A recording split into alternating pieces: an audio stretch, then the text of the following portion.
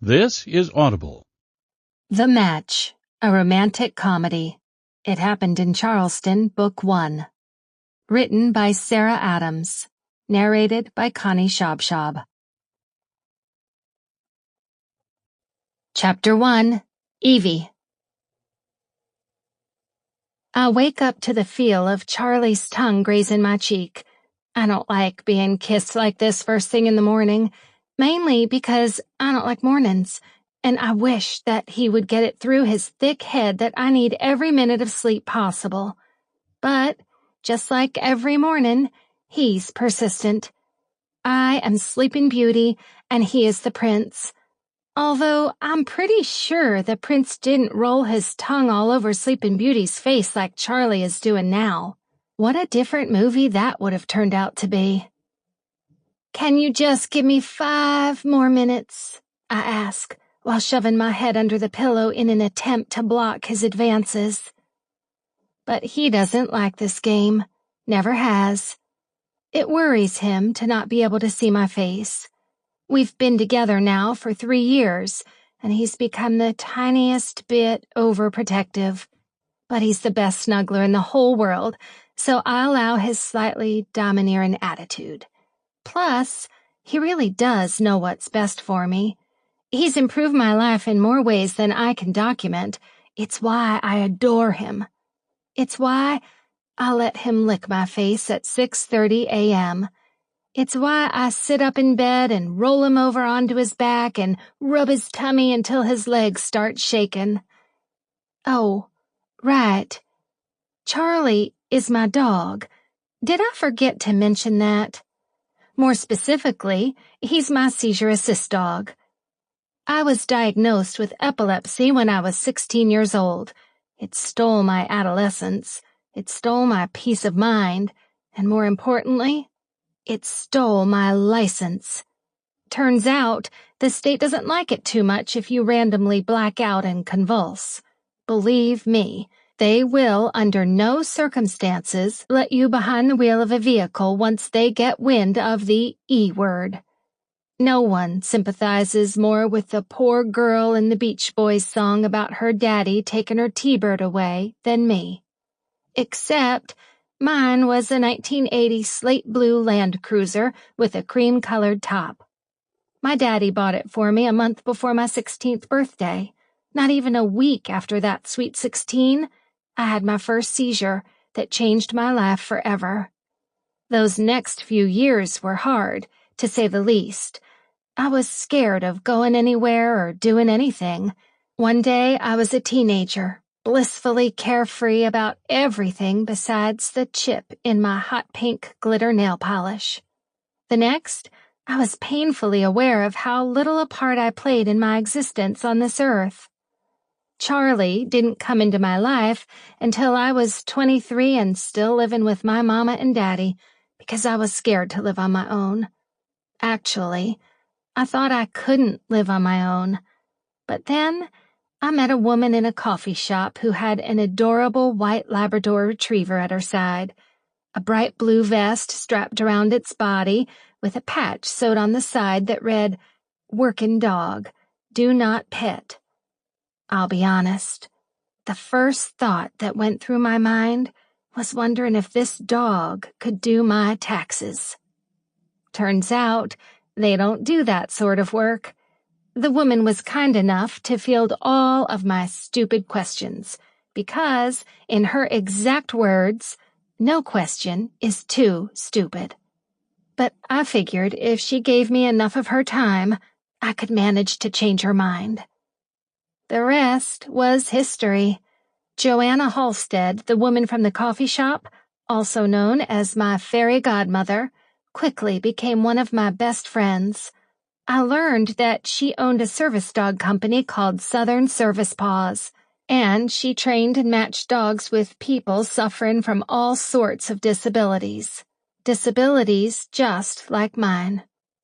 That's how Charlie came into my life. It's how I regained my independence and security. It's how I decided to live on my own. It's how my parents came to hate the company that I adore and am being groomed to take over when Joanna retires next year. Well, company might be a bit of a stretch. Company implies monetary value, and money is not something that Southern Service Paws has. It's more like Jo is grooming me to take over her heart. Something that has a whole lot more value than money, but a shockingly low credit score. I am the only other employee that is paid a salary. The rest are volunteers. And actually, salary is also another one of those deceiving words. When you hear it, you think benefits, 401ks and down payments on pretty little houses. When I hear it, I just think of my apartment that is the size of my thumbnail and my kitchen pantry that is stocked with ramen noodles and Fruit Loops. Luckily, I love Fruit Loops. I will eat nothing but sugary cereal for the rest of my days if it means I get to keep working for Jo and her company, because I love what I do and the people I help. And as cramped as I am in this little place, I'm proud that it's mine, not my parents'. In this new world I have carved out for myself over the past 3 years, I'm just Evie, not Miss Evelyn Grace Jones, daughter to Harold and Melanie Jones of the prestigious Charlestonian family that resides S.O.B., south of Broad, a.k.a. Snootyville, and where I was raised. That name might not mean anything to you, but around here in Charleston, it's everything. My family comes from what's known as old Southern money. You know the kind. Big historical houses, prestigious country clubs that only accept members with names who have been on the list since it was founded, garden cocktail parties served by men in white jackets, and a unique Southern drawl that says, "I'm better than you." My daddy is an attorney and partner at Jones and Murray Law, the oldest and most elite law firm in all of South Carolina. And my mama is on the board of the Powder Society of Revolutionary Ladies. What is it they do? Mainly sit around in their finely tailored day dresses and drink martinis, planning more cocktail parties for their wealthy husbands to mingle and continue to pass their old Southern money back and forth like playing cards. Basically, I grew up exactly opposite of how I'm living now, and I couldn't be happier about it. That thought reminds me of my schedule for the day, and I reach over Charlie, my 90-pound golden retriever, who is more of a bed hog than any full-grown man, and pick up my phone. I do a double take of the time. That can't be right. It says it's 9:10 a.m. How can that be when I set my alarm for 6:45 a.m.? Oh, wonderful. I forgot to set it. And now I'm going to be late for my client meeting. No, I say, throwing off my white comforter and jumping out of bed. Charlie sits up, ears at attention and body poised for anything, watching me race across my studio apartment to the closet. I'm wearing a pair of cute new pink undies, and it occurs to me how sad it is that Charlie is the only male in my life to see them. I trip over a shoe before I look in my empty closet and remember that I put off going to the laundromat last night so I could finish binge-watching The Bachelor. Don't judge me. It's the only romance I have in my life right now. Charlie walks up beside me and gives me a look that says, "I told you not to shirk your responsibilities." He's so much more adult than me. I put my hands on my hips and frown down at him. I have 20 minutes before I need to be at the coffee shop, and I have nothing to wear, so quit giving me that high and mighty look, or I'm going to shave your fur and wear it as a coat like Cruella de Vil. He rolls his eyes at me. You might think it's impossible for a dog to roll his eyes. That's only because you haven't met Charlie. I smile and rub his adorable head because I can never be mad at him for more than 2 seconds. Thankfully, I spot my turquoise summer dress I wore yesterday. It's laying crumpled on the couch in a tight little ball that would make my mama gasp with disbelief. Her maid would never allow one of her dresses to crease. How atrocious! Crossing the room, I shake out my dress, give it one good sniff, and then decide that wearing it one more day won't hurt anyone. It smells a little too much like the burger I ate last night. So after pulling it on, I douse myself in vanilla body spray. Now I'm a walking ad for Bath and Body Works, and I consider requesting some sort of royalty from them. The clock continues to race, and I look like I'm in the middle of a challenge on a game show as I rush around my apartment trying to gather everything I need for the meeting, take my meds, and get Charlie fed. I better win $1 million when I beat this clock. Charlie, find your vest, I tell him while hopping on one foot and pulling my white tennis shoe on the other. Yes, I wear tennis shoes with sundresses. Mama swears that this is the reason I'm not married yet. I think it has more to do with the shockingly small pool of men that want a serious relationship with a woman that has to take a service dog with her everywhere and might drop down with a seizure in the middle of their dinner date. And to be honest, I just haven't been looking for a man all that much. My days are full of work, and I don't have much time to devote to weeding out the guys who only want to sleep with me from the ones who I can count on to show up if I mark him down as my emergency contact. I check the time on my phone and then give myself 2 minutes to brush my teeth and wipe the mascara out from underneath my eyes. I wish I had more time to spend on my face. I hate feeling rushed or unprofessional for a meeting because it makes me wonder if Mama is right and I don't have my act together. But there's just no time to worry about that now. In record time, I swipe on some pink lip balm and knot a loose braid over my shoulder all the way to where it stops right above my hip. I've been growing my blonde locks out for a few years now, and it's grown so long that I half expect a prince to throw a rock at my window and tell me to let down my hair. Do I have a fairy tale princess obsession? I blame it on those Wednesday cotillion lessons I had to attend in high school. Charlie pulls me out of my wandering thoughts and keeps me on track by dropping his blue vest at my feet. He's better at finding things than I am. After buckling it around him, I give him a quick kiss on his head. Since the coffee shop where I'm supposed to meet my new client is right down the street, I plan on walking instead of calling a ride. Honestly, not being able to drive has been one of the hardest parts of living with a disability. There are so many nights where I wish I could hop in my car and run down to the drugstore to pick up a pint of ice cream. Or, when I run out of tampons, it would be so nice to make a run myself instead of having to call and wait for an Uber or order off of a 1-hour grocery delivery service. Without fail, my delivery person ends up being a young guy, and every single time he blushes when he makes the drop. "Evening, ma'am. Here are your military-grade tampons and overnight pads. I hope you don't die of anemia tonight." At 9:20, Charlie and I are on the sidewalk, jogging toward the coffee shop. Literally jogging.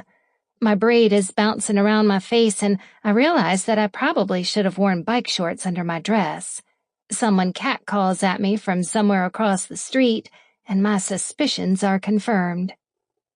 Somehow, I remembered to grab my binder full of information to share about our matching process, as well as our training methods and fees before I darted from the apartment. I wish I could say that our dogs come free of charge to qualifying recipients, but we just aren't there yet. Right now, our dogs come with a hefty price tag, and there are many people who could really benefit from having a service dog, but can't afford them due to the massive health bills that also come along with having a disability. But hopefully, After the big fundraiser Joe and I are putting on next month, that will all change. For the past few months, we've been in contact with lots of major businesses and have coordinated a fancy silent auction of their goods and services that will raise money to help us be able to give away our dogs 100% free of charge to those who qualify. The recipients will have to prove that they are financially capable of providing food and necessary medications and vet visits for their dog, but that's it. If all goes as hoped, we will make this a yearly event. I clutch my binder tightly under my arm as I race toward Hudson Roasters. When a bead of sweat runs down my face, I wonder if it would have been better just to reschedule. I'm meeting a man named Jacob Broaden to discuss having his 10-year-old daughter matched with one of our dogs. Maybe I would have canceled if it wouldn't have been for her particular disability, epilepsy. It's not as if we've never matched anyone who shares my same disability before, but for some reason, knowing how young she is makes me feel a kinship to this girl. I feel like I owe it to her to show up today. The dad sounded nice enough over email, if not a little eccentric. Although I think he might have been in a hurry when he sent off the email because he misspelled a few words. His choice of 5 exclamation marks at the end of every sentence was intriguing as well. Actually, now that I think of it, I'm just hoping he's not a psycho. I really don't want to get stuffed in someone's trunk today. That would really solidify my parents' point that the lower class can't be trusted. But he said he has a daughter. How creepy can someone with a daughter really be? Unless the daughter was just a cover. Maybe I should have worn a longer dress. Suddenly, I'm very aware of how much of my legs are showing. As we round the corner to the coffee shop, Charlie and I slow our pace. It's as hot as Hades today. I'm sweating like I've been sitting in a sauna with a fur coat, and my vanilla body spray is emitting from my skin in toxic quantities. Yeah, I'm fur coat sauna sitting sweating. Mama would be so proud. I'm really putting my best foot forward today. Before I reach the door of the coffee shop, I come to a stop. Closing my eyes and trying to catch my breath, I mentally remind myself of all the major points I need to cover today and hope I don't forget anything. It doesn't matter that I've been doing this for 3 years now. I never fail to grow excessively nervous before these first meetings. I think it's because I know firsthand how much having a service dog can change someone's life, and I don't want to do anything to deter them from taking that step. I look down at Charlie, and he winks at me. I'm telling you, my dog is special. I take one last glance down at my florally patterned summer dress and do a quick check that all my lady parts are where they should be and have not escaped from the scooped neckline during my jog. But, who am I kidding? None of my lady parts are big enough to move, let alone escape their confines. There are perks of being tall and lean. Being a member of the itty-bitty you-know-what committee is not one of them. I open the door, and Charlie walks through with a loose leash like a perfect little gentleman. During the first year after I adopted Charlie, I felt like my eyes were constantly glued to him and his to me. I used my face and hands, asking him to stay, wait, go ahead, or lie down at my feet. Now, it feels as if Charlie knows what I'm thinking before I think it. He and I are so tuned to one another that I honestly forget he's there.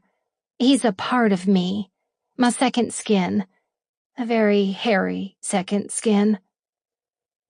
It's an odd thing when there's no one in the world you trust more than your dog, but that first time I had a seizure alone in my apartment, and Charlie did exactly what we had trained him to do, push the medical alert button on the wall that caused Joanna, and then my parents, and then turn me on my side and lick my face to help me regain consciousness sooner, it sealed my trust. And today, I hope I can help a little girl and her daddy find that same trust. After stepping inside the coffee shop and letting the cool air rush over the beads of sweat on my forehead, I scanned the room, looking for a man and a young girl. Mr. Broaden gave me a brief description of himself in his email, so I scanned the room, looking for a tall man with honey-colored hair. Though I really hope that his fingers hit the keys wrong and he actually knows how to spell the word honey. I'm scanning, and bingo! There's a tall man with dirty blonde hair, a to-go cup in each hand, walking toward a young girl sitting at a table. This has to be them. Charlie and I approach the two, and the girl notices us first. Her eyes light up when she sees Charlie, and I recognize the look. It's the same one everyone gives my dog.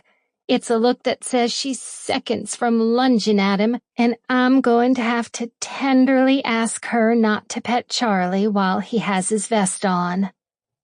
Mr. Broaden notices that something has caught his daughter's eye, and he turns. And then, bam! The most spectacular pair of blue eyes hits me, and I almost feel like taking a step back. I'm staring into his eyes and dreaming of swimming in the shallow part of the ocean where you can still see your feet, but the water is so blue that it looks like God dipped his brush in it after painting the sky. I immediately appreciate the way his eyes perfectly contrast the white cotton t-shirt that's straining over his chest and shoulders. I mean, wowza. Is this the kind of dad hospitals are cranking out these days? Where do I sign up?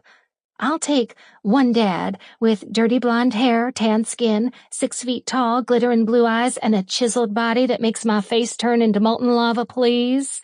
Actually, better yet, I'll just take this one, thanks. It's impressive how quickly my mind absorbs the information that his ring finger is blissfully empty.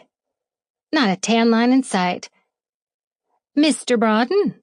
I ask, sounding a little too excited for my taste. "Take it down a notch, Evie." "Yes," he says tentatively, and I notice him briefly take me in. His eyes scan all the way down me until they land on Charlie and stop. He frowns and looks back up at me. Well, that's a little bit odd. I move my binder under my arm and then extend my hand to him. "I'm Evie Jones. It's so nice to meet you in person." My southern accent is friendly and inviting, and if we're being honest, a little bit adorable. But he's not taking my hand. Why isn't he shaking my hand? He's staring at it like he's just escaped from a deserted island that he's been stranded on for most of his life. Human contact is foreign to this man. My smile falters, and an odd feeling settles in my stomach. Finally, he seems to remember some sort of manners and shakes my hand. The moment his skin settles against mine, I feel my whole body break out in chill bumps. Until this moment, I've been completely unaware of how important it is to me to have a man with hands so large they completely engulf mine. My hand looks like a tiny baby hand inside his, and I love it. Mr. Broaden pulls his hand back, and I'm pretty sure he takes a step away from me.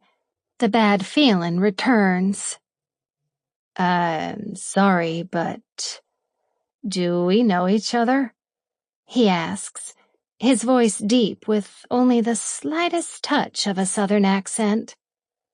I'm not exactly sure how to respond to his question since we technically have met, but only over email. But he should know that already. He looks blindsided, like I'm an insane woman who has just approached his table and he's concerned I'm going to try to kidnap his daughter and run away.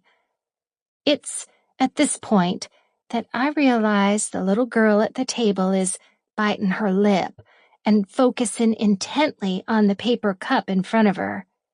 She looks just about the right age to spell honey with a U and two N's.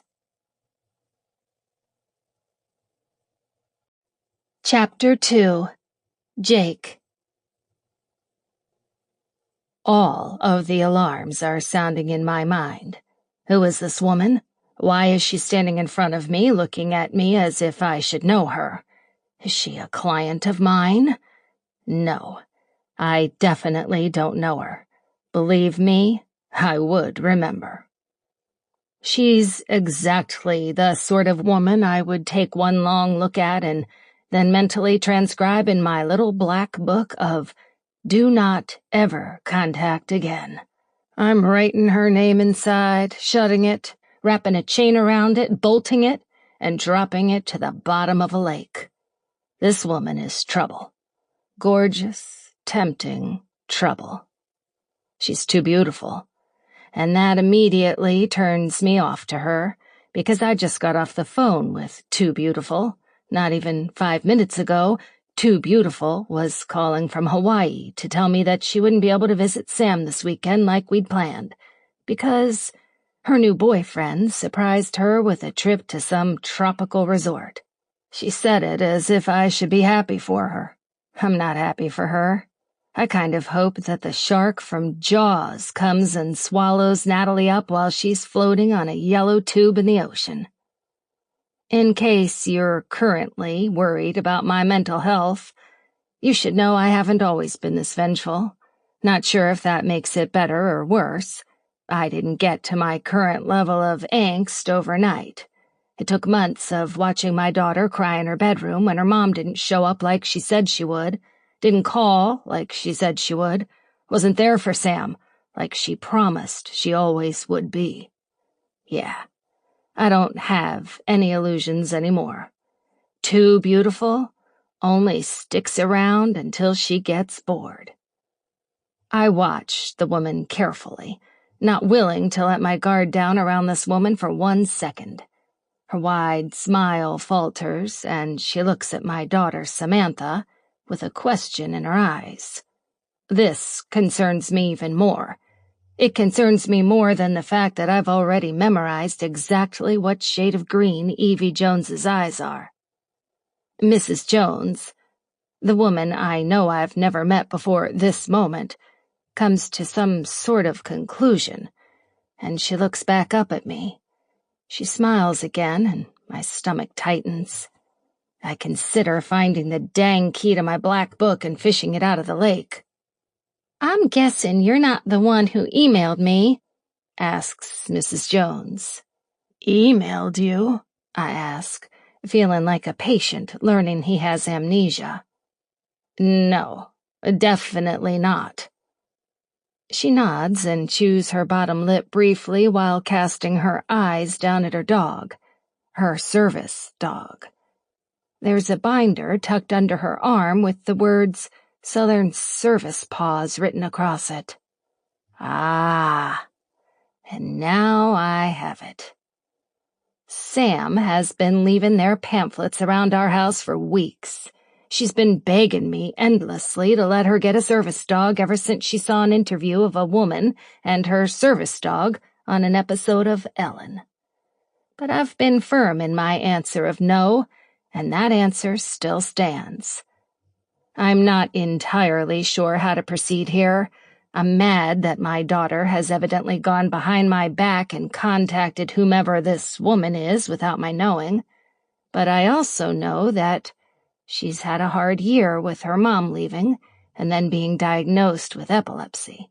So I don't want to pile on by reprimanding her in front of this woman. At the same time, it's not okay for her to be pulling stunts like this. Ever since she was diagnosed, she's been acting out in strange ways, and I'm not always sure how to handle her. When I told her that her mom wouldn't make it to her birthday party last month, Sam told me to cancel the whole thing.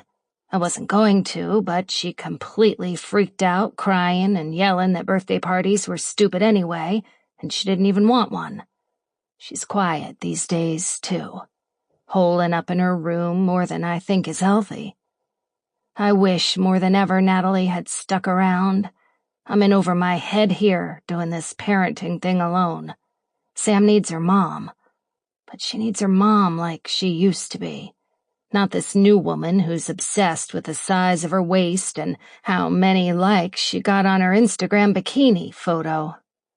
But this isn't the time to fume over Natalie. I turn to Sam and raise an eyebrow. "Did you email Mrs. Jones?" "Miss," says the woman quickly and then smiles. "It's just Miss Jones. Evie, actually." I choose not to dissect exactly why she felt the need to clarify that and move on. "Did you email her?" Sam dodges my gaze and looks down at her hot chocolate. She bites her lips together and then crinkles her nose. That's really not fair. She knows that's her secret weapon to get out of trouble, and she's using it now. "If I admit to it, am I going to be in trouble?" Sam was only born 10 years ago, but I swear she's 16. I refuse to look at Evie. There's no need. I'll be done with her in 5 minutes, and she'll be on her way, and I'll never think of her and her cute accent again. How about if you fess up to it now? I'll only take away your iPad for 1 week instead of 2. Most kids pout right about now. Not Sam. 5 days, and you have a deal. Her brown eyes look up at me, and she's Natalie in the flesh. This girl is going to be trouble. I can hear Miss Jones try to hide a chuckle from beside me, but I still refuse to look at her. 1 week. It was wrong of you to go behind my back, and you know it. I go easy on Sam because, honestly, she's a good kid, and I know that even though she looks tough, she'll cry in her pillow tonight if she knows she has disappointed me. And even though I'll never admit it to her, I'm impressed that she managed to hack into my email, impersonate me to set up this meeting, and then convince me to take her out for hot chocolate at the agreed meeting place. I hope she channels this cleverness to cure cancer one day and not to rob a bank. "Okay," says Sam, tucking a lock of her dark brown hair behind her ear. "I'm sorry." Sam and I smile at each other for a minute, and I think I've handled this situation well. I don't always come out on top of these parenting moments, but this one feels like a win. Miss Jones, clearing her throat beside me, reminds me that I've still got a loose thread to tie up, or cut off. I turn to the woman beside me and force my eyes to see her without really seeing her. "I'm sorry to have wasted your morning, Miss Jones, but as you can see, there was a little miscommunication between my daughter and me." I'm just about to turn my back to this woman and join Sam at the table when Miss Jones speaks up. "The morning doesn't have to be a waste. I'm already here, and I have all my information with me. If you're interested, we could still—" "I'm not interested," I say, cutting her off. I can tell I've startled her, because her glittering green eyes are wide and her lips are separated. I don't want to be a jerk to this woman, but I'm also not in the mood to deal with her or her sunny smile, and definitely not her long legs that I'm refusing to notice. Is she wearing tennis shoes with a dress? Did she jog here? Never mind. I don't care. Miss Jones needs to go. "It was nice to meet you, and again, I'm sorry for taking up your morning." There. I said it in a way that was final, but still nice enough that people will want to cast me in a children's television show where I pull on a red sweater and pretend to like everyone. I glance at Sam, and she looks so disappointed that it physically hurts me somewhere in my chest. I know she thinks having a service dog is going to solve all of her problems, but she's wrong. A dog can't keep her safe, but I can, and I will. I'm not about to just step back and let a dog do the responsibility that is mine. If I've learned anything this year, it's that I can't trust anyone else to love and care for my daughter the way I do. Definitely not a dog. Are you sure you don't want to hear just a little bit about the company or our process? I'll even go so far as to mention that no question is too silly. This woman is unbelievable. I've already sat down and she's making me drag my gaze back up to her. In the email, it said that your daughter has epilepsy. Miss Jones's smile grows as if we are talking about a mutual favorite TV show rather than a life-altering disability. It grates on me. She looks down at her dog and her smile grows more devastating. This is Charlie. He's been trained as a seizure assist dog, but he also alerts— I hold up my hand to stop her. I'm not proud of how condescending that made me look, but honestly, this woman is just not taking the hint, and I want her to go away. I don't think you're understanding. We don't want to hear about your company or the dog. No, you don't want to hear about the dog, Sam says under her breath, but at a volume definitely meant for me to hear it. I look at Sam and prepare to tell her to watch it because she's already on thin ice when Miss Jones pipes in again. If Sam is interested, I would really love to get to tell you about Charlie and how he's— Now, before you judge too harshly what I say next, you should know that I've had a bad week. Nothing has gone right. I've been looking into private schools for Sam to attend in the fall where they can give her more attention than she'd get in her public school, and she's hated every single one of them that we've toured.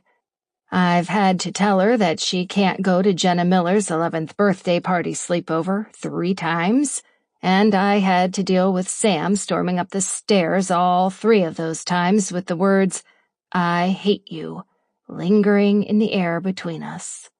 On top of all this, she had a longer than usual seizure last week that scared the heck out of me, and I haven't slept in the past 6 months since she was diagnosed. I can't stand the thought of her having a seizure in the night and me not knowing about it. So I get out of bed at least 15 times a night to check on her before I usually just give up and make a pallet on her floor.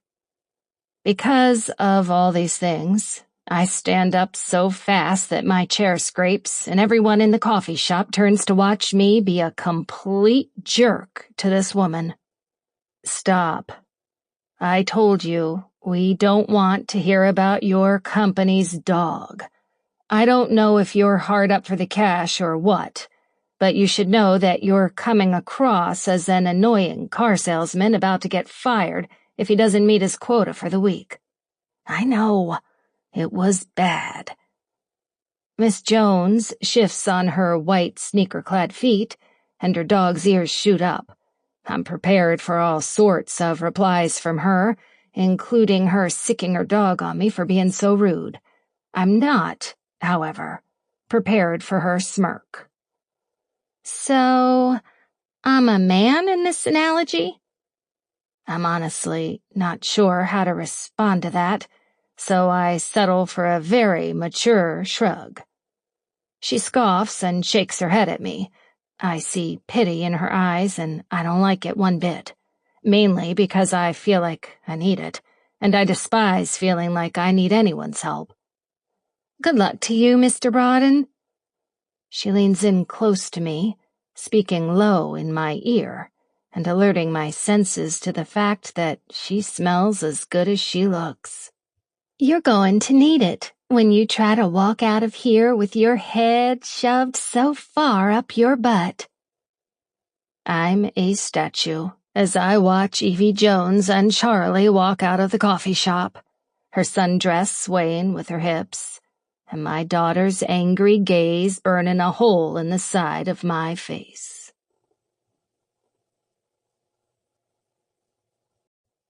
Chapter 3. Jake. Sam doesn't speak to me all the way home. Doesn't even take the bait when I ask her if she wants to stop by her favorite ice cream shop and get a double scoop. Shawn Mendes's falsetto is blaring over the speakers, and I honestly have no idea how else I can redeem myself in her eyes. I'm practically screaming, "Love me," to my 10-year-old daughter, and she's plugging her tiny little pierced ears, holding all the power. How did this happen? How did I get here? Shouldn't she be the one begging me for mercy after the stunt she just pulled? Instead, I'm seconds away from offering to clean her room and do her homework for a month. I am a total schmuck, but I don't care. Sam and I have always had a close relationship. Even before Natalie left, I was the one who Sam gravitated toward. I've always been able to see how brightly I shine in her eyes. But right now, they look dim, and she looks more disappointed in me than ever. I will do anything to see her smile right now. "I've got to stop off at the office real quick to pick up a few plans," I tell her as I pull up in front of Broaden Homes. It's my residential architectural firm, as in, I built this little company from the ground up. It's not the biggest firm in town, but it's not the smallest either. Honestly, I'm doing pretty well for myself, and as I walk through the large, light oak doors of the historic downtown building I renovated and turned into our offices, I feel a shot of pride. I also feel a little longing. Ever since Natalie left and Sam was diagnosed with epilepsy, I haven't been able to devote as much time to the business as I would like. The 2 other architects I have employed here are working double time to pick up the extra slack I keep dropping. But being a single parent in the summertime is hard enough. Add in a newly discovered disability and an endless string of sleepless nights, and you get nearly impossible. "Jake, what are you doing in here today?" asks Hannah, one of my 2 head architects on staff, as she steps out of her office. It's a smallish building with only 3 smaller offices for the architects and 1 large common space for meetings and assistants to work. But it's a beautiful space, even if I do say so myself. Floor-to-ceiling windows line the front of the building. The flooring is made of wide, natural plank wood, and a massive 15-foot-long farmhouse table is in the center of the common space for meetings. I just wanted to stop in and grab those plans of the Halberts build and feel like myself again for a minute. Hannah levels me with a look before putting her hands on her hips. "I thought you were giving that project over to Brian." "I was. I did." I run my hand through my hair, wishing I didn't have to get through a customs checkpoint before making it into my own office. "Last night I thought of a few ideas for the mudroom problem we were having, and I thought I might take a look at the plans again. I think if I move it—" "That sounds like something Brian, the man you handed the project over to because you were so exhausted you were falling asleep on your desk in the middle of the afternoon, should be worrying about." I'm mad that she's right. I'm exhausted and stretched thin. It's why I decided to cut back my hours, delegate more projects to Brian and Hannah, and devote more of my time to Sam this summer. But it's hard. I love my job, and I love giving my brain the ability to create. Forcing it to turn off like this feels like I'm cutting off my leg. I don't know how to walk anymore. Okay, you're right. Let me just look at those plans really fast, and then I'll be on my way. Hannah gives me a flat smile that alerts me to what's coming. She steps toward me, puts her hands on my shoulders, and physically turns me toward the door. "Go home, Jake.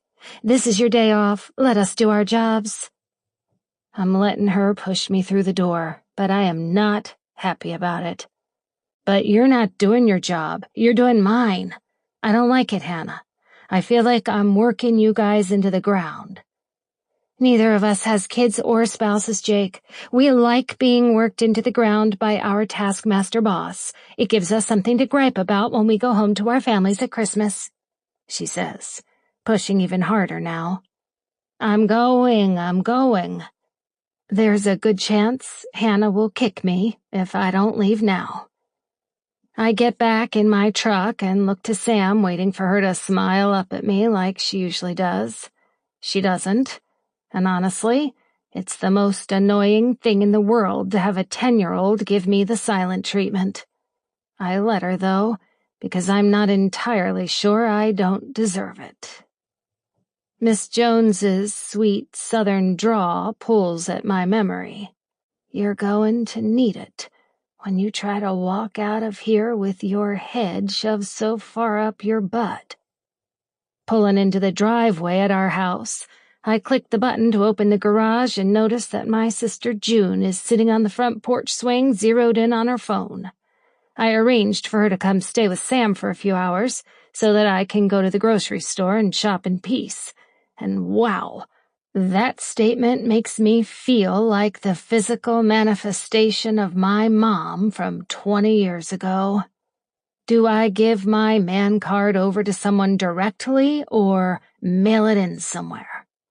But honestly, I don't know what I would have done without the help of my sister and my other 3 sisters this past year.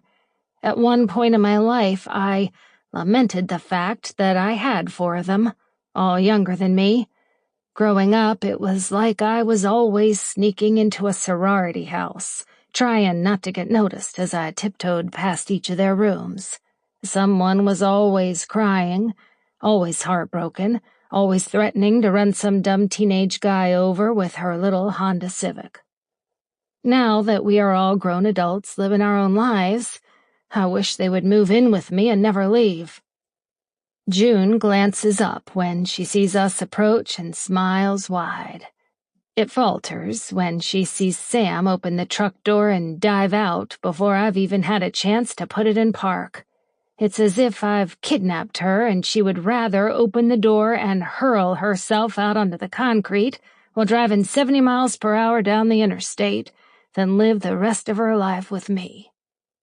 Sam's flip-flops flap angrily, and her ponytail swings like a pendulum all the way into the house.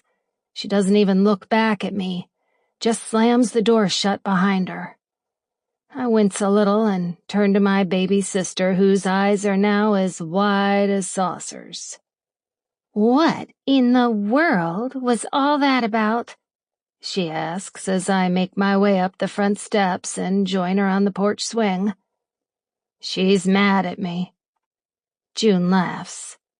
"Yeah, I gathered that. But why? I've never seen her throw a fit like that. Usually she just goes quietly and hides in her room." June is the only one of my sisters who isn't married yet, so she's been around this past year more than anyone else.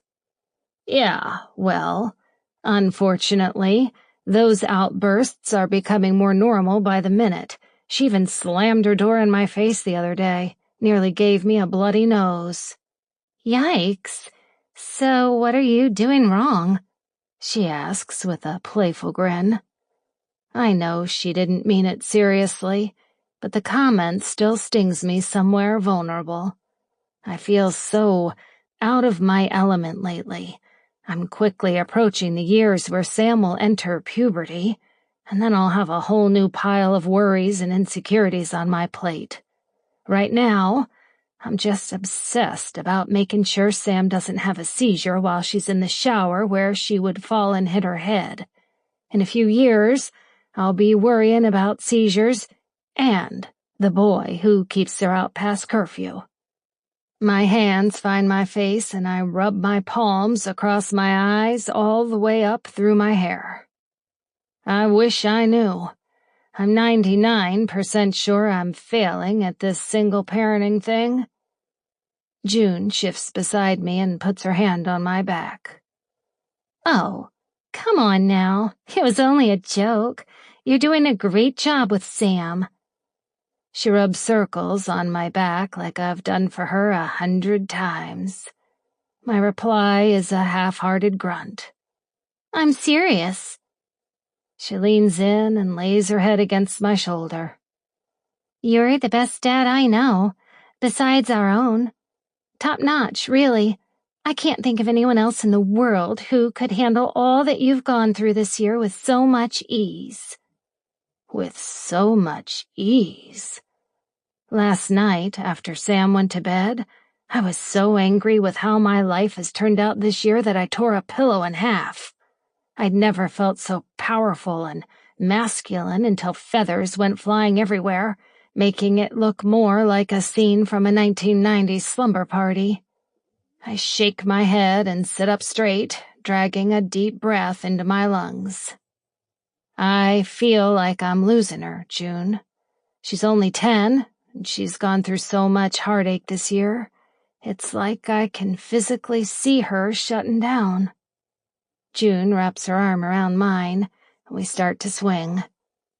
You've both had a tough go of it, but I think it's just an adjustment period. As long as you keep showing up and proving that you love her enough to stick with her through her anger and outbursts, she'll pull through it all, and you'll both figure out how to live with her seizures. It'll just take some time. I nod, wondering when my baby sister got smarter than me. Truthfully, though, I think it happened a long time ago. I wish there was something I could do to cheer her up. Well, maybe there is, says June, looking up at me as if I've never even considered exploring this idea before now. I asked if she wanted to go out for ice cream, but she didn't seem too thrilled by that idea. Apparently, when your dad shuts down your masterful plan to con him into getting you a service dog, and then when you have to watch him act like a jerk to a perfectly nice stranger, you don't have much of an appetite for bubblegum ice cream. Maybe there's something I can do with her while you're at work. Is there a movie she's been wanting to see? No. Does she need any new clothes? I could take her shopping. She hasn't been interested in clothes lately. Well, is there anything else you can think of?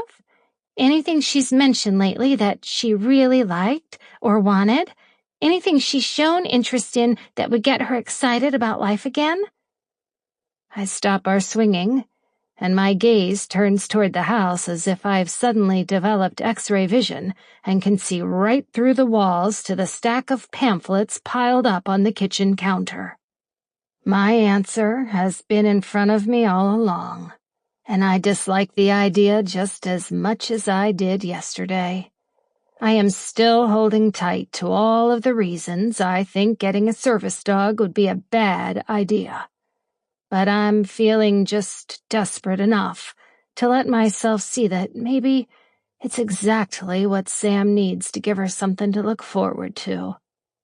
But more than anything, I really don't like that I'm about to have to eat a whole truckload of crow.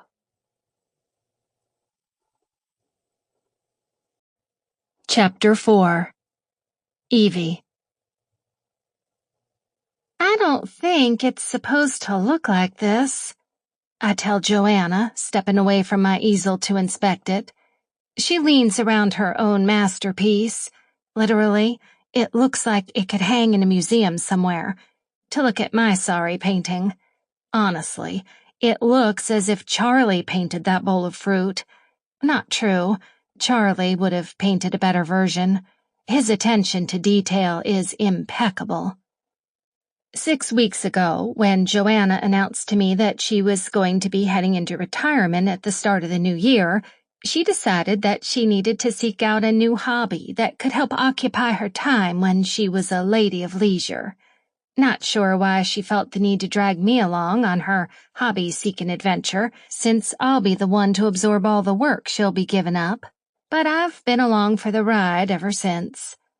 So far, we've taken up power yoga, and then set it right back down, built a raised vegetable garden, and planted 10 different types of green plants, before Jo decided that she didn't like being in the sun so much and wanted an indoor hobby, and took 2 improv classes until the guy who never stepped out of his pirate character told me my hair was beautiful and that he'd like to see what it looked like on one of his dolls at home.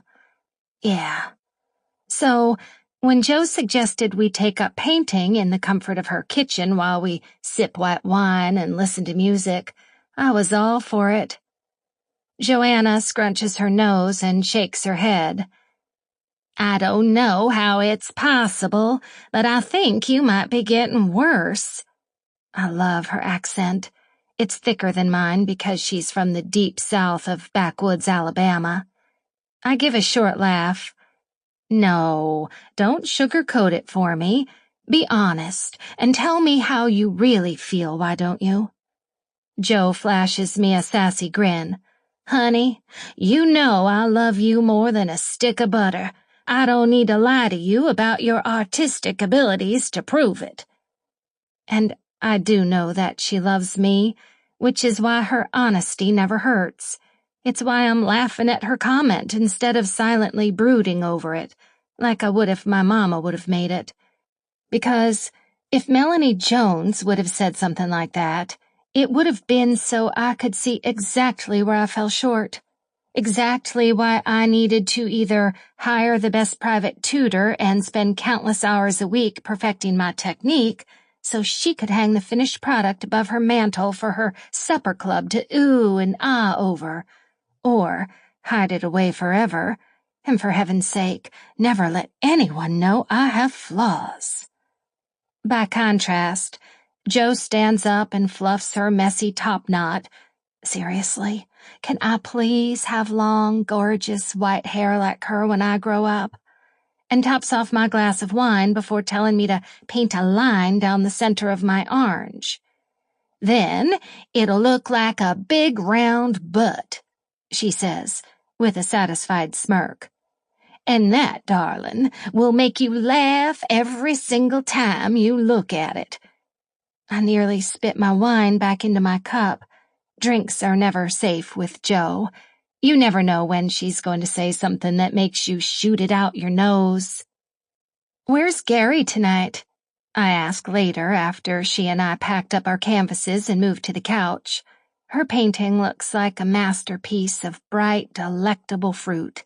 Mine, a plump booty covered in an orange spray tan. And why doesn't he ever get dragged along on these hobby adventures? Gary is Joanna's husband and is just as likable as she is. He's a 66-year-old journalist who can work from anywhere and loves his job more today than he did the day he started 30 years ago. Joanna and Gary Halstead are just the sort of people to make my mama and daddy turn up their noses. Gracious me, do you mean he had to work for his money? The Halsteads moved into the Charleston area about 5 years ago, simply because they'd always wanted to live here. That was when Joanna founded Southern Service Paws. These people are as down-to-earth as the dirt itself. I aspire to have what Jo and Gary have, the kind of love where a man will still walk into a room and pinch my butt after 40 years of marriage, and I know this from witnessing it a few too many times for my liking. A mischievous glint enters Jo's eyes, and she wags her eyebrows playfully. Gary's not invited because I don't like to mix my hobbies, and he already participates in a very favorite pastime of mine. Ew, I say, shoving my face into one of her oversized throw pillows dramatically. Suddenly, I'm 13, and she's my mama telling me about the birds and the bees, except the irony is that Mama never actually told me about the birds and the bees. She gave me a book and walked away, because Melanie Jones doesn't have personal conversations. I remove my face from the pillow and toss it at Jo instead. Gross. I don't want to know about your nighttime hobbies with Gary. She catches the pillow, laughing. I know she takes great amusement in the fact that I turn red easier than if I were on the beach with no sunscreen, because she always takes her inappropriate jokes a step further. I never said they are nighttime hobbies. Honestly, Evie, where's your creativity? Thinking like that is going to give you the most boring marriage on the planet one day. La la la, not listening. Don't get me wrong, I love a good inappropriate joke, but from the first day I met Joanna and Gary, they became the parents I never had, meaning the parents I wish my current parents were. Because of this, I absolutely do not want to hear about my surrogate parents' bedroom endeavors. I curl up in a ball in the corner of Joe's massive couch and shut my eyes. This day felt way too long, and now it's catching up to me. I don't think you're going to have to worry about the creativity in my marriage, because it's starting to look like I'm going to die a lonely old maid, just me and Charlie forever. I gaze longingly at Charlie curled up at my feet. There's so much comfort in him resting. If he's resting peacefully, it means I'm safe too. No danger of a seizure. He won't live as long as you. My eyes fly up to Joe, and I take in her smiling face. If I had another pillow, I'd throw it at her too. She laughs. I'm sorry. I was just trying to lighten your heavy mood. By telling me my dog is going to die? She shrugs. My humor is dark.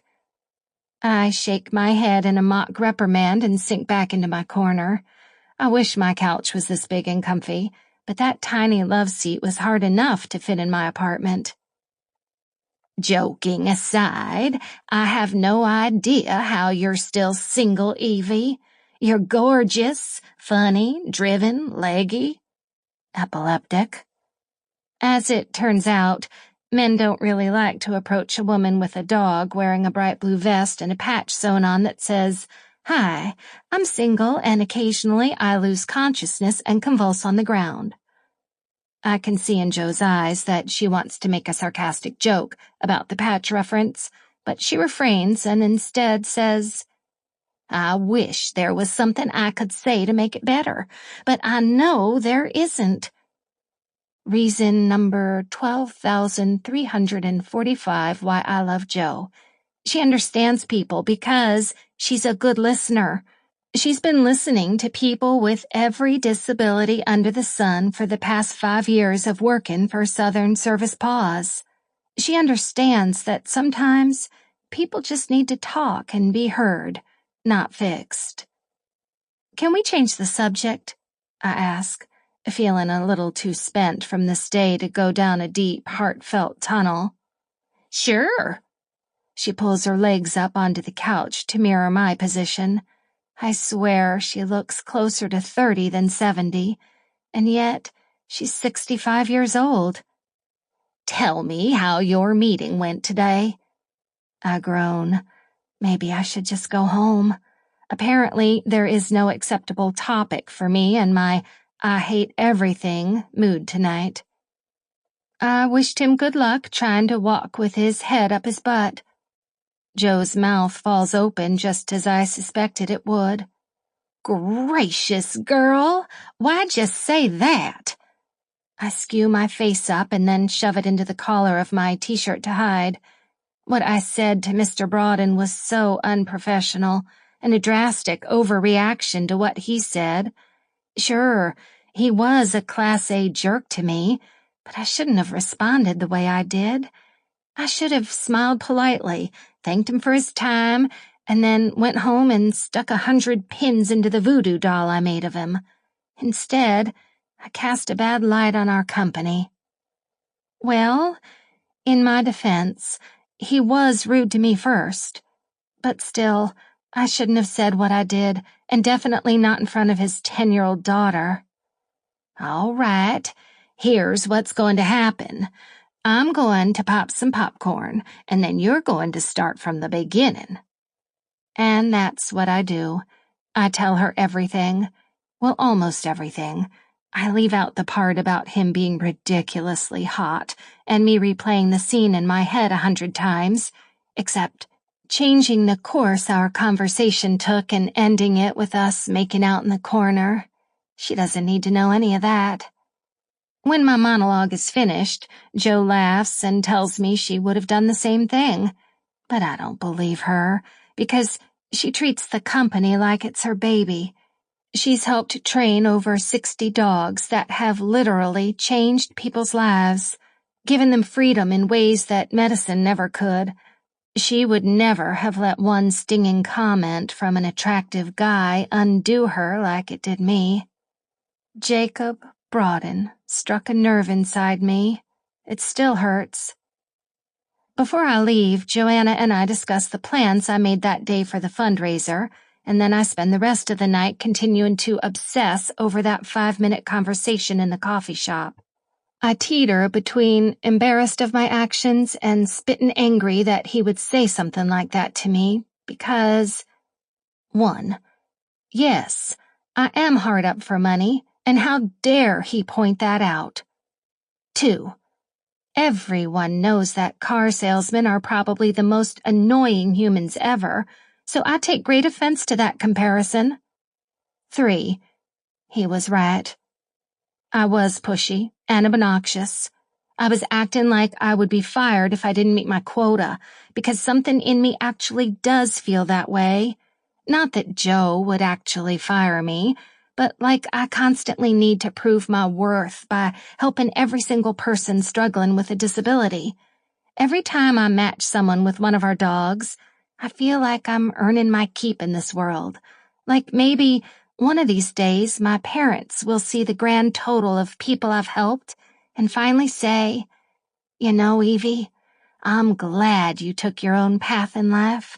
I'm proud of you." I pop that dream bubble and move on. Later that night, after Charlie and I are back in our own little corner of the world, we spend our time curled up on my tiny love seat, watching Friends reruns while I eat sherbet ice cream out of a mug. I think Charlie has a crush on Rachel, because anytime she comes on the screen, his ears perk up. Your ears never perk up for me like that anymore, buddy. And then I realize that I'm jealous of the attention my dog is paying a fictional TV character, and I decide I really need to get a life.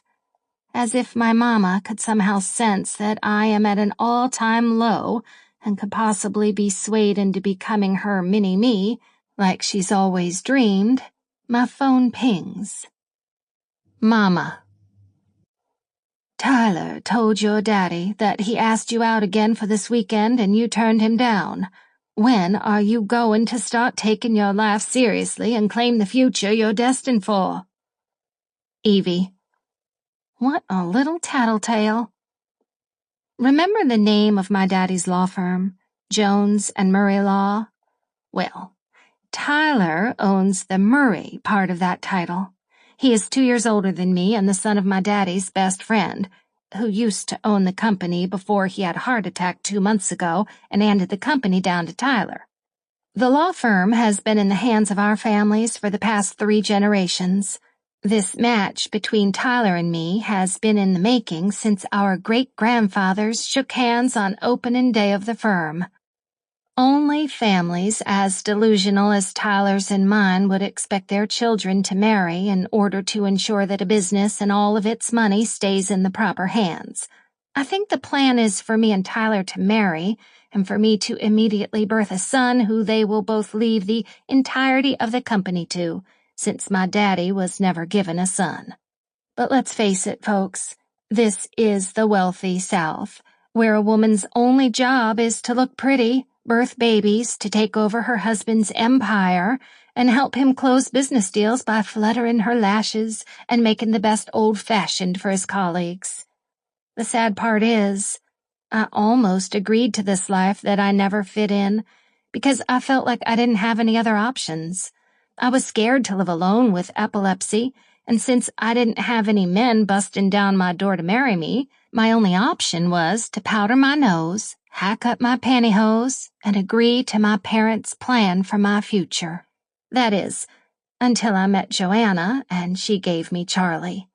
Suddenly, a bright new future rolled out in front of me, one all sparkly and new, where I could live independently and work for my own living doing something I actually enjoyed.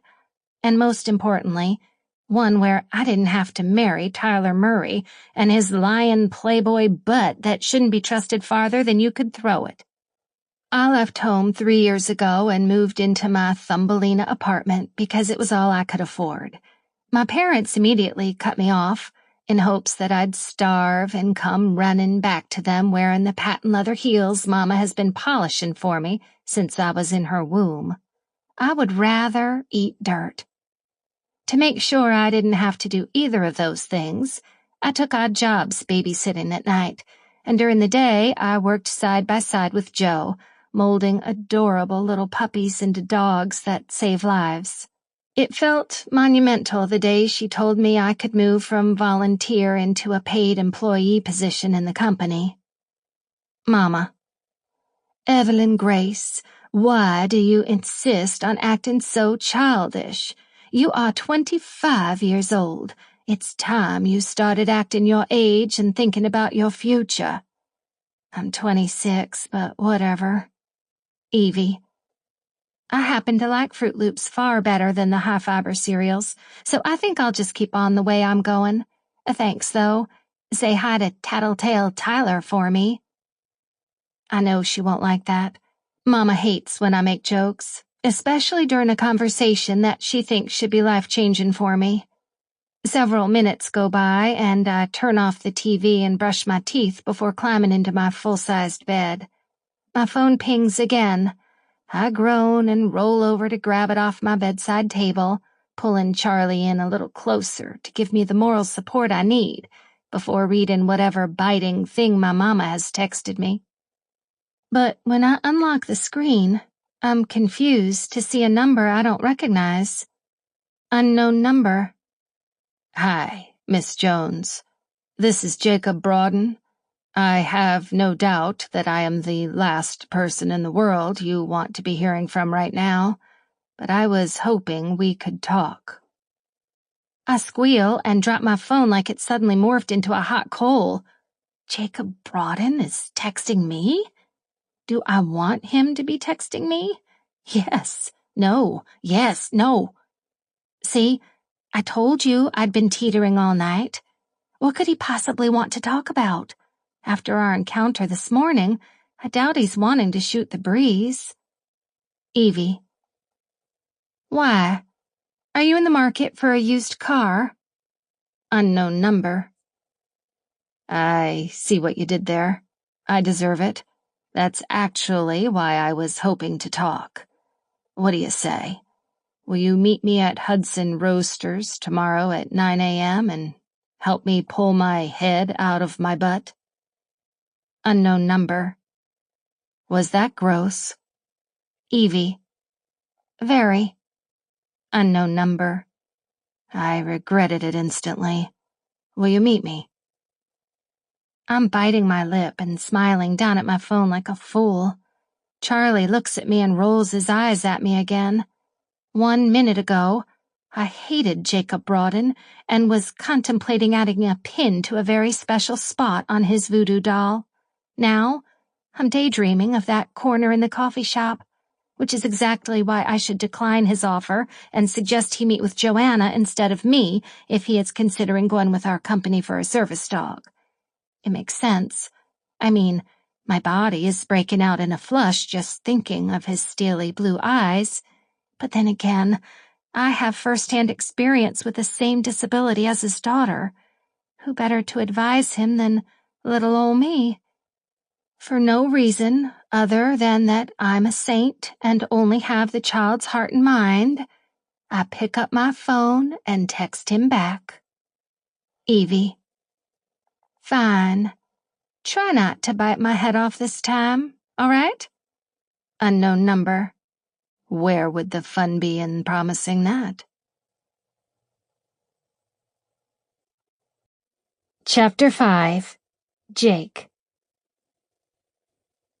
Walking into Hudson Roasters, I have a distinct feeling that I'm walking right to my death.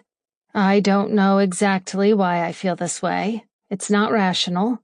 It's not as if I suspect that Miss Jones is going to pull out a knife and stab me, but it's more that I've been putting up walls around myself since the day Natalie left. Big, ugly force fields of solitude that keep beautiful women far away. And I'm a little afraid that the woman I spent most of the night dreaming about might have a really tall ladder. I woke up in a cold sweat the moment her pink lips collided with mine. It was ridiculous, and I blame it on my late-night texting with her. I didn't mean to flirt. I had only intended to apologize and request a very professional meeting between the two of us to discuss the potential of purchasing one of her company's dogs. All business. Very buttoned up. But the moment I pictured her green woodland eyes, the flirtatious replies rolled off my fingers like it was a newfound superpower. I wanted to make her laugh. Why? Because I'm stupid, that's why. But not today. Today, I plan on being the epitome of professional. I am a neurosurgeon walking into the operating room. I've scrubbed up, gloves are on, scalpel is in hand, and I'm ready to extract only the information I need. I open the door to the coffee shop, and the smell of roasted coffee beans hits my senses. I've already had 2 cups of coffee today because I woke up at 4:30 a.m. and couldn't go back to sleep after my dream about Miss Jones. No one likes that guy who shows up to a coffee meeting and then says he already had his coffee that day, so I fall into line behind a man in a nicely tailored suit and wonder if I should have dressed up too. Maybe it would have aided my efforts of being professional with Evie. Dang it! Miss Jones. I'm looking down at my jeans and gray Henley tee when I feel a warm hand on my forearm. I turn around and my eyes collide with a woodland forest. And just like that, I'm dead. She brought a freaking ladder. It's all over for me. Mr. Brodin, good morning. Miss Jones is all business, too. This is good. I'm definitely not wondering if her lips would feel as warm and soft as they did in my dream. Miss Jones, thanks for meeting me. Can I get you a coffee? I notice that she has the same binder from yesterday tucked under her arm. The dog is here again, too. I wonder if she's brought him to give me a demonstration of his skills. Something different, my eyes note without my approval, is that she's wearing a pair of tight jeans with a rip on the thigh. It's fine. I'm fine. Moving on. I was actually going to ask you the same thing. I frown at her, and so she adds, I buy all of my potential recipients a coffee during these meetings. But do all your potential recipients insult you at your first meetings? She smiles and tucks her blonde hair behind her ear. Oh, yes. You'd be surprised the number of times I've been likened to a man. I cringe, thinking back to that comment. The reminder that I was horrible to this woman hits me in the chest. Right. In that case, can I get you a muffin as well? I aim a smile at her, and then when I realize it probably looks flirtatious, I wipe it away. Chocolate chip, please. Honestly, I'm a little struck that she agreed to the muffin so easily. Usually, women would never admit to wanting a pastry full of calories and sugar. I expected her to reject it, or suggest a veggie omelet bite instead. I like this better, though. Once we both have our coffees and pastries in hand, we make our way to a table by the window. We sit down, and I note that her dog, Charlie, lays down at her feet without her even having to ask him. I honestly had no idea dogs could be that well behaved. He's huge. If he wanted to, he could be knocking over tables and swiping all the muffins off of the barista's counter, but instead he's nearly invisible. It's impressive, the way he tucked himself at her feet, half in, half out of the table. I wonder if Miss Jones was the one to train him. She must see me staring at him because she smiles and looks down at him. This is Charlie. He's 4 years old and a major bed hog. I'm choosing to pass right over the thought of Miss Jones in a bed. Is he a potential dog you would match with my daughter? Only if the good Lord calls me home today. Her comment is so shocking that my eyebrows shoot up. She laughs and picks at her muffin, taking one small bite, a chocolate chip-only bite. Charlie belongs to me, not the company. He's been my personal seizure assist dog for the last 3 years. Did she say seizure assist dog? Charlie is her service dog? She sees the shock on my face and continues. Well, that's partly why I was determined to speak with you yesterday. I know exactly what it's like to be in your daughter's shoes. Oh, well, great. Now I'm sure I could win an award for being so rude to her yesterday. Any day now, I'll be receiving a pin that I'll be forced to wear on my shirt that says, "I'm the biggest jerk in the world. Ask me how I accomplished it." I had no idea, I say, still trying to absorb the information. She laughs and the sound trickles down my back. Of course you didn't. How could you have when you wouldn't let me say more than 3 words at a time yesterday? Her smile turns mischievous and my stomach tightens. I like that she's not letting me off the hook easily. Yeah, about that. I'm really sorry for the way I treated you. It really wasn't like me, and you kind of caught me on a bad day. Said every jerk since the beginning of time, she says with a smirk, as she pinches off another chocolate chip. You're going to make me grovel, aren't you? I think I might be flirting again, but honestly, it's not my fault. She's giving me these eyes that say she's taken off her suit jacket and rolled up her sleeves. Business is forgotten. Possibly. I'm hoping I can squeeze at least one more muffin out of it. I contemplate buying her the whole display case. There's not one part of me that likes where my head is at. Miss Jones is capturing my attention like no woman has before. It doesn't feel safe. This must be how a bug feels right before it gets zapped. I clear my throat after a sip of coffee burns my mouth and nod toward her binder. I feel like I should be honest with you. I'm not completely sold on the idea of a service dog for Sam yet. Okay.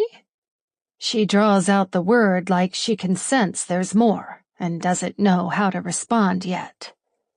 I just don't want you to get your hopes up on my purchasing a dog, since there's only a small chance that I will. Today, I'm just hoping to get more information. She's smiling at me curiously. Mr. Brodin, this is twice now that you've made a comment implying that I am desperate for you to buy one of my dogs. Why is that? I tell myself not to say what I'm thinking, but it doesn't work. Well, to be honest, I've seen the average price of one of your dogs. They cost a fortune. I can only imagine that the commission is enough incentive for you to pressure me into buying one. Wow. I had no idea I could be any more rude to this woman than I already have been. Turns out, I had more left in the tank than I suspected. Miss Jones breaks out in a mirthless laugh. She's looking at me like I just ate cat food, thinking it was caviar. She pulls her feet up in her seat and sits cross-legged and leans forward, resting her elbows on the table like she's about to tell me a juicy secret. Jacob. May I call you Jacob? I consider telling her to call me Jake, but decide against it. To continue your metaphor, these dogs are not used cars I'm trying to move off of a lot. They are highly trained animals that enhance the quality of, and often save, the lives of those living with disabilities. They do cost a lot of money to purchase, but that's only because it costs an enormous amount to care for a service dog. Not only do we have to pay a breeder, but the extra health tests that a service dog has to undergo are not cheap. I open my mouth to say something, anything, but she's apparently revoked my talking privileges because she plows on. And then there is food, grooming, training equipment, and the teeny tiny salary that my colleague and I make in order to eat. And if you still don't believe me that I'm not making commissions off of our dogs, I will be happy to show you my checking account, and you'll be impressed to see that the total is exactly the same as my age. At this point, I'm wishing I could crawl under the table and disappear. She still doesn't give me a chance to talk. I'm not in this for the money. I train and match dogs with recipients because Charlie gave me an independence and security that I thought I would have to sacrifice when I first started having seizures. I want others to have a chance at that same security. I know she's telling the truth. I can see it in her eyes. They are like perfect open windows to her soul. Her passion is contagious, and I wish I hadn't made that stupid comment about the price of the dogs. I knew she wasn't making money off of them. I think I'm self-sabotaging because I'm scared of how impressed I am by her. I drag in a deep breath. I think I should just wear a sign around my neck that says, "I'm sorry," anytime you're around. I honestly didn't mean anything I said a minute ago. I'm just looking for reasons to not get a dog for my daughter. Can I ask why you're here then? What made you text me and schedule another meeting? There are two answers to that question. I'll only give her one of them. Ever since Samantha was diagnosed with epilepsy 6 months ago, she's changed. She used to be such a vibrant little girl, and now she's closed off. She doesn't smile as much, and she's acting out in ways that seem too grown up for a 10-year-old. Miss Jones smiles. Like breaking into your email and impersonating you to get a meeting with the service dog company? I smile back and nod. Like that. And yesterday, when I turned you down for the meeting, Sam wouldn't speak to me all the way home and then slammed the door on me after we got there. I can't believe I'm telling her all this, and the way she never looks away from me is making me want to squirm. Anyway, this has been the only thing she's shown any excitement or interest in since learning of her condition, so I thought maybe I should at least hear you out. Miss Jones holds my gaze. Her eyes narrow slightly, and I wonder what she's seeing. Her head tilts, and some of her hair spills over her shoulder.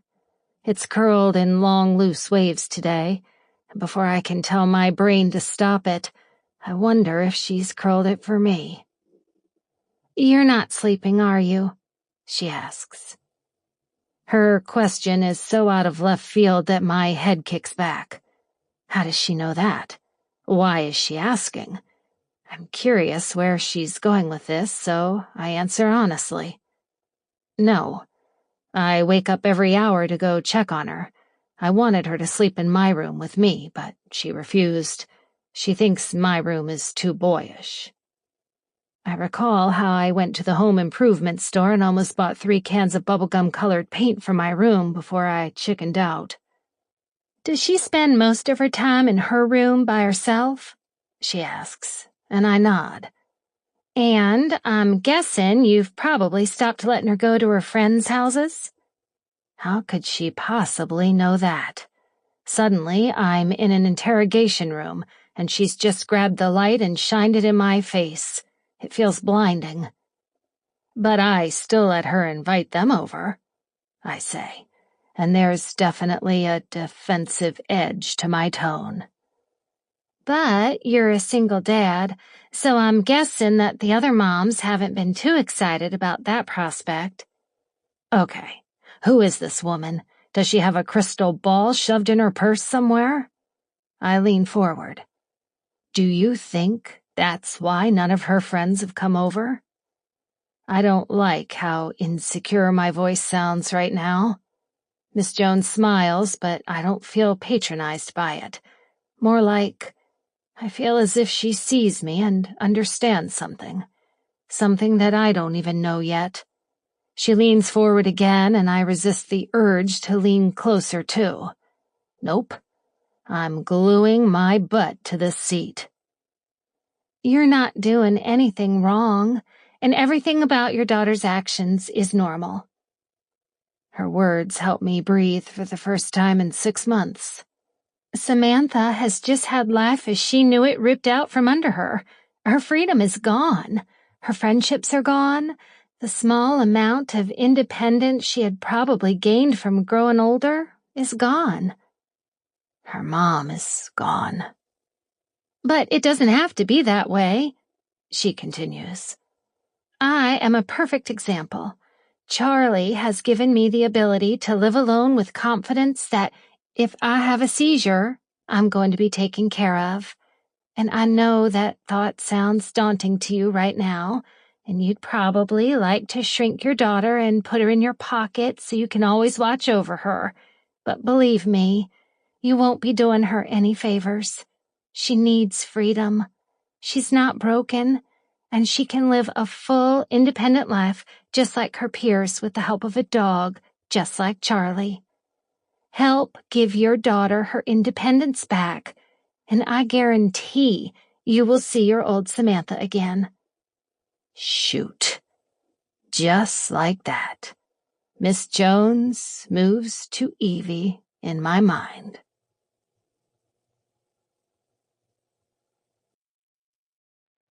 Chapter 6. Evie. I've only seen Jacob and Samantha twice since the day 3 weeks ago that he filled out an application to purchase one of our service dogs, and both times were to introduce Samantha to one of our dogs and see if they were a good fit. The first dog, Max, I could tell straight away was not right for Sam. He's an amazing dog and very gentle, but he was more interested in watching me than Sam. She was excited and engaging with Max, but he looked as if he had a show recording on his DVR that he couldn't wait to get home to. I think Sam and Jacob both started to get a little nervous at that point that a service dog wouldn't work out for her like they had hoped. But I assured them it was normal to not match with a dog right away, and that choosing the right service dog is a lot like choosing your soulmate. You don't always find Mr. Forever on the first date. Or in my case, the second, third, or 18th. But I'm getting off topic. The next option was Daisy. She's basically Charlie's twin, just a little smaller. When I brought her to visit Sam, it was an instant connection. I let Daisy off the leash, and she went straight to Sam and laid her head in her lap. It was that magical moment when I saw both human and animal sigh with relief that they had found each other. It's hard for people who don't need the hope that a service dog can provide for them to understand the bond that forms between a dog and a person. But as someone who knows firsthand what that sigh of relief feels like, it brings tears to my eyes every time. Today is the official start of what we call training camp. It's a week-long program where I help Sam and Daisy bond and show Sam exactly how to work with and utilize her dog. I've instructed at least 20 of these training camps over the past 3 years, but never have I been as nervous as I am now, standing outside of Jacob Broaden's front door. He and I have not interacted at all outside of updates concerning Sam's application and scheduling days to meet the dogs. No texts, no phone calls, and he's been all business when we correspond through email. I thought that he had been flirting with me that night, he texted, and a few times over our coffee meeting. But I guess I was wrong about whatever I thought I was picking up on. My antenna must be busted. And now I'm staring down the black front door of his gorgeous house, and I can see just how wrong I was. I knew from Jacob asking me to meet him and Sam at his office for the last 2 visits that he's an architect. But this home is the physical representation of just how out of my league this man is. Like, he's playing for the major leagues, and I'm not even on the farm team. I'm eating a box of candy that I snuck into the game up in the very last row of the nosebleeds, just happy to have scored a free ticket from one of my friends. I may come from a prestigious family with a fortune that could solve the nation's debt deficiency, but I'm always acutely aware that it is not my money or the future I want to have.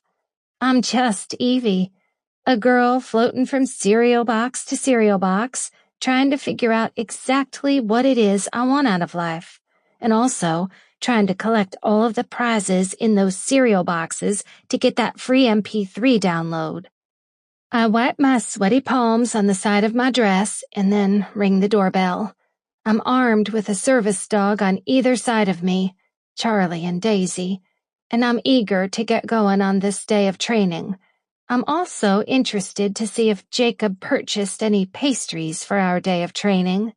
My stomach rumbled loudly on the way over, making my Uber driver look even more uncomfortable than he did when I first got in his car, with not one, but 2 service dogs. Why does this woman need 2 of them? Is she going to drop dead in my car or something? While I wait, I assess the large modern swing on the front porch.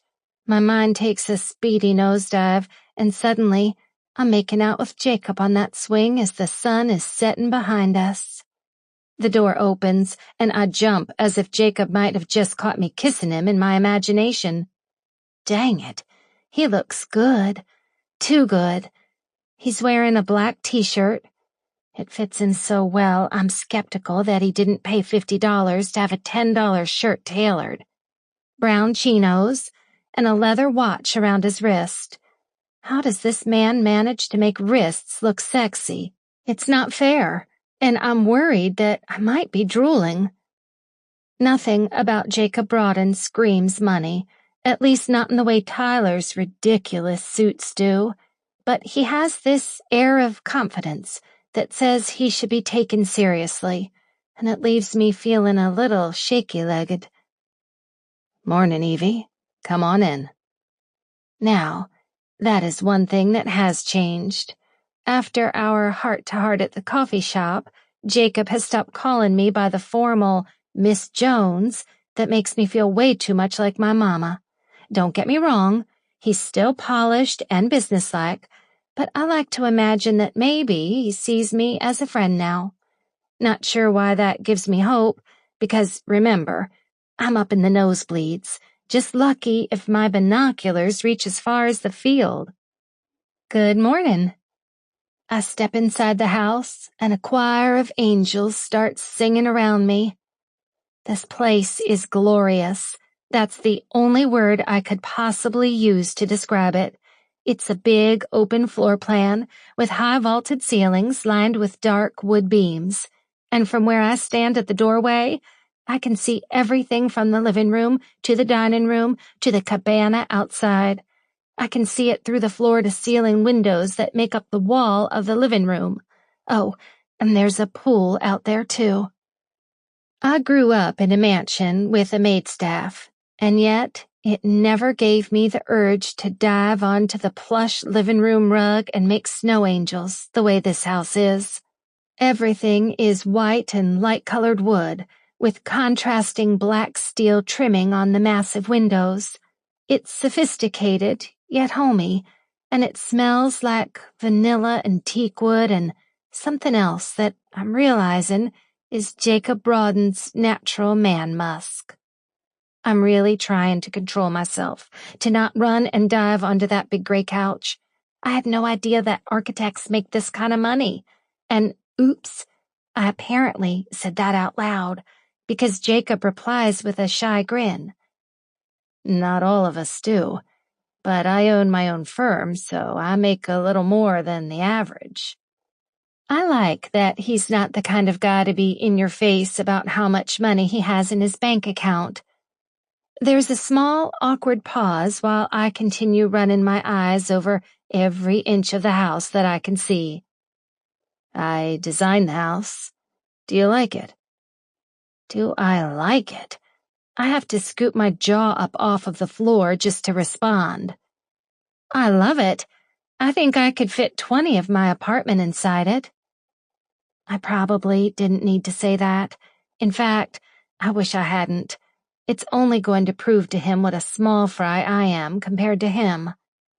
I'm resisting the urge to open my arms wide and turn a full circle in slow motion. That's what living in a 500-square-foot apartment will do to a person. I'm a madwoman, escaped from my cell, and there's no telling what I'll do next. I turn just in time to catch Jacob's eyes dart up to mine, as if he had just been checking out my legs. That gives me a nice little boost of confidence, until he says, "Your shoes." I look down at my scuffed-up white tennis shoes, and now I'm a ripe strawberry. Oh, I'm sorry. Are you a shoes-off house?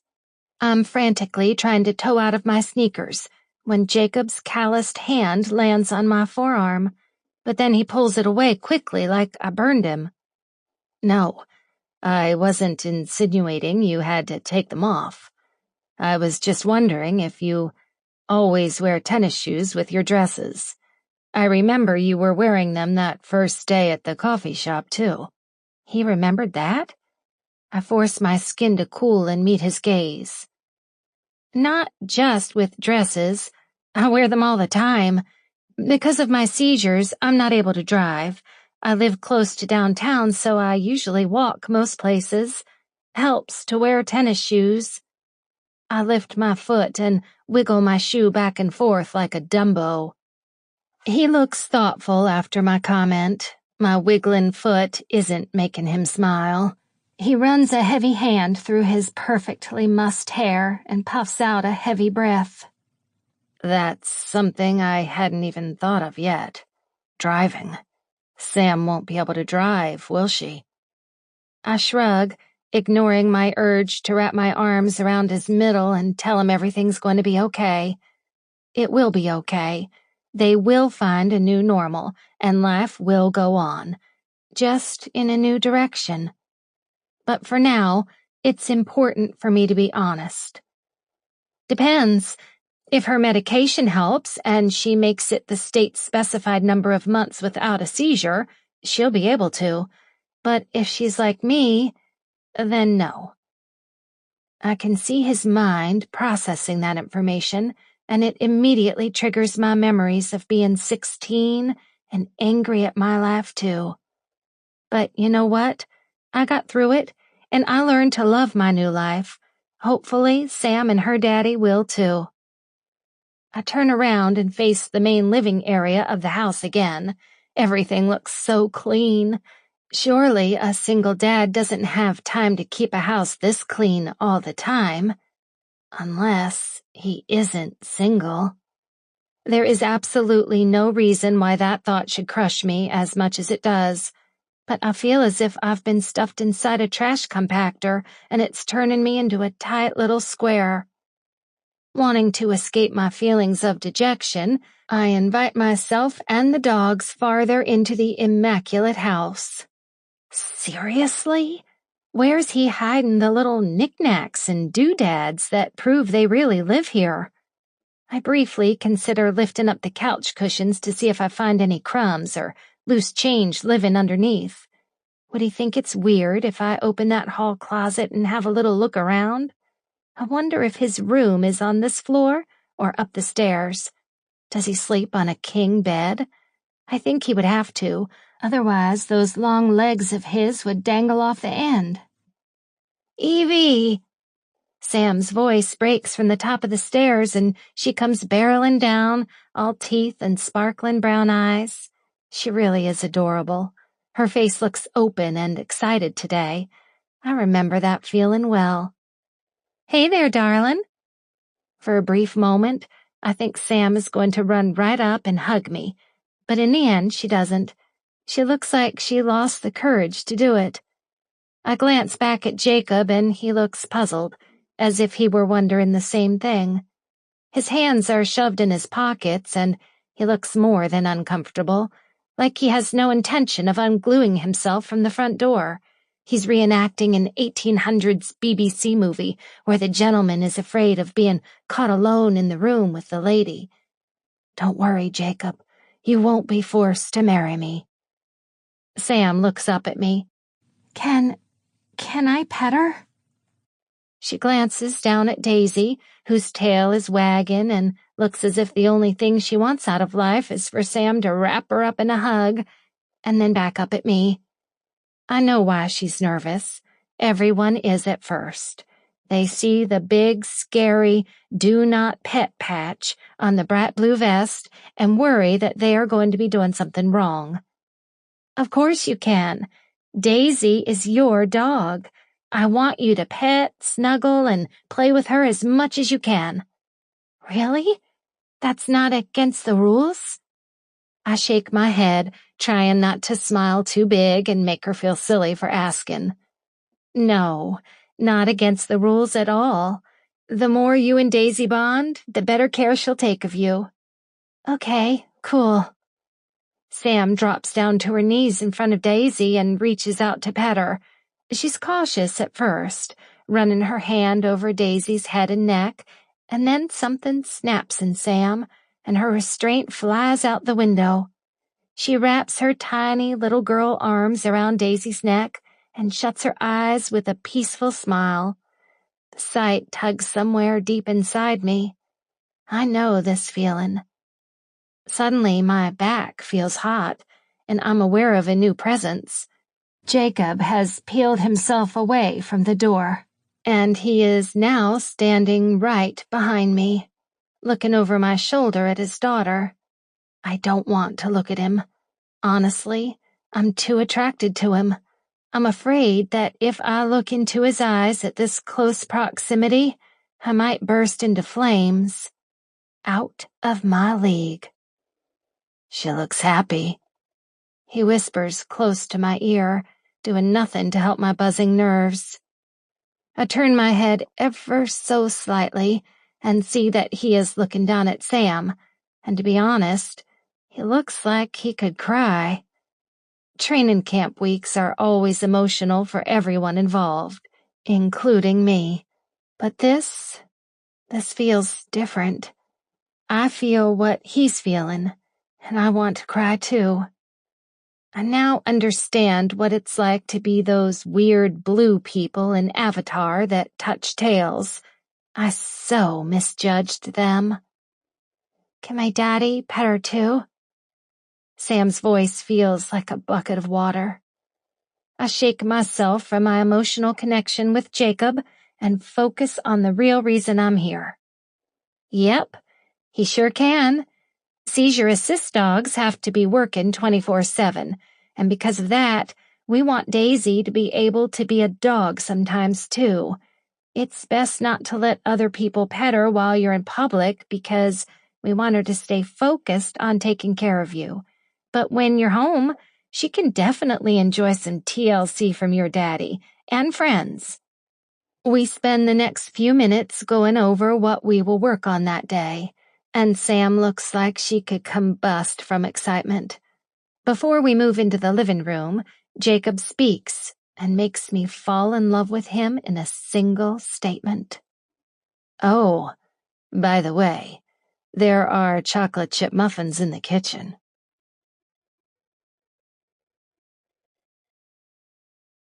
Chapter 7. Evie. I'm running behind. Great. Mama's going to love when I show up to this swanky restaurant in my tennis shoes and a whole, gasp, 5 minutes late. I can picture her now, sitting at the table, tapping her French manicured nails on the table, apologizing to the waiter for her inconsiderate daughter causing such an inconvenience to him and his fine establishment.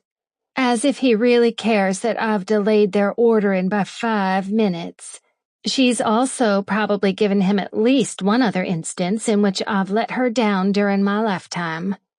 As Charlie and I spring from the Uber and dash into the restaurant, I'm almost willing to bet all $26 in my bank account that our waiter knows I turned down the Tyler Murray's hand in marriage. I approach the table just in time to see my mama finishing up a monologue. The waiter looks at me with pity swimming in his eyes. I smile at the poor man who will have to wait on us this evening, because I know that no amount of money will be enough to erase the backhanded compliments my mama will offer our lowly servant tonight. "Well?" I ask him.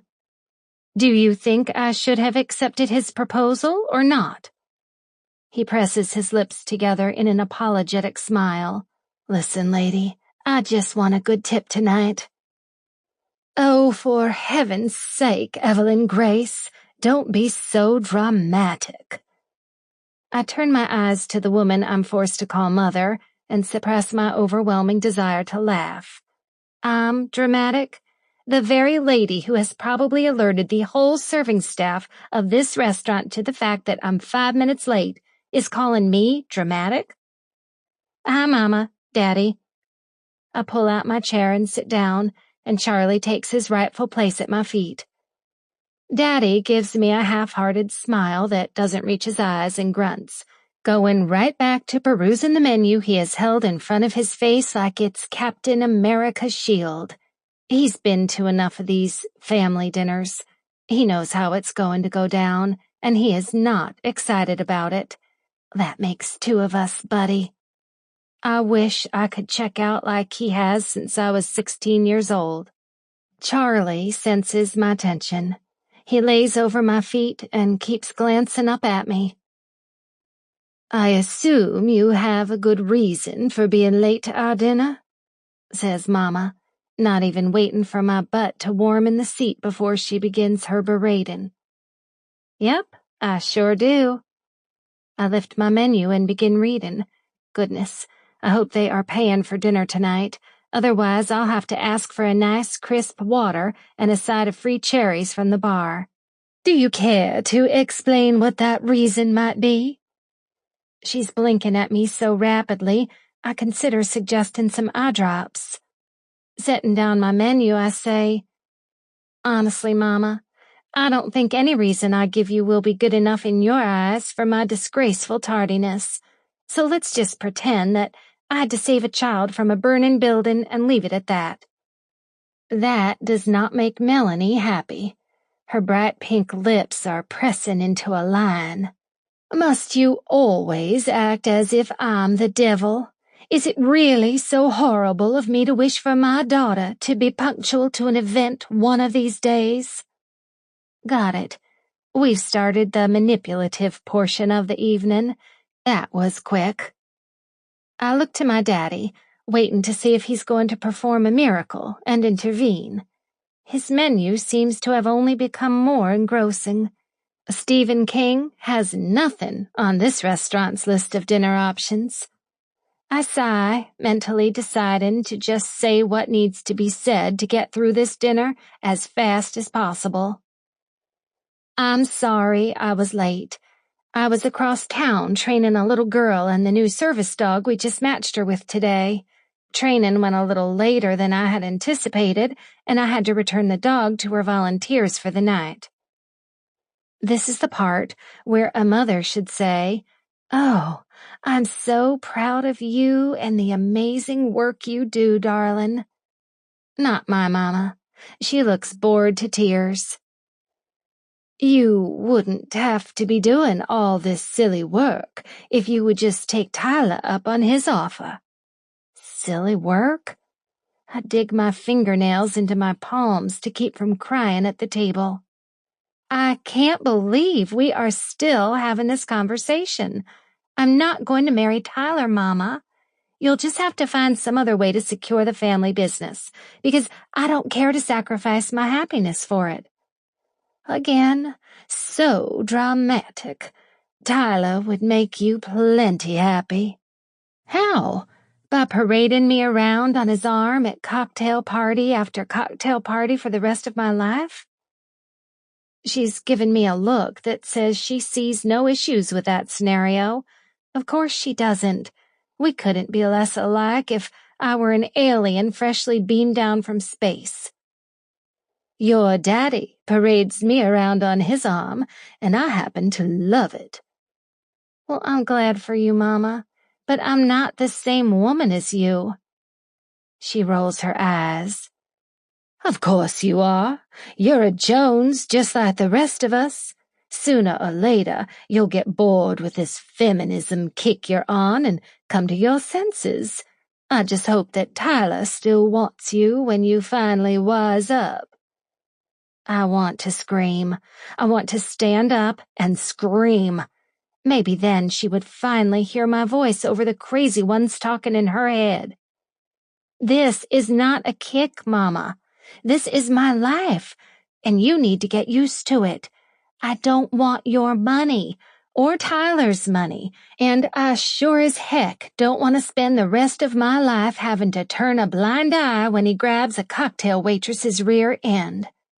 Evelyn Grace, what a terrible thing to say about a man. Now stop talking about Tyler like that before he overhears you. I frown. What do you mean? Before he hears me. I look around, afraid that I'll find Tyler standing right behind me, not because I'm afraid of him overhearing me say I think he would be a no-good cheating husband. I'll say that to his face, but because I don't want to have to spend any amount of time with him, ever. Quit craning your neck like that. It makes you look like a giraffe hunting for leaves. Tyler is running late too, but you want to look your best when he arrives. What? You invited him tonight? Shh. Lower your voice, young lady. We thought it would be a nice reunion for you two, since you won't spend any time with him. I can't believe you haven't even seen him since he moved back to town. Really, Evie, we raised you to have better manners than that. I am so angry, I feel like my head might pop off my body. I push my chair back and shoot to my feet. Charlie does the same. He gives me the look that says, "Let's do this, girl. I've got your back." He was at my feet during my weekly hour with my therapist. He knows I have her approval to leave when Mama starts putting me down. I cannot believe you went behind my back and invited him here. Actually, no, I can believe it. I shake my head. I'm leaving, and until you can start learning to respect my wishes concerning me and Tyler, our family get-togethers are over. This is the scene in every movie where my mama realizes the errors of her ways. Her mouth should fall open, and she should reach out to grab my hand to keep me at the table. She should apologize and tell me all she wants is for us to have a good relationship. Nope. Maybe when hell freezes over. Mama just sits back in her chair and lifts her brows in a taunting expression. You're being childish again. That line should sting. It doesn't. She's used it too many times to count, so it just rolls right off my back. Or maybe it rolls right off my long giraffe neck. I gather my purse and push my chair into the table, not even bothering to reply to her.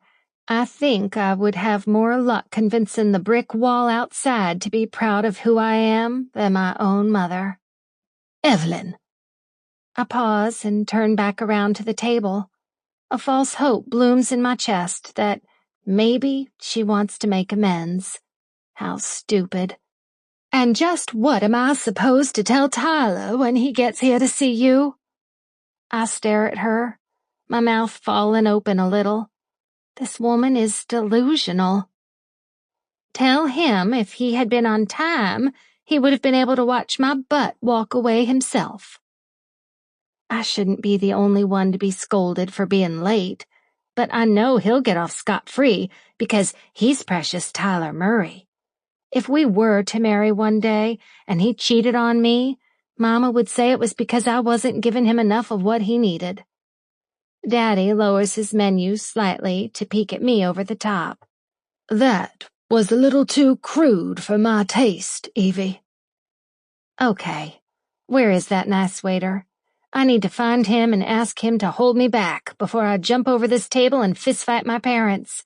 I've never been one to resort to violence to solve a problem, but it's never too late to start. I turn around and raise a lackluster hand over my shoulder. Have a lovely evening, I say in a bland tone that conveys that I mean absolutely none of it. On my way out, I notice our trusty waiter headed toward my parents' table with 2 drinks, the only 2 drinks my parents have ever ordered in the history of their lives, a glass of champagne and an old-fashioned. I step into the waiter's path, looking like I'm a gunslinger from the Wild West. I wish I were wearing cowboy boots with spurs on the back so they could clink as I move. Whoa there! Are these going to the table I was just sitting at? I must have crazy eyes because the waiter nods skeptically. He should be skeptical. I give him my best John Wayne smile before I take my mama's champagne off the tray and shotgun it like I'm a college frat boy with major security issues and something to prove. After the bubbles have sufficiently burned my throat and threatened to come out my nose, I wipe my mouth with the back of my hand and charge out of the restaurant, just hoping to high heaven that I don't bump into Tyler. Here's the problem with not having a car or a license. When you pull an epic move like storming out of a restaurant and downing your mama's champagne on your way out the door, you're then forced to sit on the sidewalk with your service dog and find a ride home before you have to encounter the man you're avoiding. Not to mention the major buzz that's setting in because I forgot I hadn't eaten since the muffins at the Broadens' house that morning. I'm quickly scrolling through my phone, hoping to find that an Uber is only 1 street over and can pick me up, like 2 minutes ago, but instead, I'm met with a disappointing 20-minute wait. That won't do. I feel pathetic, small, and broken. Basically, what I like to call the Melanie Jones special. And I want more than anything to get in a car of my own and peel out of that restaurant parking lot, leaving glorious black tire streaks in my wake. I dial the next best thing, Joanna. She'll probably peel out just to make me smile. She answers my call with, "It's going that well, huh?" She knew that I was having dinner with my parents tonight. "Can you come get me?" Suddenly, I'm 12 years old at summer camp, and I want to go home because the popular girls are picking on me. I hear some shuffling on the other end of the line, followed by the sound of keys jingling. "On my way. Just drop me a pin with your location." I don't mean to cry. I really don't. But the fact that Joe knows nothing about the situation and is likely in the middle of dinner with Gary, and she stops everything to come to my rescue, does me in. She acts like my best friend, my sister, my mama, and my grandmama all rolled up in one. Although I would never liken her to my grandmama to her face because, hello, I don't have a death wish. I hear the sound of a garage door opening, followed by the closing of her car door, just before I notice a truck pull up in front of the restaurant and stop. The restaurant is on the main street, and the only cars that stop out front are either cars dropping someone off or picking someone up. Just then, the truck's reverse lights come on, and I realize it's backing up to stop right in front of me. I might have been concerned that someone is clearly going out of their way to kidnap and murder me, but I think I'm a little too dizzy and buzzed to care. Instead, I openly inspect the lifted dark gray truck and blacked-out wheels. The windows are so tinted that I can't see inside. It's not a bad truck to have to be abducted in. Charlie's ears perk up when the window starts to slowly roll down. "Evie," says Joanna. "Where should I head to?" "Hang on," I whisper, wishing that window would roll a little faster. "I think I'm being kidnapped." "What?" "Shh." The window finishes its descent, and I peer inside the dark interior, not yet certain who my captor will be.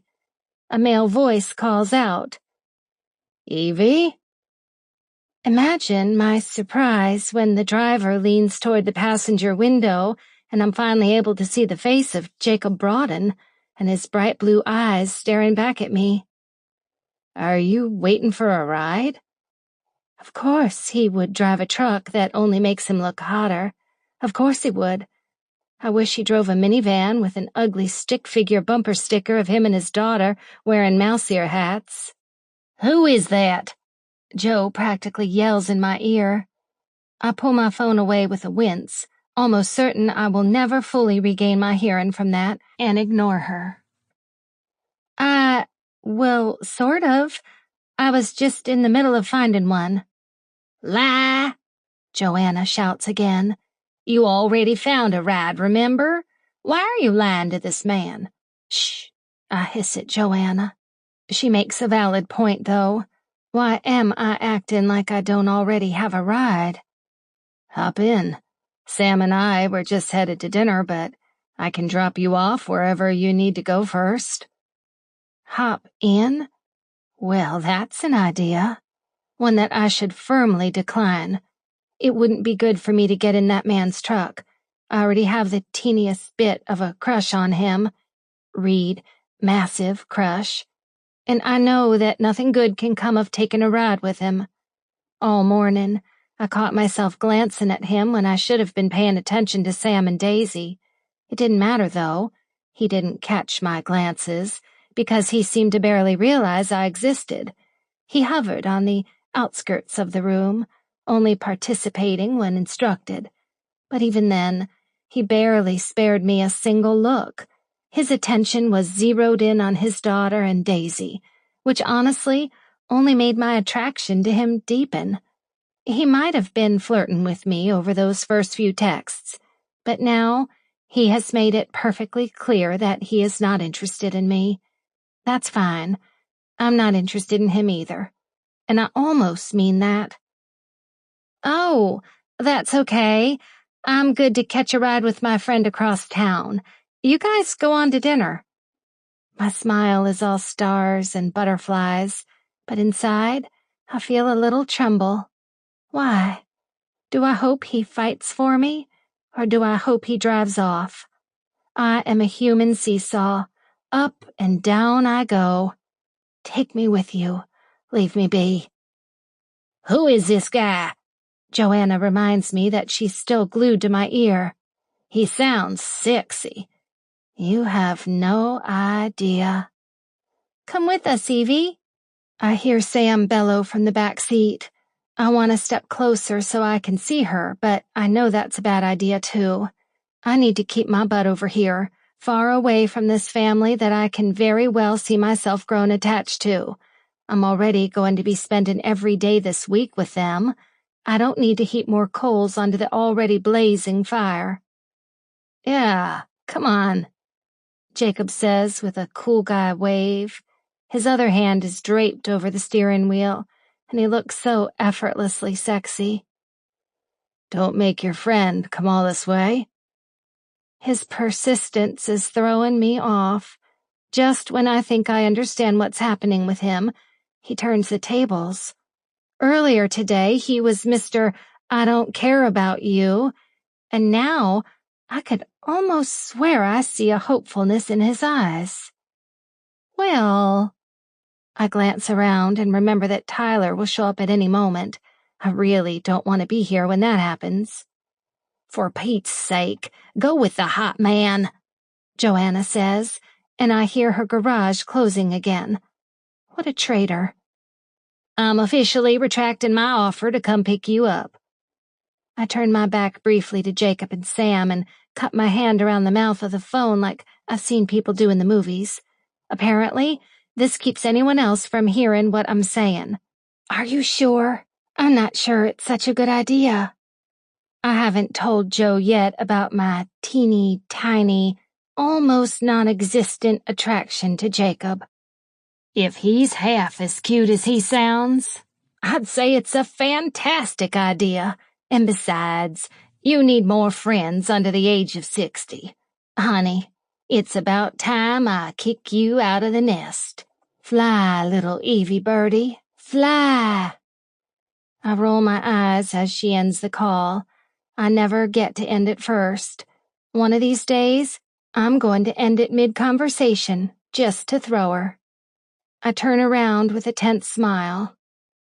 Well, my ride just bailed on me, so I think I have to take you up on your offer. Chapter 8. Jake. How am I doing in my attempt to keep Evie Jones at bay? Not great, considering she's sitting in my passenger seat right now. I nearly ramped the curb when I saw her standing there with Charlie.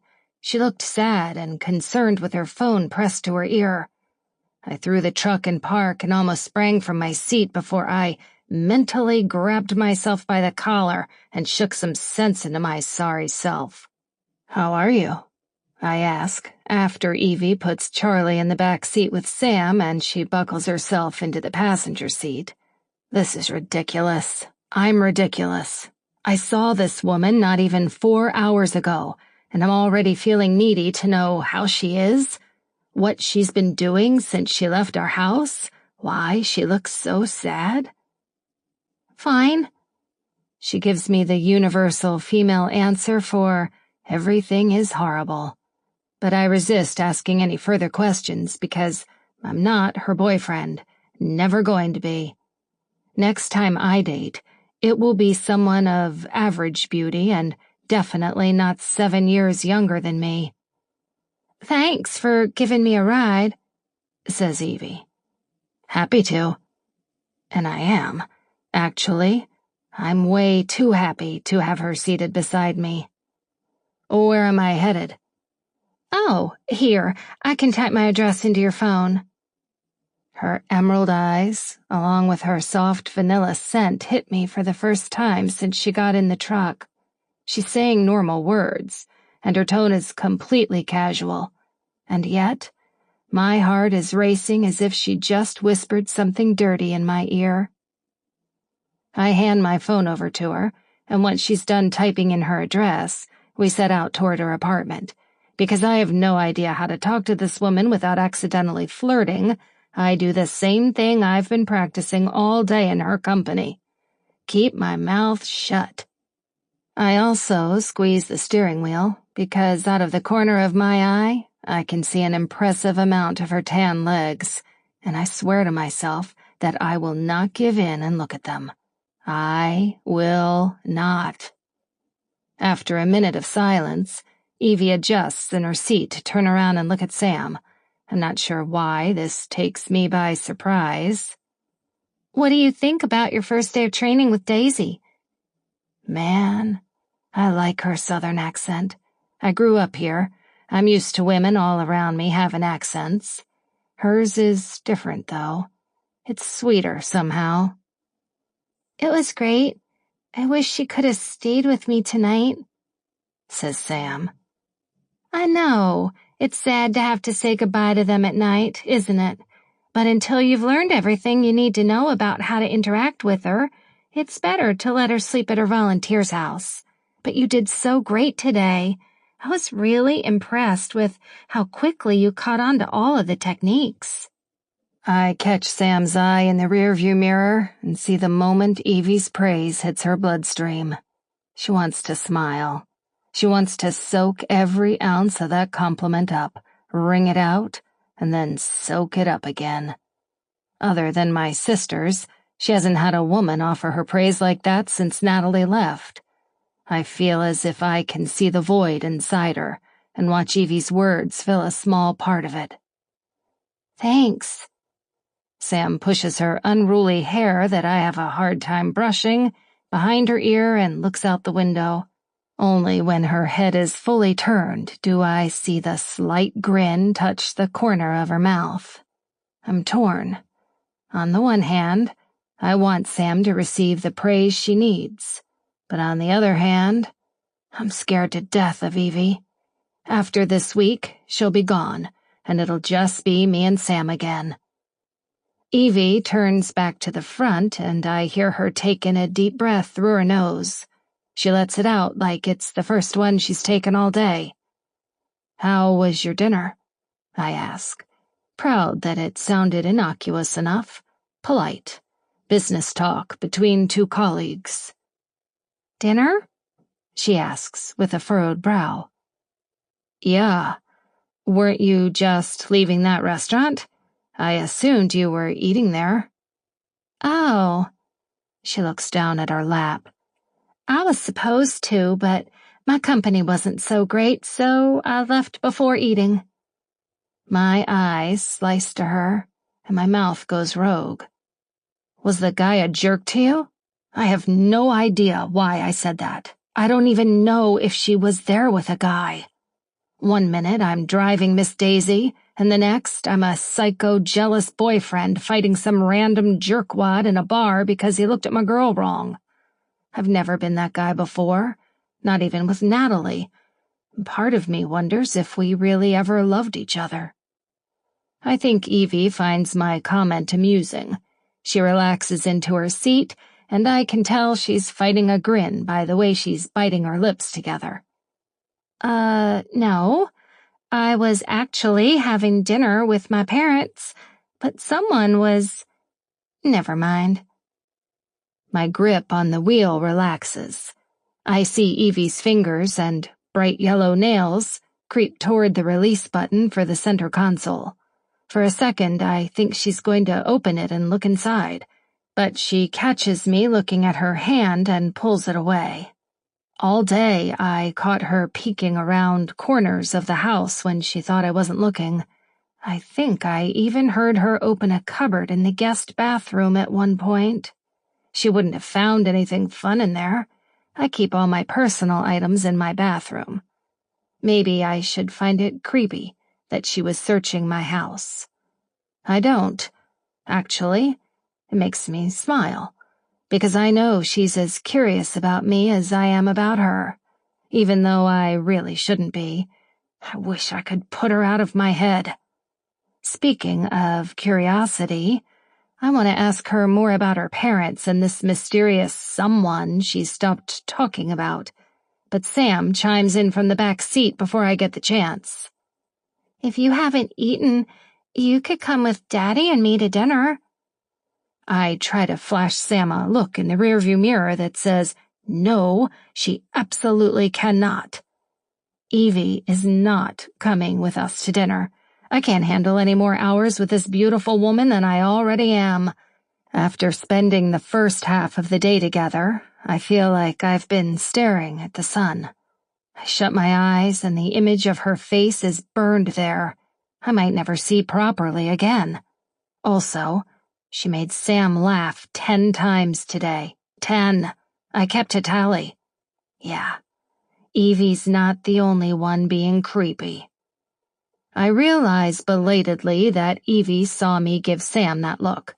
I try to play it off and smile at Evie, but she just chuckles a laugh that sounds like she's given me the middle finger in her head.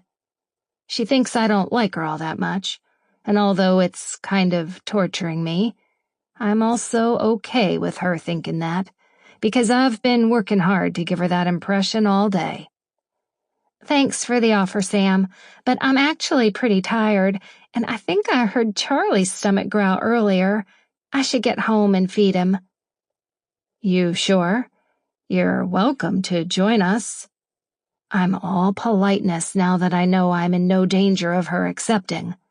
She makes a guttural noise that says she knows what I'm doing. I glance up at her in time to see her lips mouth, "Liar, liar, pants on fire." She smirks and turns her face to look out the side window. I like that she never lets me get away with my rudeness. 5 minutes later, we are pulling up outside of a classic Charleston-style, tall and skinny house in the center of town. It's not bad. A little old and outdated, but it looks like a pretty nice place all in all. I wonder what it looks like inside. Does she have feminine throw pillows sprinkled around the living room? Is she tidy or messy? Somehow I instinctively know that she's messy. Evie just seems like the sort of woman to kick off her shoes haphazardly as she walks into her apartment and drop her purse somewhere random that she'll forget by the morning. I definitely have her pegged as an unfasten her bra, pull it out her sleeve, and toss it over the back of the couch before she's even made it fully into the house kind of woman. I really want to walk her to her door and find out if I'm right. Seeing me inspect her house, she says, "This isn't my house. I rent out their detached studio apartment around back." Oh, now I'm even more curious. She gathers her purse and slings it over her shoulder. I notice that her hair gets caught under the strap, and I'm reaching up to pull it free when I notice Evie's eyes widen. Bad hand. I drop it and quickly turn to open my door. I'm getting out now. Why am I getting out? What am I supposed to do once Evie comes around to this side of the truck? Do we hug? Definitely not. Do we shake hands? That would be strange. Suddenly, I'm 13. I've just discovered that girls exist, and I have no idea how to act around them. I hear Sam call out a goodbye from the back seat and watch Evie wave toward Sam when she and Charlie round the truck. If I'm not mistaken, she gives one appreciative glance to my truck before meeting my eyes. What would I do if she gave me that same look? I'm losing it. Well, she adjusts her hair out from under her purse strap. Thanks for the ride. Should I Venmo you some money for gas? Wow, she really thinks I'm an a-hole. I shake my head and stuff my hands in my pockets. Not necessary. Glad to help out. She's fidgeting, awkward, and won't make eye contact with me. All right, she thinks I don't like her. Is she waiting for me to apologize for the look in the car? I should, but I don't, because I'm afraid it would undo all the work I've done to keep her at bay.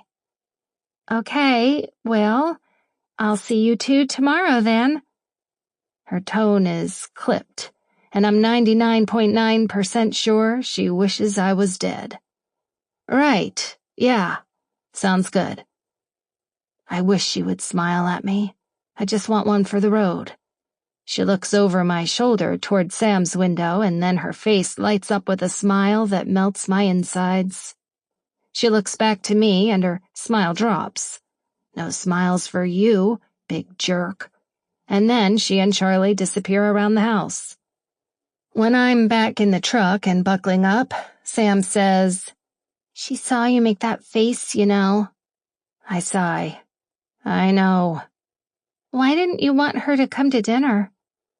At least 100 answers fly through my mind, but I can't tell my 10-year-old daughter any of them. Because I didn't want her to feel uncomfortable having to eat with us. I think she would have liked to come.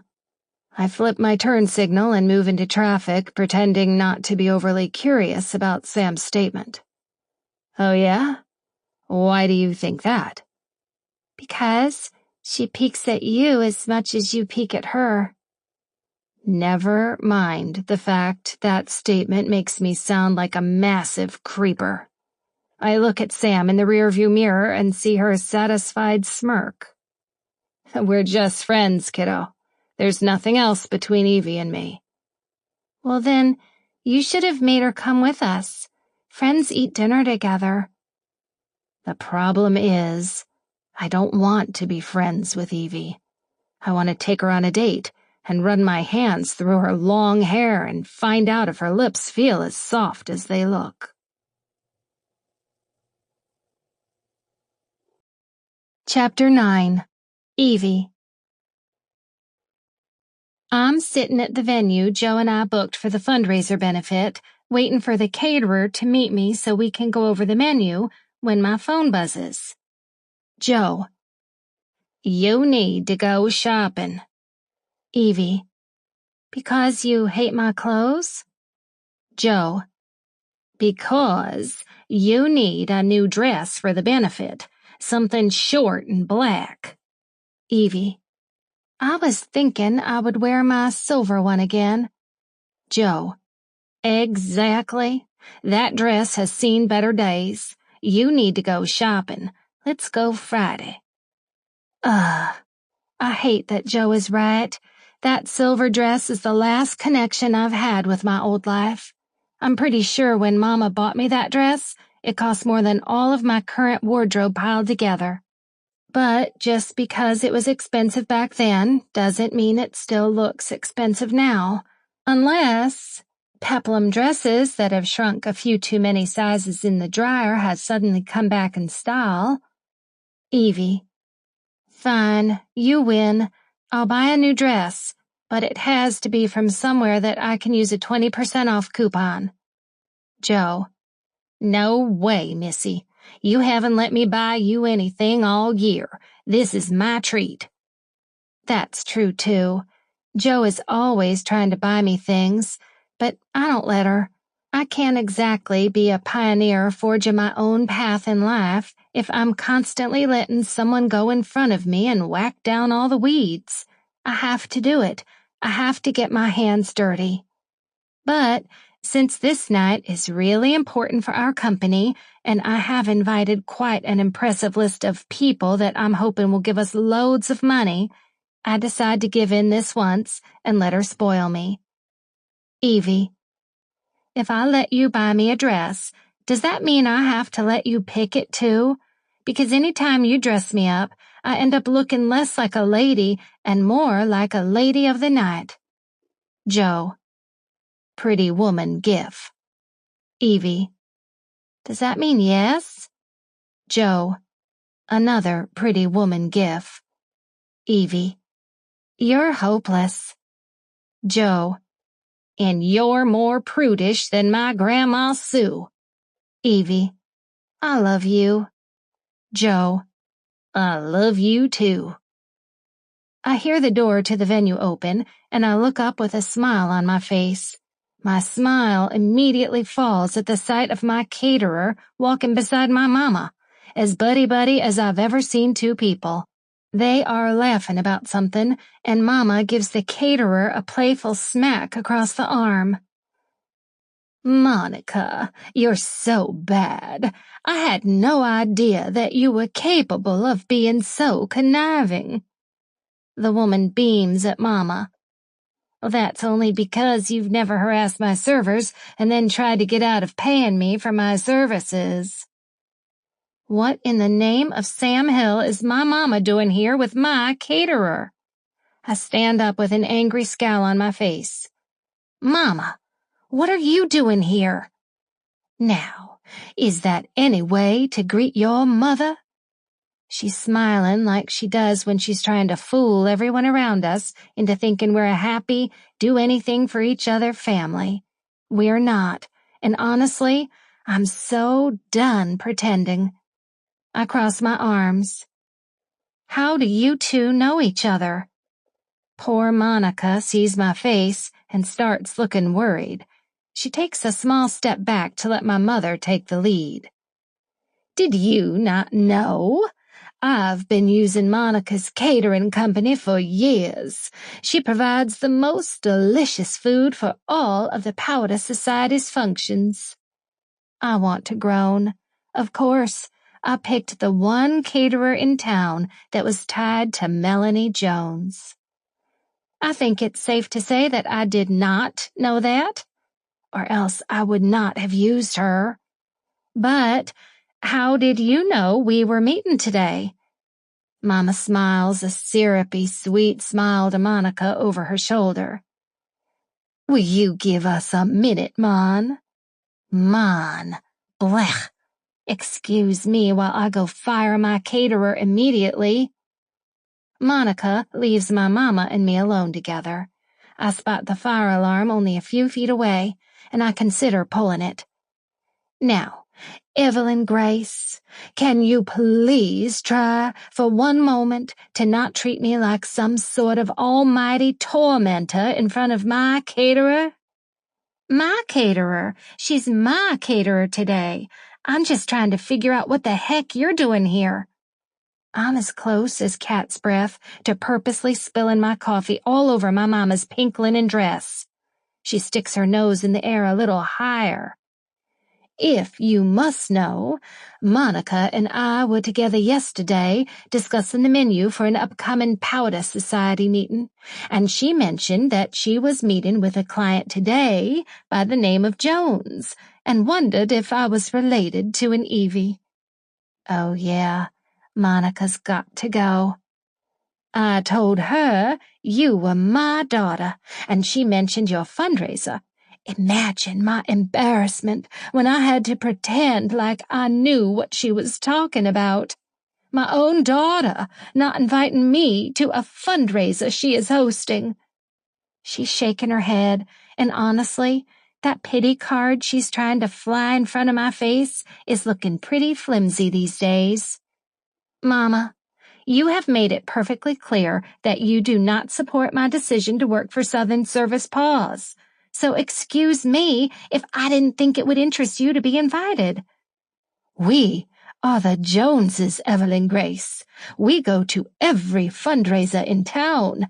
Imagine how it would look if word got out that I wasn't even invited to my own daughter's event. And this, ladies and gentlemen, is the mother that raised me. She is putting up a big fight, not because she's hurt that I didn't want her at the fundraiser, but because she's afraid of what people would think. This is so classic Melanie Jones. It's how she's acted every single day of my life. Maybe I should move to a new town, somewhere far away where the Jones name means nothing.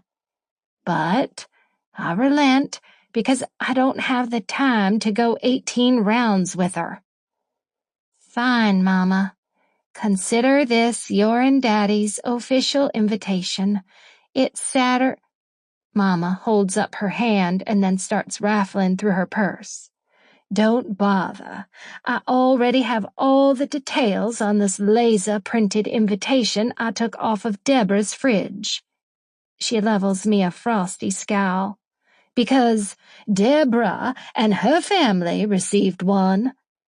I knew she would mention something about the printing. Mama is the queen of event planning. She would rather saw off her arm to pay for the finest engraved linen invitations than have to settle for mere laser printing. I gestured toward the invite. So, apparently, you didn't have to do too much acting when Monica told you about the event, since you had already stolen that invitation from one of your friends. Remind me, do they teach theft in Cotillion? It's been so long, I don't remember. Mama's eyes narrowed dangerously. Now, that's enough sass from you, young lady. Like it or not, your daddy and I will be at the benefit. She tucks her stolen invite back into her coach purse. She turns away and starts swinging her hips as she walks toward the door, and without looking back, she gets one final punch in. By the way, I already talked with Monica, and the drumsticks you originally ordered will never work for a black tie event. I had her change the menu to salmon and chicken cutlets. If you want people to give like millionaires, don't expect them to eat with their fingers like cavemen. I'm looking around for something I can throw at this woman, but whether because of the good Lord's mercy or my own bad luck, there's nothing nearby. She pauses with her hand on the door. Oh, and I expect you to send a proper invitation to Tyler and his parents. Sure, I'll get right on that as soon as pigs fly. Mama swivels her lazy frown back at me. I raised you to have more class than that.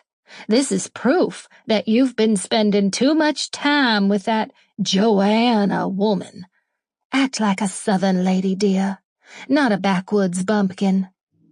I watch her disappear through the door and hear her chuckle with Monica on the other side of it. I wonder if this is how the rest of my life is going to be. Will I ever be outside of my mama's reach in this town? Is there anyone who works within the state of South Carolina who hasn't worked for Melanie Jones in some fashion? Southern Service Paws is usually my safe haven, but now it feels like Mama has wiggled her way in the back door somehow. I despise the idea of accepting my parents' money or using their name in any way, but I do know that if word spreads around town that they are attending the benefit, all the other elitists will come too. No one wants to be the couple that didn't attend the same event as Melanie and Harold Jones. And likely, if they see my mama offering up a check, the money will pour in like manna from heaven. Now that I think about it, it was selfish of me not to invite them in the first place. For the sake of the company, I can lay down my pride long enough to add my parents' names to the guest list, but under no circumstances will I be adding Tyler Murray's name. I'm not that selfless. I pick up my phone and see that Joanna has texted me again. Just seeing her name on the screen helps my shoulders relax and my breathing to normalize. She has given me a place in this world that I never expected to have. The least I can do is help the company she loves thrive. Joe, after we find you a dress, we need to find you a date. Evie, I have one. I need to buy Charlie a tux, though. Joe, I was thinking more along the lines of that sexy dad that gave you a ride home last night. Evie, you've never even seen him. Joe, I don't have to. When a man has a timbre to his voice like that man's, he has no choice but to be sexy. Bring him. Evie, no, he doesn't like me. Besides, shouldn't you be discouraging any fraternization between me and our clients? Joe, we're not a PR team for a presidential candidate. Fraternize all you want. Smiley face. Dang it. I was really hoping she would ban any thoughts of making out with Jacob Broaden. It would be easier to swallow his rejection if I knew I couldn't have him even if he did like me. Chapter 10. Evie. I sling my purse over my shoulder and gather Charlie's leash. It's been a long day of training at Sam's house, and she's honestly done amazing. She's picked up the techniques so quickly that I'm considering asking her to drop out of elementary school and come to work for me as a trainer. Sam approaches me slowly as I gather my things, her bare toes scuffing the plush rug. She's after something. She glances toward the kitchen where Jacob disappeared a moment ago, and then back to me. Spill it, I tell her, when she works up the nerve to meet my eyes. She smiles, something she's started doing more and more over the past 2 days, and asks, Do you think, well, there's this birthday slumber party at one of my friends' house coming up? Mm-hmm, I say, setting my purse down and giving Sam my full attention. Go on. Do you think Daisy will be ready by then to go with me? You know, if I can convince my daddy. I don't see why not. I think you and Daisy are bonding quickly. And that's the truth. I've been impressed with how attentive Daisy has been to Sam. Anytime Sam simulates a seizure, Daisy has snapped into action immediately, rolling Sam onto her side and going to alert Jacob before returning to Sam's side and licking her face until the seizure subsides. Oh, great. Sam doesn't look relieved, though. This conversation wasn't really about asking if Daisy will be ready or not. Are you sure that's all you wanted to talk about? No. Sam gives me a crooked grin that has seriously started to melt my heart. I learned this morning, when I asked if Sam's mama could come around sometime during the next week to get acclimated with Daisy, that the woman left a year ago, and there is no chance of her coming back into their life. Jacob is single, a fact that doesn't affect me whatsoever, and Sam is essentially motherless. I don't know where this incredibly stupid woman is gone or why she left, but I know that she left this fragile family devastated. Actually, I was kind of hoping that maybe you could talk to my dad about the slumber party for me. He doesn't think it would be safe for me to go, but since you have epilepsy and live on your own with Charlie, you could convince him that I would be fine, and he would listen to you.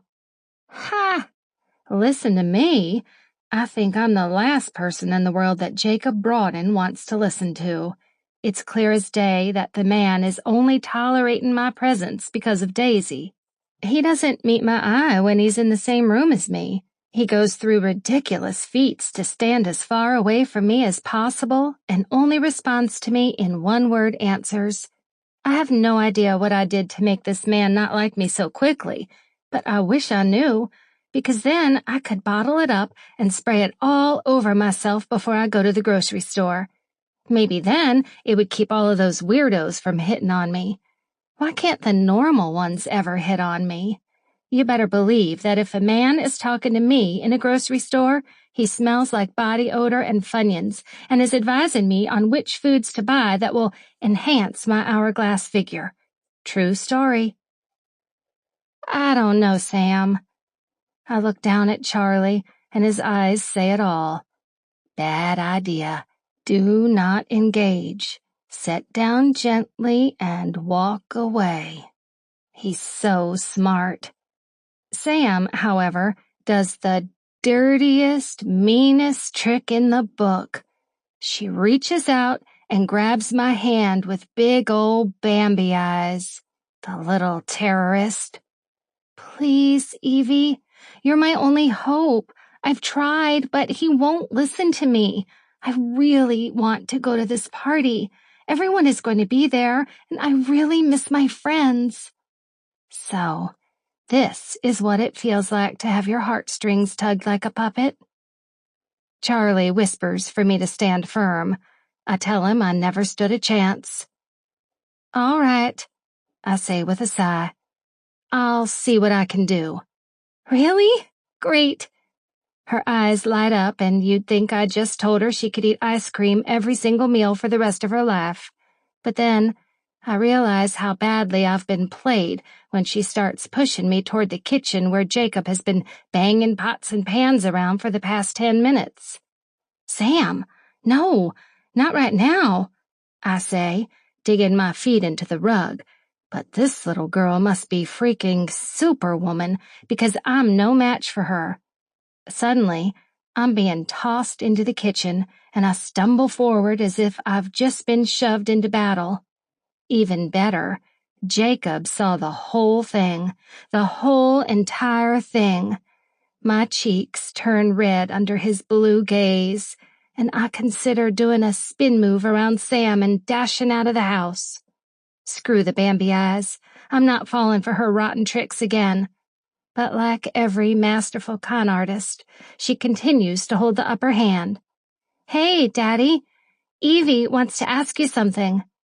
I thought we were friends, Sam. His brows sink low and he crosses his arms. I know, without a doubt, that if I were to ask him if Sam can go to a slumber party right now, he would take me by the shoulders and shove me right out of his lovely house. I'm pretty sure that he'd also tell me just where I can stick my advice. I can't do that to Sam. I can't just sabotage her chances like that. So instead, I'm Katniss Everdeen. I volunteer as tribute. Yeah, actually, I was hoping that maybe I could invite myself to stay for dinner. And also hoping that a sinkhole could magically appear and swallow me up. I'm running low on food. Oh gosh, make it stop.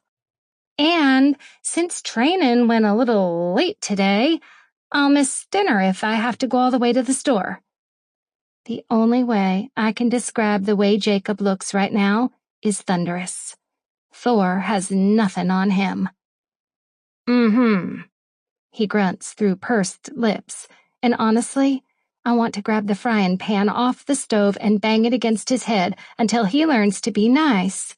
How dare he make me feel terrible for inviting myself? Have you no Southern manners? I backpedal as fast as I can. Never mind, I laugh, and it sounds shrill. I just remembered I have a can of soup. Lie. I have a half-eaten pouch of Sour Patch Kids and an expired jug of milk in the fridge. You guys have a good night. See you tomorrow. I whirl around and make a beeline for the door, grabbing Charlie's and Daisy's leashes in the process.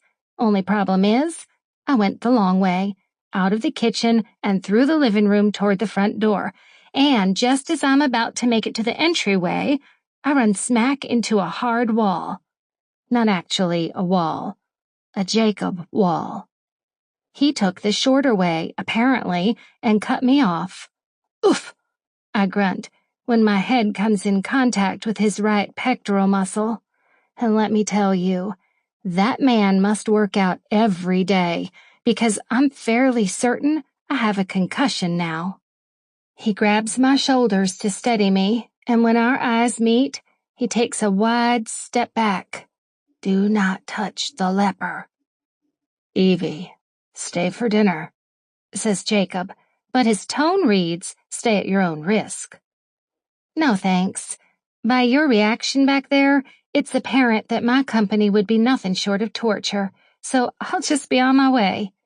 I try to go past him, but his hand catches my bicep before I can pass. His touch makes my stomach drop and my nerves sizzle like a drop of water on a frying pan.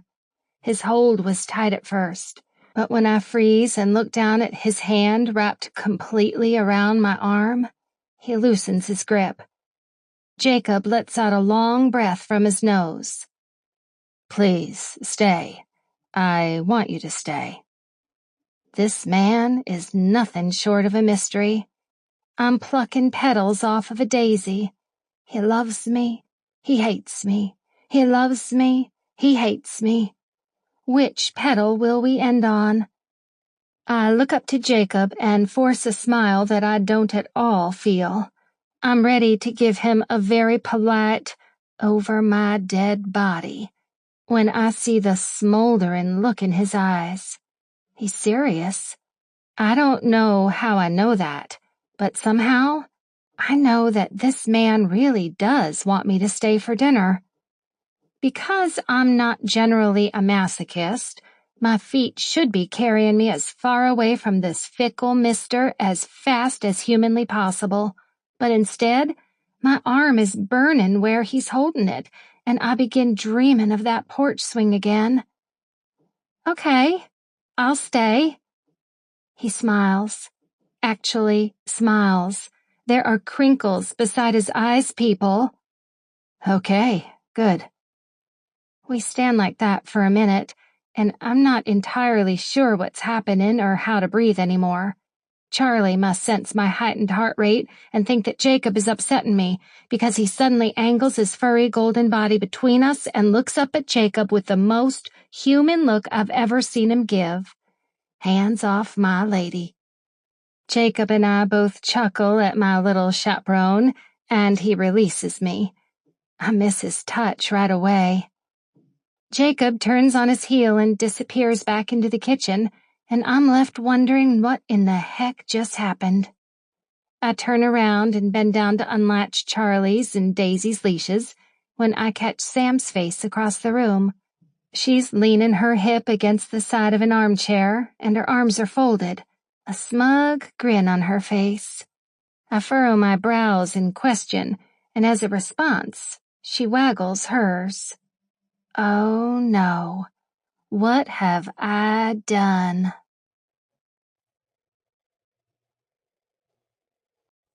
Chapter 11. Jake. I'm standing across the kitchen watching as Evie finishes painting the last fingernail on Sam's hand. Sam is smiling from ear to ear, and she keeps looking up at Evie with a studying look, as if she's memorizing every tiny thing Evie does, so that she can perfectly replicate her actions later. Sam adores Evie, that much is apparent, and honestly, I understand the sentiment. The woman is gorgeous, funny, strong, kind-hearted. She has overcome a difficult disability and not let it dictate her life. And she has the most beautiful, full pink lips I've ever seen. Okay, I doubt that Sam has noticed that last part, but believe me, I have.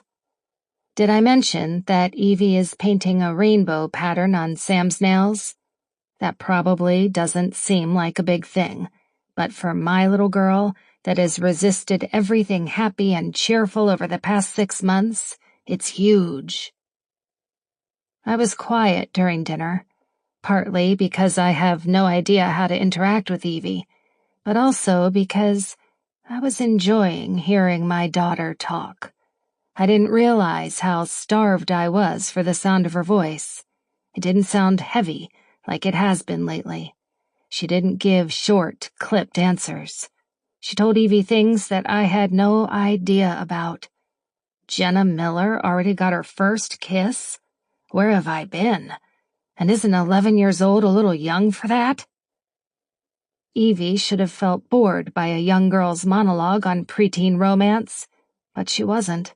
She was enthralled, sitting on the edge of her seat, one leg propped under her.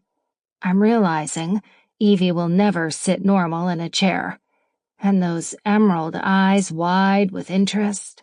I was floored when she asked Sam if there were any boys she was interested in. Even more floored when Sam said yes. Note to self: hunt down Tate Bradley and explain to him in perfect detail what will happen to him if his lips get anywhere near my little girl. After dinner, Evie helped me clear the dishes. When she came to stand next to me at the sink, every muscle in my body tightened with awareness of her. She feels like a magnet. I'm being pulled to this woman, and I'm helpless to stop it. I want to stop it. I need to stop it. She's too young for me, too pretty. I bet she has drooling men trailing after her everywhere she goes. I don't want to compete for a woman's attention again.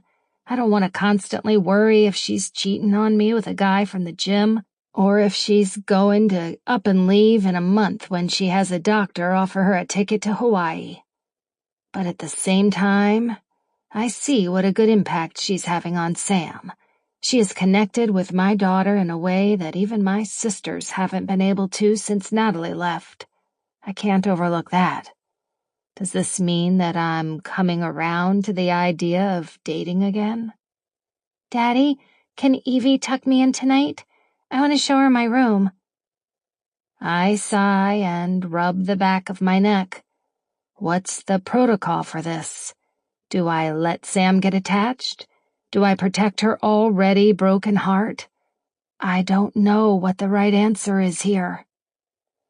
It's fine with me if Evie wants to, but I don't want to hold her up if she doesn't have time for it. I give Evie a questioning look. I'm putting the ball in her court because I don't know what else to do. She smiles down at Sam. Plenty of time. Show me that room, darling. I hug and kiss Sam goodnight and watch as the two disappear up the stairs, Charlie and Daisy following close behind.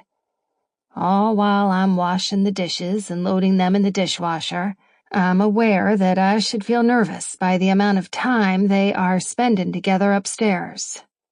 I don't. It feels right. Like this friendship between them was always meant to be. As I'm loading the last bowl in the dishwasher, Evie's white tennis shoes enter my sights. I know for a fact I've never been so attracted to a woman in tennis shoes before now. You've got a great kid up there, she says, And that answers the question that's been flying around my brain for the last half hour. I don't want to push Evie away anymore. If she's up for a friendship, so am I. But only friendship. I need to dip my toes in and see if the water's warm before I'm ready to take a dive. I wish I could say I had something to do with it, but it's all Sam. She came out that great all on her own. Evie smiles, and I want to let my eyes trace the outline of her mouth, but I don't because, friends. Somehow, I doubt that's completely true. I've seen how you are with her. We stare at each other for a moment, and then Evie shuffles her eyes around the room. Well, thanks again for dinner. Have you seen my phone? I need to call an Uber. She starts looking around the kitchen, and I wait until her back is turned to me to say, "It's a nice evening. Do you want to go sit on the porch until your ride gets here?" Evie's body stops. Apparently, I've shocked her. Do you mean you want me to wait for my Uber outside and not in your house? What? Oh, great. She thinks I'm being a jerk again. No, I meant, do you want to sit on the porch with me? Talk together with words? I'm 10 years old, and she's the cutest girl in the class. I'm begging her to accept my Valentine heart, and she's staring at it like it's poison. A grin finally cracks on her mouth, and she tucks her hair behind her ear. Words? I wasn't sure you knew how to use those. At least, not outside of insinuating I look like a man or accusing me of extortion. I smile and shrug. Occasionally, I can find a few nice ones. And are you going to use those nice ones if I sit on the porch with you? I hate that she's skeptical. I hate that she has a right to be. But I love the southern lilt to her voice. I cross my heart. The nicest. Evie brushes past me with narrowed eyes and a wary smile as if I'm some feral predator lying casually in the tall grass. She's a doe, prancing by but cautious that I might pounce at any moment. She doesn't know just how much I want to, but not in the way she thinks. When we make it out onto the porch, I gesture for her to sit down on the swing first.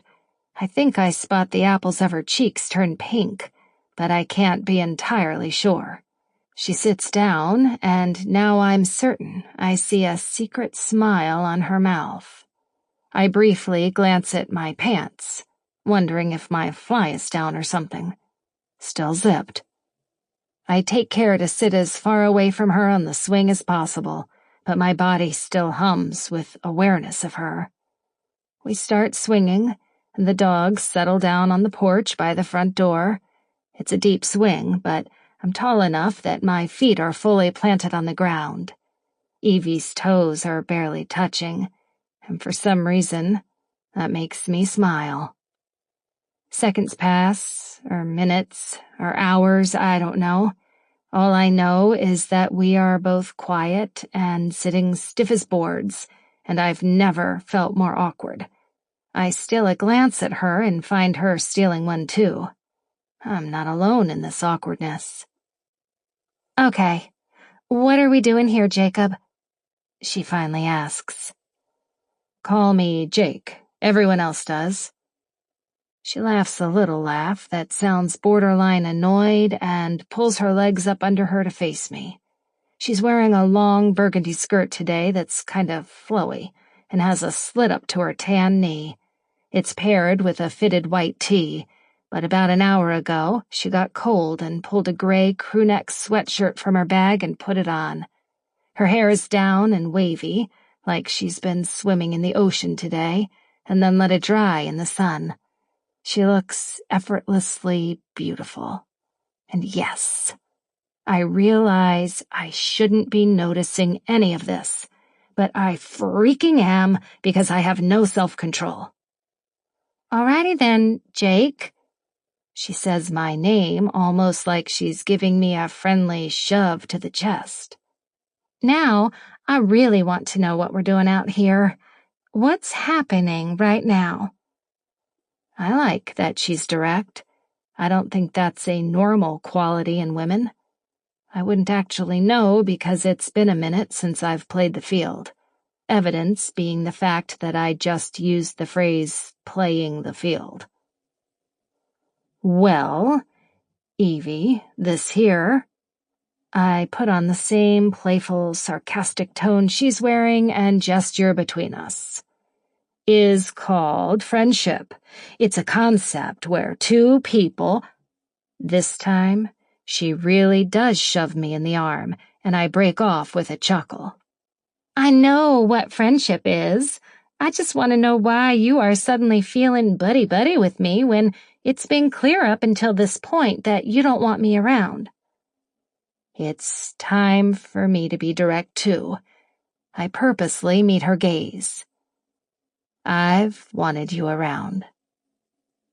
That statement cracks through the air like a bullet from a gun. She wants to smile, I know, because there's tension at the corners of her mouth, but she doesn't. You have a funny way of showing that. I sigh and face forward. You're right. I've not been the friendliest. And the truth is, it's because ever since my wife left, I feel a little hesitant around beautiful women. Oh, awesome, Jake. How about you just go ahead and tell her all your deepest pain, why don't you? Maybe she'd like to hear about how you were pantsed in the hallway in the 9th grade and it's scarred you ever since.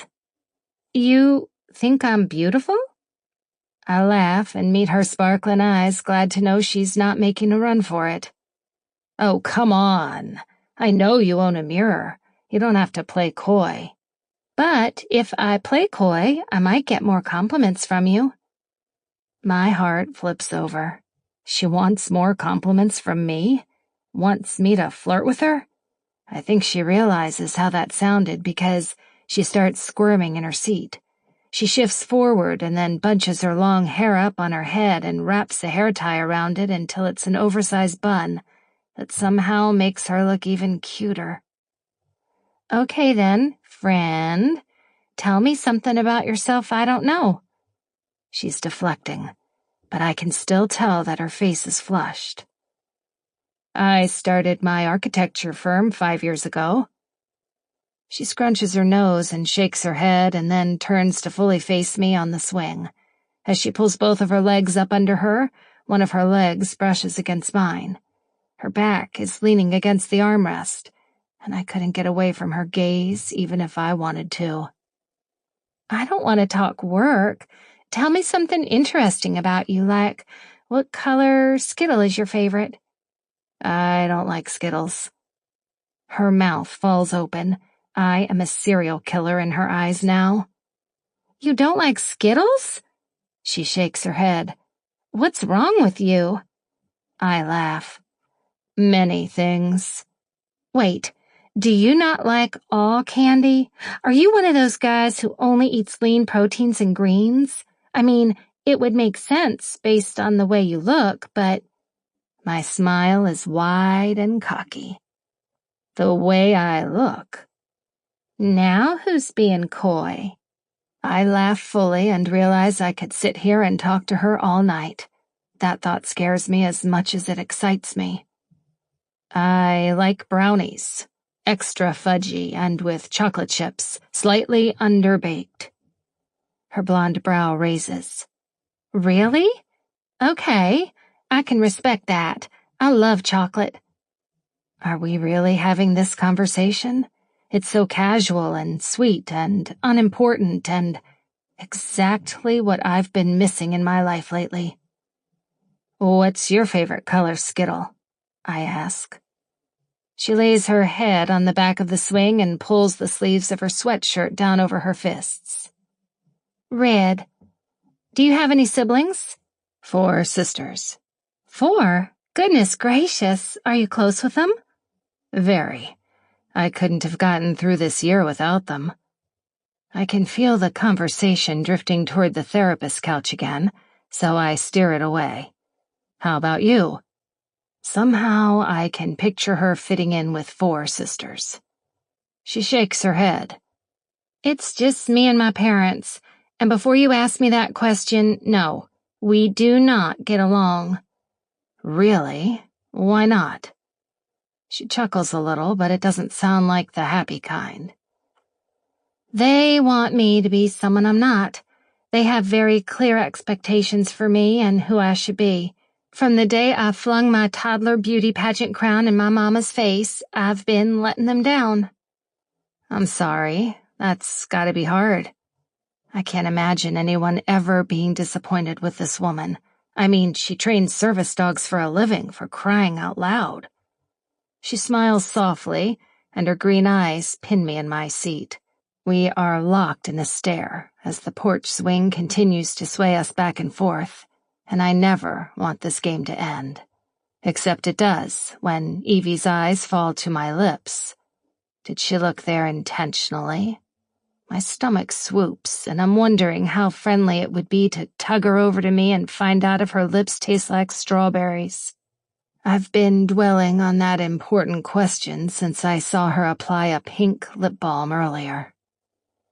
Can I ask you something that's a little out of line for the business friendship we have? She asks, her voice breathy and nervous. Sure, I'm all ears. She smiles tentatively, and I wonder if she's going to ask me out. Is that something women do these days? It's pathetic how old that thought makes me feel. Will you consider letting Sam go to the slumber party with her friends? And just like that, I'm a popped balloon, air rushing out of me as I fall and land deflated on the ground. In the tiny span of time between her potential and actual question, my mind took 100 different turns, none of which I can voice out loud because I'm too much of a gentleman, or at least I pretend I am. The slumber party? Now I'm just stalling, feeling like I need a minute to reel my thoughts back in. Yeah, Sam told me about the slumber party at her friend Jenna's house. She really wants to go, and I think that it would be good for her. She bites the bottom corner of her lip, and I realize that she's nervous. She's afraid I'm going to resort back to my caveman ways and beat the ground, telling her to get out of my house. I've got news for her. I'm not going to be that guy again. I'm done being the jerk around her. So I smile and purposefully relax more into the swing. She gave you her doe eyes, didn't she? Evie's face lights up. The biggest eyes I've ever seen. I think she even managed to let a single tear pool in them. How does she do that? I laugh. She's an impressive human being, but honestly, Evie, I don't know about the party. I don't think I'm ready for her to do something like that. But Sam is. Her words feel like a hammer to my chest. She and Daisy are doing great together. Trust Daisy to do her job. She's going to take care of Sam if she has a seizure, and she'll alert Jenna's parents and they can call you. I don't respond right away, so Evie reaches out and lays her hand across my forearm that has been draped over the back of the swing. You can't keep her in your pocket forever, Jake. Just because your daughter has epilepsy, it doesn't mean that she has to be treated like a toddler for the rest of her life. She's going to need to grow up and learn to live with her disability. Trust me. I do trust her, or at least I'm starting to. I puff out a breath, trying for once not to overthink anything. All right, I'll let her go. Evie smiles wide and squeezes my arm. I swear I'm going to lean across the swing and kiss her. I have to. Every inch of me is aching for it. Honk, honk. Evie and I both jump, and she pulls away, springing to her feet and grabbing the dog's leashes like we were just caught after curfew doing something we shouldn't. I wonder if she could read my thoughts a moment ago, because she seemed suddenly reluctant to meet my eyes. Would she hate a kiss from me? Get it together, Jake. You can't kiss her. You're not ready for this, remember? I think you're making the right decision about the party, Evie says as she's running down the porch stairs in a full gallop. I'll see you tomorrow. I'm watching her leave my house, and honestly, I hate it. I want her to stay. It's stupid, I'm being stupid, but just before she gets in the Uber, a thought hits me, and I call out to her. Evie, wait. Charlie and Daisy jump in the back seat, and Evie pauses before getting in to look at me. That's what Sam was trying to get you to ask me earlier, wasn't it? When she pushed you into the kitchen, she wanted you to ask me about the slumber party, but you knew I'd say no, so you covered by inviting yourself for dinner. I state this like I'm at a murder mystery dinner, and I've just solved the case. A smile grows on her lips, confirming that she threw herself under a bus to protect my daughter's chances of happiness. Night, Jake. Good night, Evie. Tomorrow can't come fast enough. Chapter 12. Training Camp, Day 3. Jake. Thanks for braiding Sam's hair tonight before you left. I can never get it right. Evie. Not a problem. I like braiding hair. Maybe I'll quit the service dog business and go to hair school. Jake. Can you wait to do that until after you've finished working with Sam and Daisy? Evie. Bossy much? But okay. We only have 2 days left anyway. Jake. Yeah, 2 days. Training Camp, Day 4. Evie. Dinner was great. Thanks again for inviting me to stay. I swear I really do have food at my apartment. Jake. It was nothing. Made sense for you to stay since training went late. Evie. Which makes it even nicer of you to offer. Jake. Stop it. You're making me blush. Evie. I don't believe it. I need photographic evidence. Jake. Are you trying to get me to send nudes? Evie. What? No. Now I'm blushing. Jake. I need photographic evidence. Evie. ... Training Camp, Day 5. Jake. Last day of training today. Evie. Yep. Jake. Sam's going to miss you. Evie. Sam can come see me anytime she wants. Jake. Good to know. Come hungry today. I'm going to feed you pancakes before you guys start your session. Evie. Do you talk this dirty to all your female friends? Jake. Just you. Chapter 13. Evie. My intentions were noble when I set out for the bathroom. I swear it. Put a Bible under my hand and I will. Okay, well, that's taken it too far because clearly my intentions were as noble as sin. I'm standing in the middle of Jake's bedroom, looking around with hungry eyes.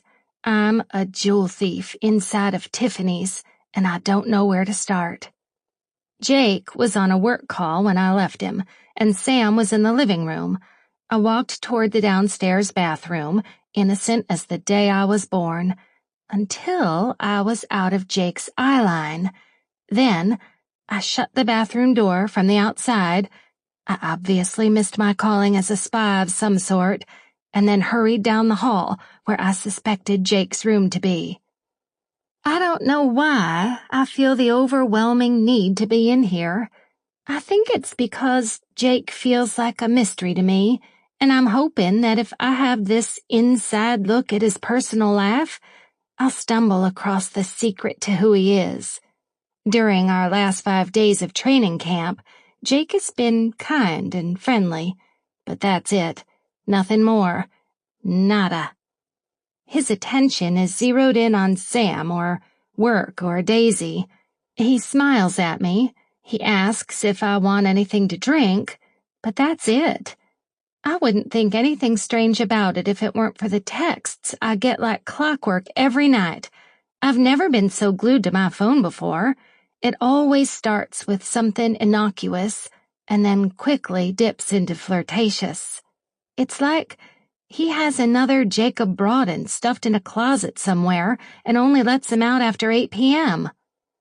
I open his closet, and unfortunately, no one jumps out. Now, I realize that I am a borderline stalker woman right now. It's creepy that I'm tiptoeing around his room, running my fingers across his rumpled gray bedspread, and smiling that he doesn't bother to make it before he leaves in the morning. I really want to pick up his shirt laying across his bed and smell it. But I said that I was only borderline creepy, and I stand by that. Therefore, I refrain. The ugly truth is, I saw the sign saying, "Beware, crush ahead," but I blew right past them. Jake has stolen all of my brain space. He is all I think about, and it's really making me nervous. I don't want to fall for him. I still feel like he's too far out of my league. So, I guess, by me tiptoeing around his room like this, I'm sort of just torturing myself with what I'll never have. My eyes narrow on a book beside his bed, and my greedy little fingers snatch it up. What does a man like Jake read before he goes to bed? Twilight? No. You've got to be kidding me. This one life choice of his has me rethinking everything. There's no other explanation for a 33-year-old man reading a book about teenage vampire love. He's a psychopath. Yes, I realize that's rich, coming from a woman snooping around a man's bedroom. Find anything interesting? Jake's voice sounds behind me, and I snap the book shut and spin around to face him, holding the book behind my back. I'm caught, red-handed. The jewels are behind my back, and it's incriminating enough to send me to prison for the rest of my life. I don't dare speak. I have the right to remain silent. I've seen enough cop shows to know that anything I say will be held against me in a court of law. What you got there? He's smiling, and I'm turning into a tomato. I was looking for the bathroom. In my bedside table. He's stalking toward me, and I'm quaking in my tennis shoes. Where's Charlie when I need him? Attack, boy. Jake stops just in front of me, so close that I can feel the heat rushing off of him in waves, and I have to tip my head up to look at him. It's doing nothing to help my flaming cheeks. I don't think he's ever stood this close to me before, and I'm wondering if maybe this is 8 p.m. Jacob Broaden, freshly escaped from whatever cell he's normally kept in. He reaches around me, his arm brushing against my shoulder, and I think I accidentally shudder. No, I know I do because he notices and smirks. Hello, 8 p.m. Jake. After retrieving the evidence from behind my back, he chuckles. I can't look away, and neither can he. He's holding the book between us now, but doesn't bother to look down at it. Were you about to call Child Protection Services to have Sam removed from my guardianship after seeing this? The number is halfway typed in my phone. I don't like how wobbly my voice sounds. But how else am I supposed to sound when I'm face to chest with a superhero that just finished fighting crime? Because that's clearly what Jake is. It's the only logical explanation for all the muscles. He smiles. Sam said she wanted to read it, so I thought I would read it first to see if it's appropriate for her. A likely story. I can't let him know that I think he's probably the best dad I've ever seen before. The way he loves and cares for Sam only adds to my attraction for him. It's not at all an appropriate book for her. His eyes dropped to my mouth. Too much longing and wanting. Between Edward and Bella, right? Because my mind is screaming that he's talking about us, and I have no idea what to do with that information. I want Jake to like me. I want him to want me. But I also don't dare believe that he really does. I don't have anything to offer him. By the way, your boss is here. He mentions casually as if that isn't the most startling information I've heard all day. It has the same effect on me as a hypnotist snapping his fingers. My head rears back. Joanna? He nods, but his eyes are still trying to tell me something. That's why I came to get you, but I figured I should let you have a few minutes to creep around my room first. My cheeks heat again. You knew I was in here the whole time? His smile grows. I don't mind. Snoop any time you want. Why would you be okay with that? It's a dare as much as it is a truth. He's quiet for a minute, and then he looks over my shoulder as if he can't look me in the eye when he answers. I guess I want you to get to know me. Oh. His eyes hook mine again. So we can be real friends, not just work friends. Oh. Again with this friend crap? I try not to let my dejection write itself across my face, but it's probably no use. I've never been good at hiding my feelings. He's probably reading a post-it on my forehead at this very moment that reads, "Hi, I'm Evie. I want you to like me romantically, but you don't, so I'll probably cry on my car ride home." Do you know why Joanna is here? I'm ripping the post-it off and changing the subject. She never comes to my training days anymore. He shrugs his big shoulders, and I'm mesmerized by how the fabric of his shirt pulls tight. I guess you're in trouble. Not likely. If I had to guess, I would say that Joanna is going to be the one in trouble at the end of this day. I try to step around Jake, but he cuts me off. Maybe Jake isn't the only superhuman, because I hold my body so fast that I almost knock myself backward. Thanks to my reaction time, neither of us are touching, but that doesn't help all the chills racing across my body. Wait. I want to know what you think of my room. His voice is playful, and this is seriously throwing me off. He's like a bully that pulls my hat down over my eyes in the hallway and then keeps spinning me in reverse circles so I'm never able to catch my bearing. Business, flirting, stoic, friends, flirting, quiet. But he's very clearly not going to let me leave this room without an answer. So I sigh and take a long, exaggerated look around the room, as if I didn't already do a thorough investigation a few minutes ago. It's nice, I say, and then get ready to leave. No. Tell me what's going on in your head.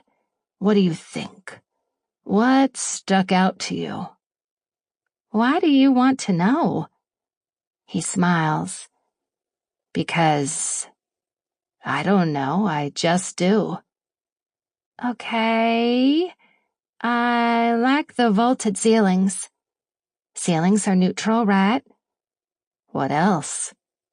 His smirk says this is some sort of game to him, but I haven't figured out the rules yet, or the objective.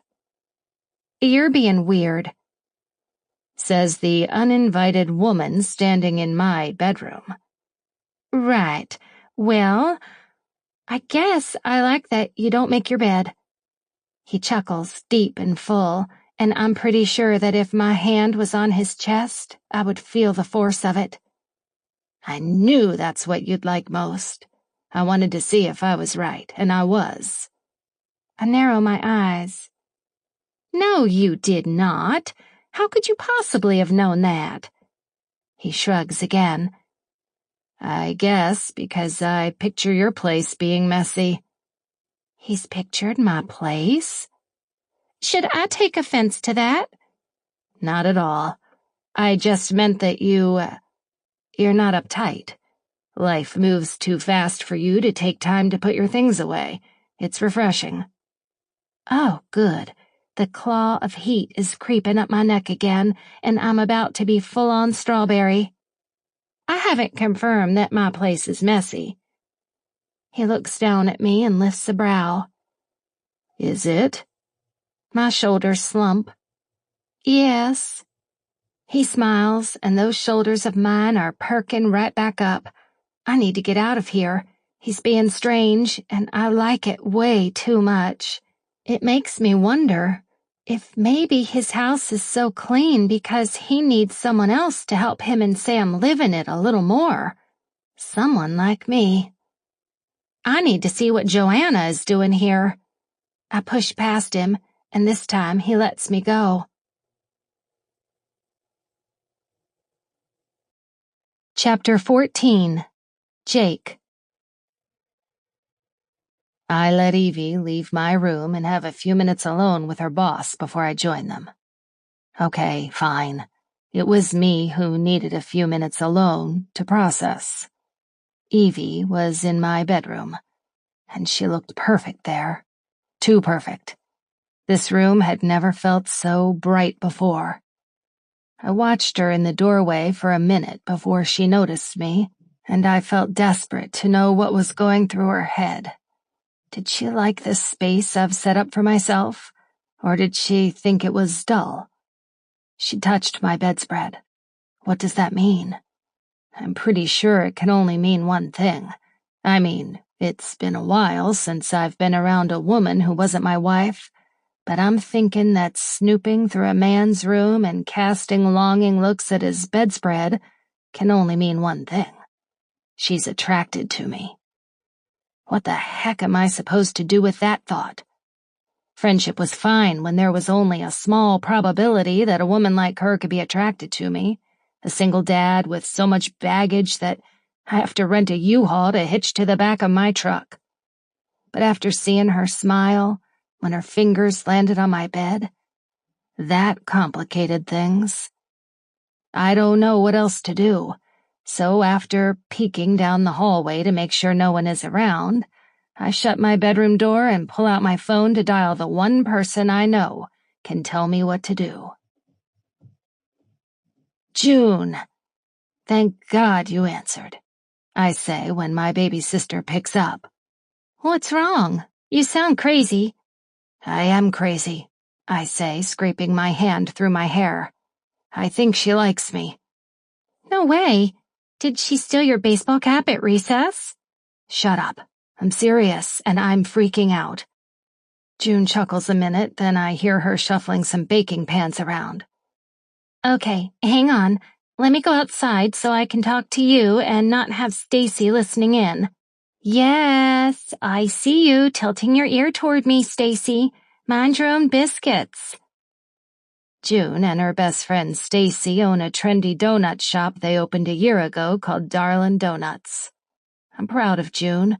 Everyone in Charleston loves their donut shop. The storefront itself looks like something right off a Pinterest page. Everything is white with pops of bright color, and each of their original flavored donuts have names like Just Peachy for their peach-flavored donut, and Slow as Molasses for their cinnamon molasses donuts, and then my personal favorite, Kiss My Grits, for their newest savory grits-inspired donut. Okay, I'm ready. Spill. I sigh and go into my bathroom and shut the door, just in case anyone is in the hallway and can hear me. Do you remember the woman, Evie Jones, I was telling you about the other day?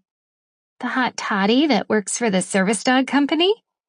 I never once called her a hot toddy. You should. I bet she'd love it. Ladies love a sexy nickname. Oh my gosh. Why did I call her again?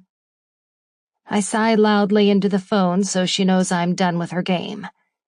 Anyways, I just found her in my room. Naked? I cringe hearing that word come off of my sister's tongue.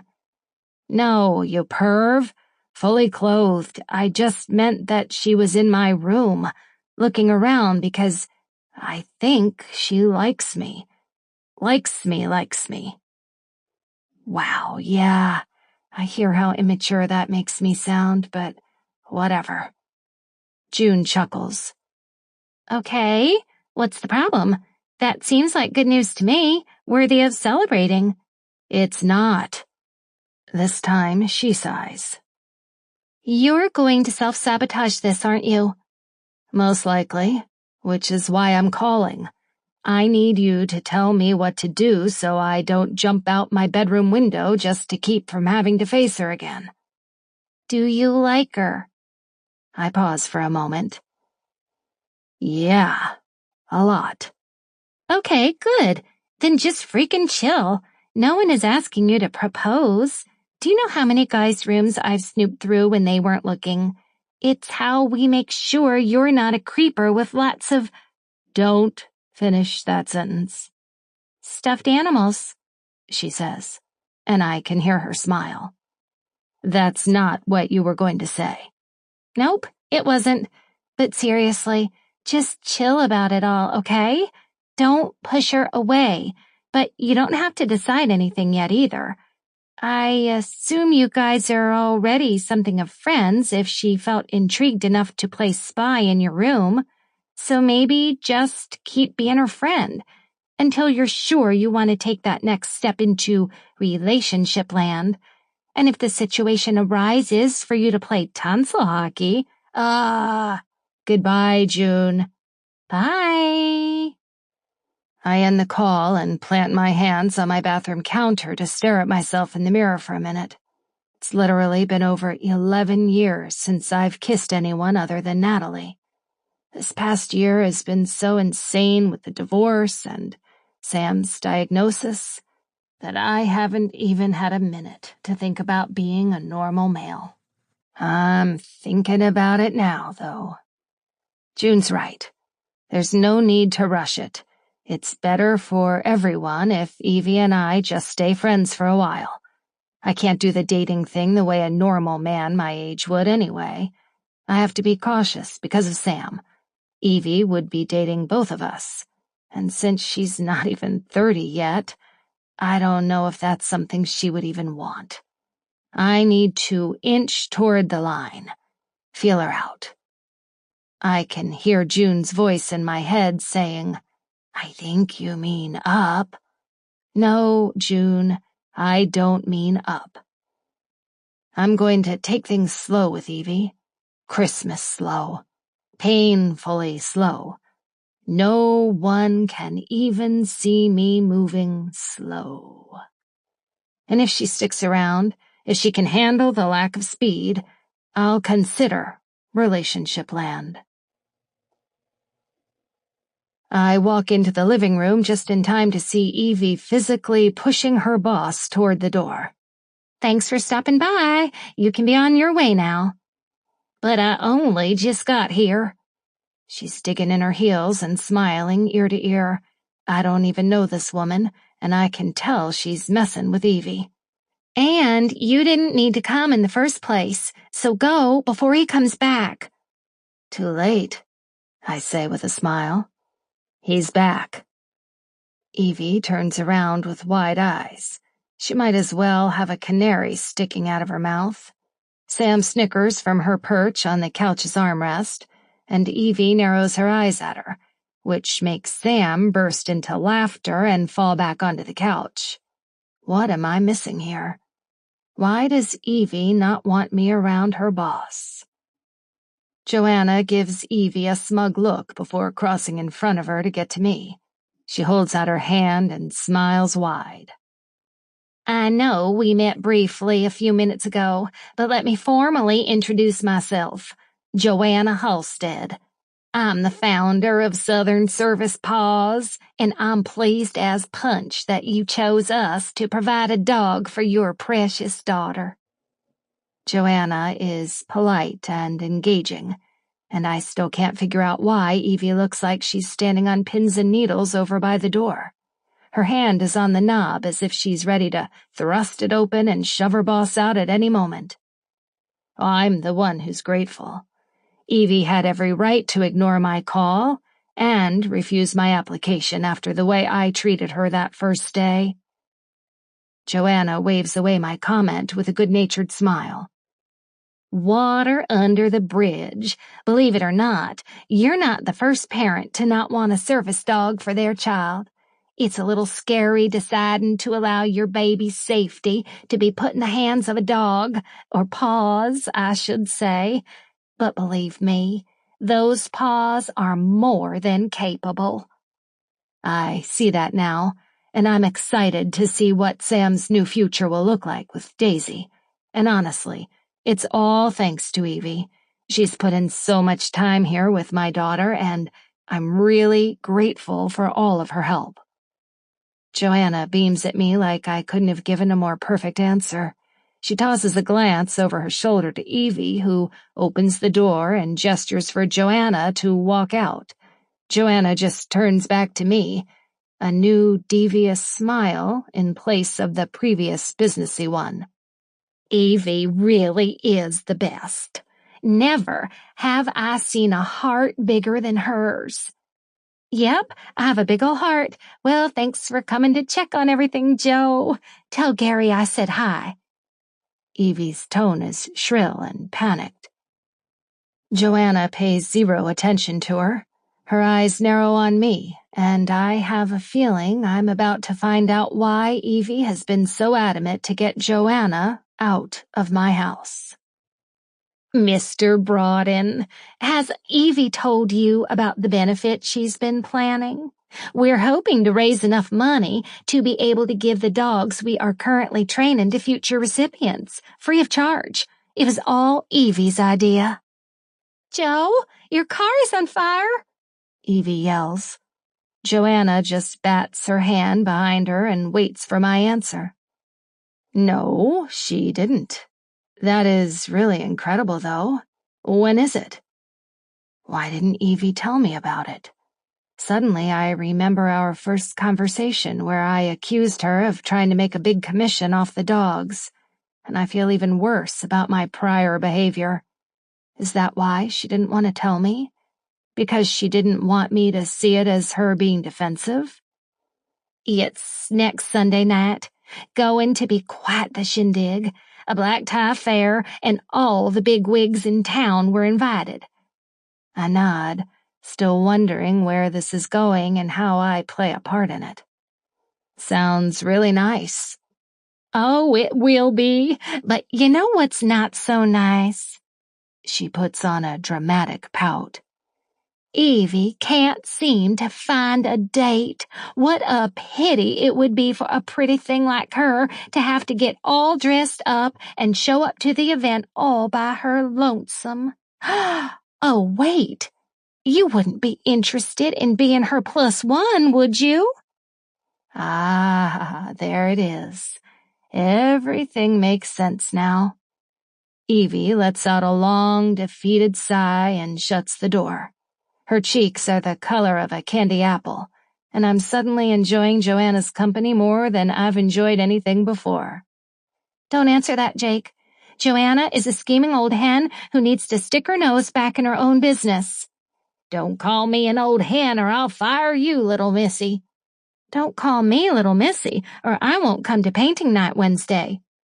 I can't decide if these two women act more like sisters, friends, or mother and daughter.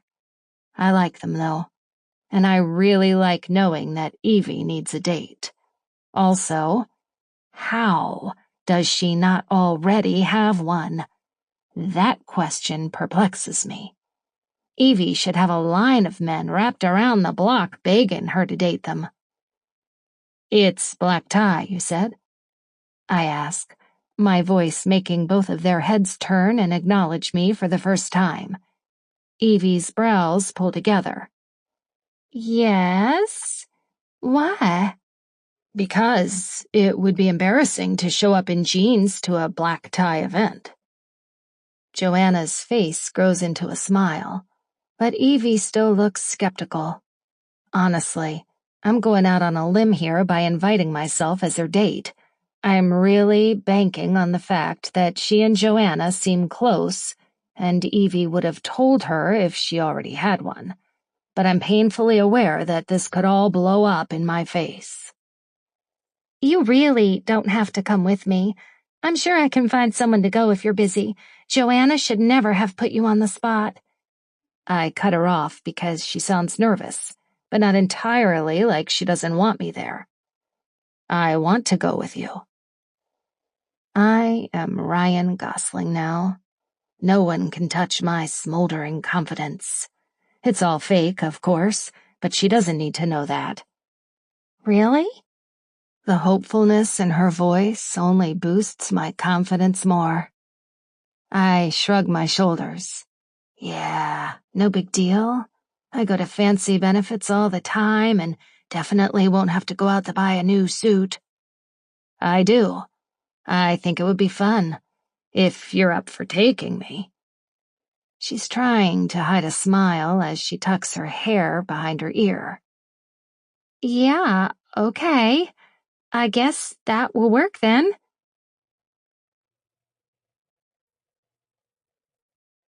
Chapter 15. Evie. So, she's really mine now? Asks Sam. She's really yours. Like she gets to sleep with me from now on? Yep. Sam smiles and lets her toes skim across the pool water again. She's only dipping her toes in because she's wearing little girl skinny jeans and could only roll them up to the ankles. I'm wearing my favorite yellow cotton dress, so I'm able to dip my legs in from the knee down. The water feels like a bath, and the sun is warm on my skin. Charlie is lying down on the side of the pool to my left, and Daisy is lying down on Sam's right. Other than our different hair colors, we look like a mirrored reflection of each other. I feel a tether to Sam that I can't explain, and I wonder if it's because I see her as a younger version of myself. We sit quietly together by the pool while Jake is inside putting out a few fires with a contractor over the phone. I glance over my shoulder and catch a glimpse of him standing at the window, phone pressed to his ear, but his eyes glued to me and Sam. His brows are pulled together, but he doesn't look angry, just thoughtful. My skin grows hot knowing Jake is watching me. All I want to do is obsessively think about what took place this morning in his living room with Joe. Does he really want to go as my date to the benefit? Was it a pity offer? I want to murder Joe for asking him like she did, or kiss her. I can't decide. But when I get home and give my brain the free rein it wants to turn that conversation over and over and dissect it like a mad scientist, I'll know for sure. So, my dad says I can go to the slumber party. I know. That's so great. Are you excited? Sam kicks some water. Kind of. I look down at her. Just kind of? I thought you'd be super happy he gave you permission. I am. Except she's not. I bump her little shoulder with mine. Tell me what's up. She breathes in and out for a minute and then finally lets the truth out. I'm kinda scared. I know I put up a big fight about wanting to go, but now that I can, I'm scared I'll have a seizure while I'm there. I understand that, and unfortunately, the chances are pretty high that she will. Stress and sleep deprivation are triggers for a lot of people. You might, but if you do, Daisy will be there to take care of you. And I have no doubt that Daisy will. I've been working with them all week, and what I've seen leaves me with nothing but confidence. Sam turns her face away from me to pet Daisy. It's not that I'm afraid of the seizure. I'm afraid of what the other girls will think of me if they see me have one. Unfortunately, this is the one thing regarding disabilities that service dogs cannot protect us from: other humans. People can be cruel, especially kids, so I understand Sam's worry. I wish I could tell you that everyone will always understand your seizures, but they won't. You can't control other people, but you can control who you surround yourself with. So, if you think that these girls will be mean to you if you have a seizure, don't go. They're not worth your friendship. Have you ever had anyone be mean to you after seeing one of your episodes? I don't like this question. It fills my mind with uncomfortable memories that I would rather never think of again. Ones that I've buried 6 feet under the ground and promise never to revisit. Looks like I'm grabbing a shovel. Unfortunately, yes. I had a seizure during English class my junior year of high school. I am one of the lucky few who convulsed during an episode. Did you catch my sarcasm there? Let me tell you. The jocks of the school loved that. They spent the rest of the school year reenacting my seizures every time they passed me in the hallway. But they must have been very into drama since they made sure to take their reenactments way over the top. I'm just lucky to have been in high school before the time of social media. I can only imagine how scary high school would be for someone with a disability in the age of smartphones. And you know what? As it turns out, I don't think Sam needs to hear this whole story. It probably wouldn't make her feel much better. So I keep the full story to myself, but decide that one day, if I feel she needs to hear it, I'll tell her. Wait a second. What in the world am I picturing myself in Sam's life as she's growing up? I had some not-so-nice people say some not-so-nice things about me when I was young. But you know what? I look down at Sam and brush her hair behind her ear. I survived. It hurt at the time, but now I'm a strong woman who lives with a very scary medical condition, and I have every right to feel proud of myself for that, and you do too. Don't ever let anyone make you feel bad about who you are or scared to live your life. You're more than your seizures, and I'll be happy to remind you of that any time you doubt it. Sam smiles and then surprises me by leaning into me and wrapping me up in her darling little arms. Thanks, Evie. I'm glad I emailed you that day, even if I did lose my iPad for a week. I laugh. Me too, darling.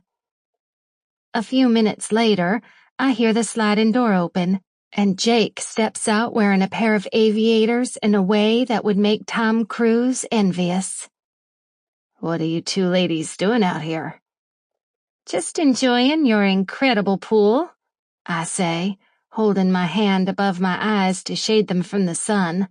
I should have put them in front of my eyes to shade them from Jake. I can't handle how good he looks drenched in the orange sunset.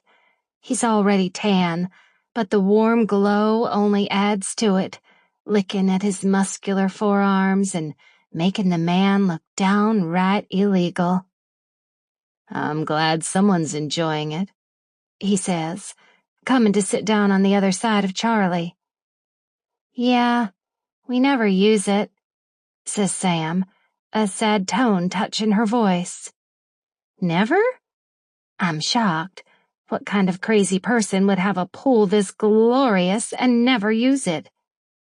Between work and school and doctor's appointments, we just don't have the time. Then make time. He should be put in jail for owning a pool that could be featured on a design show and not finding time to use it. He chuckles and shakes his head a little. It's not that easy. It really is, though. He's trying to sell me adulting, and I'm not buying it. The real problem has been hovering in Jake's and Sam's eyes all week. They haven't picked up the pieces of their life yet. They got hit with some tough stuff and haven't decided to move forward. I'm about to slingshot their butts into moving on. Life isn't worth it if you can't play a little. You've gotta steal fun when you can, I say while standing up. Jake looks up at me with a crooked smile. Like when? What do you suggest when every day is booked solid and I can barely find time to tie my shoes? Get some slip-ons. I flash him a haughty grin. And allow me to point out that you're not busy right this minute. His smile falters ever so slightly. I don't have my swim trunks on. Oh, silly little practical Jake. As you're about to find out, I don't give one hill of beans if your trunks are on or not. I smile wickedly, and then, before he has time to process the evil about to befall him, I give him a shove from behind and dump his practical butt in the pool. He comes up out of the water like a cologne ad that never made it to live television because it was too sensual. His navy shirt is clinging to his chiseled body, and his hair is dripping wet before he dashes his hand through it, sending glistening water droplets through the air. And basically, I've never been prouder of a decision in my entire life. Sam has dissolved into a fit of laughter beside me, and I'm pretty sure that Charlie just called Jake a moron under his breath. Obviously, he likes Jake, but I think he's a tad bit jealous of our new friendship. He can go cry to Rachel Green. Laugh it up, Chuckles, Jake says with a heart-melting smile. You're next. I see what he's doing. He's inching toward the edge of the pool with a smirk that says, I'm coming for you. Jake is so certain that I'm going to scream and run away like the girl who just got her hair done and would rather die than ruin her blowout. He doesn't know me very well yet, and my hair appointment is so overdue, I think my hairstylist has given up on me completely. Ladies, if you don't take any other advice from me, listen to these words, because they are the most important you will ever hear. If a sexy man is in a pool and smiling at you like Jake is smiling at me, don't waste a single moment standing on the side. Before he has a chance to make it to the stairs, I take off running and cannonball in right beside him. Chapter 16. Evie. I'm wringing out my hair from my shower and listening to Leon Bridges croon over the speakers. I have a sweet, warm, scented candle lit on my coffee table, and everything is right with the world. It's been a good week, a good day especially. I can't put my finger on it, but something about me feels different. I'm still working my same job. I still have my same thimble-sized apartment. There is still the same chance I'll have a seizure today as there was yesterday, but something feels different. It's like I had a pile of books stacked on my desk, and although I can't be certain, I think someone came in at some point and rearranged them. I'm rearranged. Laughing in the pool tonight with Jake and Sam made me feel a sense of belonging. It scares me as much as it excites me, but I don't want to give in to the fear. I still feel like I'm sitting up in the nosebleeds, but maybe I'm ready to walk down a few flights of stairs to get closer to the field. I think Jake feels this way too. I could try to talk myself out of it, run a fake play on my own heart and choose to believe that he's not interested in me. But here's the thing. I catch him looking at me a lot, and it's not a normal look. It's a smolderin', knock your socks off kissing until midnight kind of look. He's at least attracted to me. I know that much. So, what kind of dance are we doing here? I just finished squeezing the water out of my hair and neatly hang up my towel on the drying rack. Ha ha, just kiddin'. It's laying in a bundle on the floor where it will probably live for the rest of the week, when I hear a knock at my door. "Did you order cookies again?" I ask the lazy dog lying on my bed. He gives me a look that says, "Stop blaming your poor eating habits on me," and then lays his head back down. It's a good thing he's so cute. I open the door and then realize I should have looked through the peephole first. I could have just opened the door to a murderer or a rapist or, gasp, my mama. But thanks to my incredible luck in life lately, I opened the door to none other than Jacob Broaden. "Jake," I say, and whoa, I need to simmer down because I sound way too excited to see him. Play it cool. I'm supposed to be walking down the stairs toward the field, not full-on sprinting and skipping steps. He likes it, though, because he smiles when he says, "Hey, Evie." Then his gaze drops and takes in what I'm wearing. And this is the moment that I remember what a lovely ensemble I am wearing. I have on an XL shirt that says, "Dolly is my spirit animal," which lands just above my knees, tall socks, and no bra. To make it worse, I am wearing flannel PJ shorts under my shirt, but there's no way you can see those, so basically, I look like the world's biggest hussy right now. But it isn't my fault. I obviously wouldn't have worn this if I knew Jake was coming by. Although, I have to admit that I am enjoying the appreciative look in his eye. "No. Bad, Evie."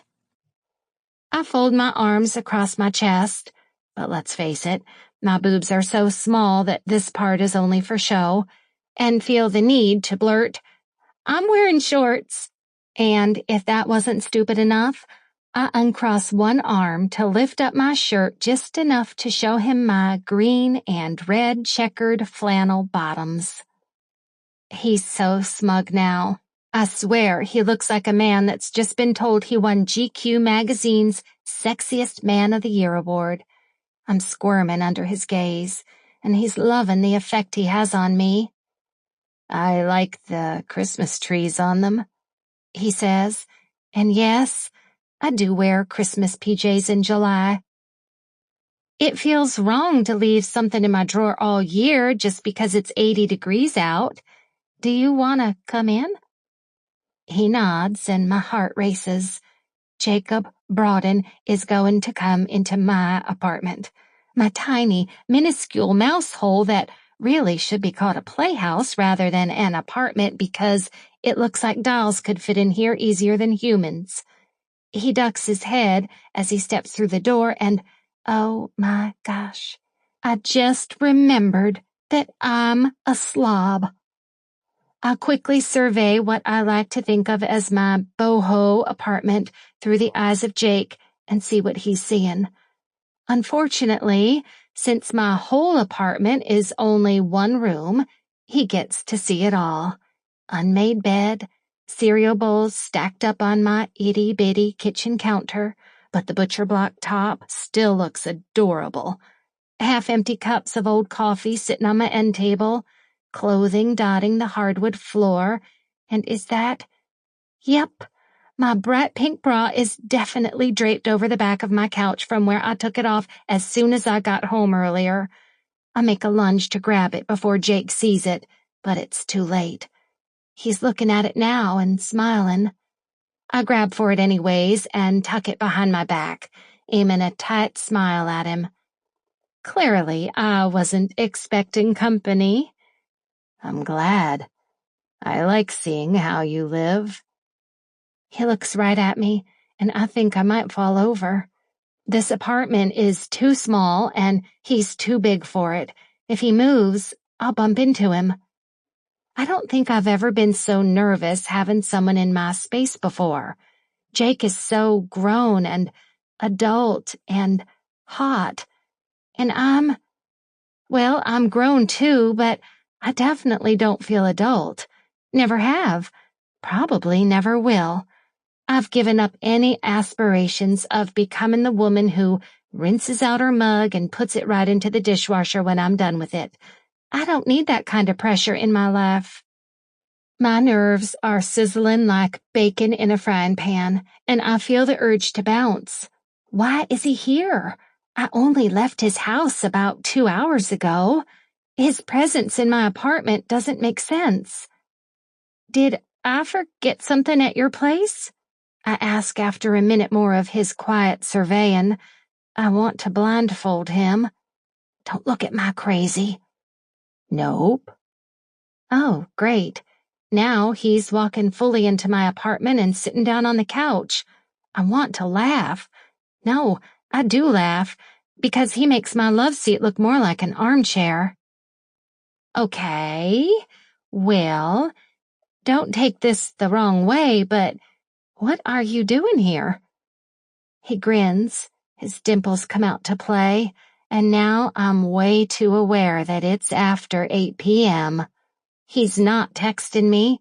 He's in my living room, breathing my air, and adding at least 10 degrees of heat to the room. Do I make you nervous being in here? No. I shift my weight to my other foot, shove my pink bra under the blankets of my bed, push my hair behind my ear. Don't like that. Untuck my hair. Okay, maybe a little. Is this payback for me snooping around your room? He chuckles and moves his big arms to spread out over the back of my love seat. He looks mighty comfy there, like a man that's in no hurry to leave. What the heck is happening? Actually, I've come by to bring you an invitation. He eyes me, and his brows pull together. Are you going to stay over there all night? If this were a movie, this is the part where the camera would pan to me and I'd be gone. It would have to tilt up to find me plastered in the farthest upper corner of my apartment, like Spider-Man. Why am I being so weird? I'm 26 years old and acting like I've never been alone with a man before. So what if Jake is here at my apartment? No big deal. Friends visit other friends' apartments all the time. I just wish this friend was wearing a bra. An invitation? I ask, moving closer to Jake. He scoots toward one end of the couch and makes room for me. Okay, I guess I'm sitting there with Jake. That's fine. I sit down, and we are so close now that I feel like I might as well be sitting on his lap. I adjust so that my legs are up in the seat with me, and I'm somewhat facing Jake, because having my feet touch his leg is way better than the whole right side of my body. Well, not better, just friendlier and less steamy. He reaches in his pocket and pulls out a folded piece of paper and hands it to me. There is a very childish drawing of a girl jumping into a pool drawn on the front. I had no idea you were such an artist, I say with a grin. I could say the same about you. He nods his head toward my fruit masterpiece leaning up against the wall. Gotta say, I didn't take you for a butt girl. My face flames and I laugh. It was supposed to be an orange. Sure it was. Oh, go home and finish Twilight, I say, while shoving his shoulder. He laughs, and honestly, I love the sound. It echoes off the walls, and somehow my apartment suddenly feels safer and homier. So, what's this? I'm opening the invitation and reading the few scribbled lines stating the date and time. Saturday, 12 o'clock. Sam and I decided you were right, and we should make more time for fun. So, this is your official invitation to our pool party this weekend. I look up from the invitation, and I feel my smile growing too big. My smile is more appropriate for winning a new car off The Price is Right than accepting a pool party invitation. I love this idea. Count me in.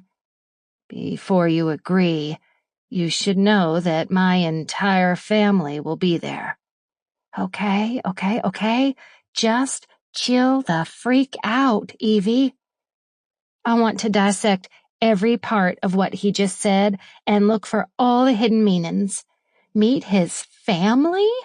This has to mean something, right?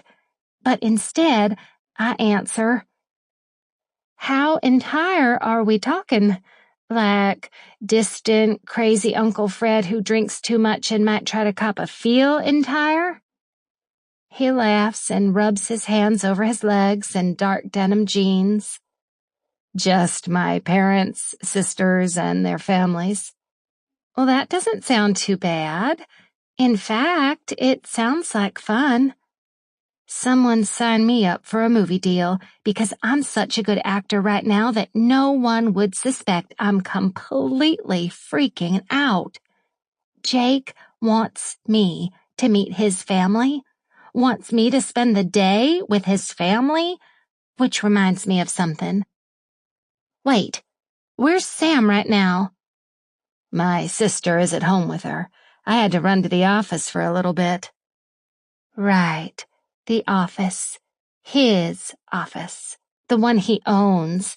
I have to stop thinking of these things because all they do is remind me that there is no way this guy should be interested in me. I'm the furthest from successful anyone could be. Just ask my mama. She'll tell you. So, work usually keeps you pretty busy? He sighs one of those heavy man sighs that sounds like he's literally holding the world on his shoulders. Yeah. But I've delegated a lot of my work to the 2 other architects in the firm, though. You don't sound as relieved as a person normally does after a statement like that. I guess it's because I'm not really all that relieved. This is going to make me sound like the world's worst dad, but I love my job. It's been hard for me to give up most of my work to be home with Sam. I shake my head. That doesn't make you sound like a bad parent. I think, if anything, it shows how amazing you are. You're giving up something you love to be there for your kid. I wish I wasn't having to say all this out loud. It's forcing me to think of all the incredible qualities of Jake that I've been trying to ignore. Thanks. It was easier to balance it all when... His words trail off, and I know what he's not saying. When you were married and had a second parent at home with Sam? His blue eyes lock with mine, and he nods. Sorry. I don't mean to keep dropping that in every conversation. It's okay. Really, it's a part of your life, so why wouldn't I want to talk with you about it? And then, suddenly, I realize I'm not such a good actor after all because I'm letting my interest in him show way too much. I clear my throat and look down at my knees. How were Sam and Daisy getting on after I left? Great. Sam is like a new kid with Daisy. She seems so much lighter and more excited about life. He chuckles. She even put a fake spider in my sock drawer earlier today. You have no idea how good it is to have her interacting with me like that again. I smile. That's wonderful, Jake. I'm so happy for you guys. I know what it's like to find that security, and honestly, there's nothing quite like it. Is that how you felt when you first got Charlie? I smile at the memory of those first weeks of finding my new independence. My parents hated it, but I thrived in it. Yep, it was pretty wonderful. I didn't move out of my parents' house until I was 23 because I was so scared of what life with epilepsy would look like living on my own. But Charlie and I clicked right away. My parents didn't support my decision at all to leave their house because, well, I think they lacked being able to keep me under their thumb. So, when I moved out, Joanna became more of a mama to me than my own mother ever was. She helped me set up a landline here that attaches to a special button Charlie can push when I have a seizure.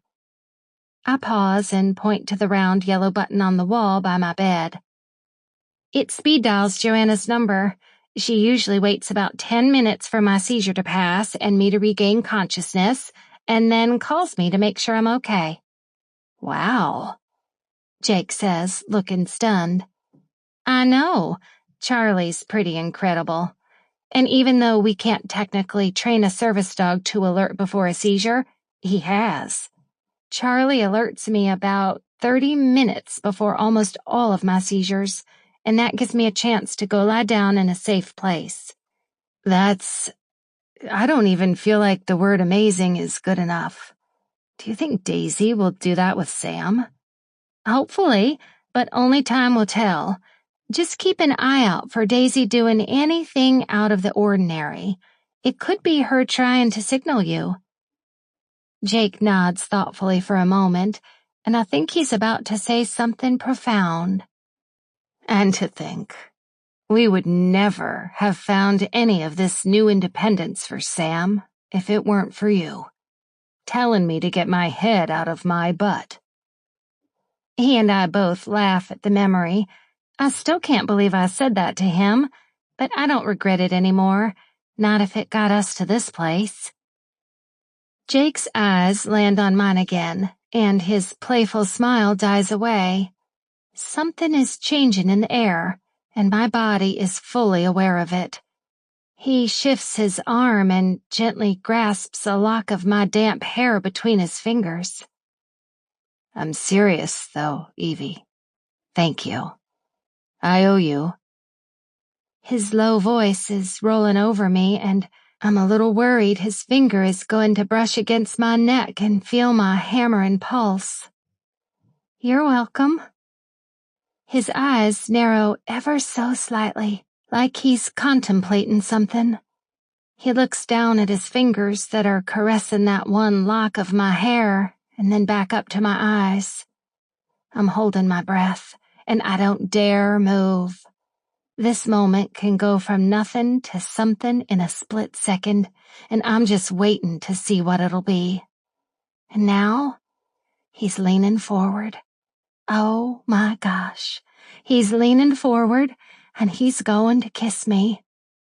Evie, he whispers, and I can feel his minty breath on my lips. He said my name as both a statement and a question. What he means is, Evie, can I kiss you? To which I'm responding with a yes by leaning forward too. His hand leaves my hair and moves to cut my neck, and now I'm certain he can feel my racing pulse. He's moving so slowly toward my mouth, and I'm dying. It's been so long since I've been kissed, and never have I been kissed by a man like Jake. I want to fist the front of his shirt and drag his mouth to mine as quick as possible, but I'm being a lady about it and letting him come to me. No one wants to look desperate. And then I close my eyes and finally feel his warm lips press against mine in the lightest, most feather-soft motion. I inhale deeply and skim my hands up his shoulders to tentatively rest them on the back of his neck. I want to sink in and live inside this kiss for the rest of my life, but I can't, because suddenly there's a knock-knock at my door, and I swear I'm going to murder whoever is on the other side. Jake and I both forget we are grown adults and catapult apart on my love seat so fast you would think we got caught making out in a closet during a Sunday school class. Chapter 17. Jake. While Evie is walking to answer the door, I lean over to rest my elbows on my knees and scrape my hands through my hair. What the heck was I thinking kissing her tonight? I know it looks bad, but that's definitely not why I came over here. I was really only intending to give her the invitation and run. Just your friendly neighborhood postman. But no, I saw her, and my body suddenly had other plans. Plans to kiss her, apparently. What now? I wanted to move slowly. S-L-O-W. This little action just changed things. Now I have a conversation on the horizon that I'm not at all prepared for. Well, I'm a little prepared for it. The more time I spend with Evie, the more I can't imagine not dating her. But I don't know if I can trust myself. I've made a poor decision concerning a woman before, and look how that turned out. Although I know I don't want to spend the rest of my life alone. So I'll have to face my fears at some point. Looks like that point is now. I hear Evie open the door, and then she gasps. Her gasp has me looking toward the door just in time to hear her say, "Mama, Daddy, what are you doing here?" Oh, super. I shoot up from the couch, and in a split second, because Evie's apartment is made for ants, I am standing beside her at the door. Her mom's eyes are wide as they look from me to Evie and then slowly down Evie's body, in the same way one might look at a prostitute they've just encountered on the sidewalk. I don't know why I suddenly have the urge to defend myself. She's wearing shorts. I'm a grown man. Evie's a grown woman.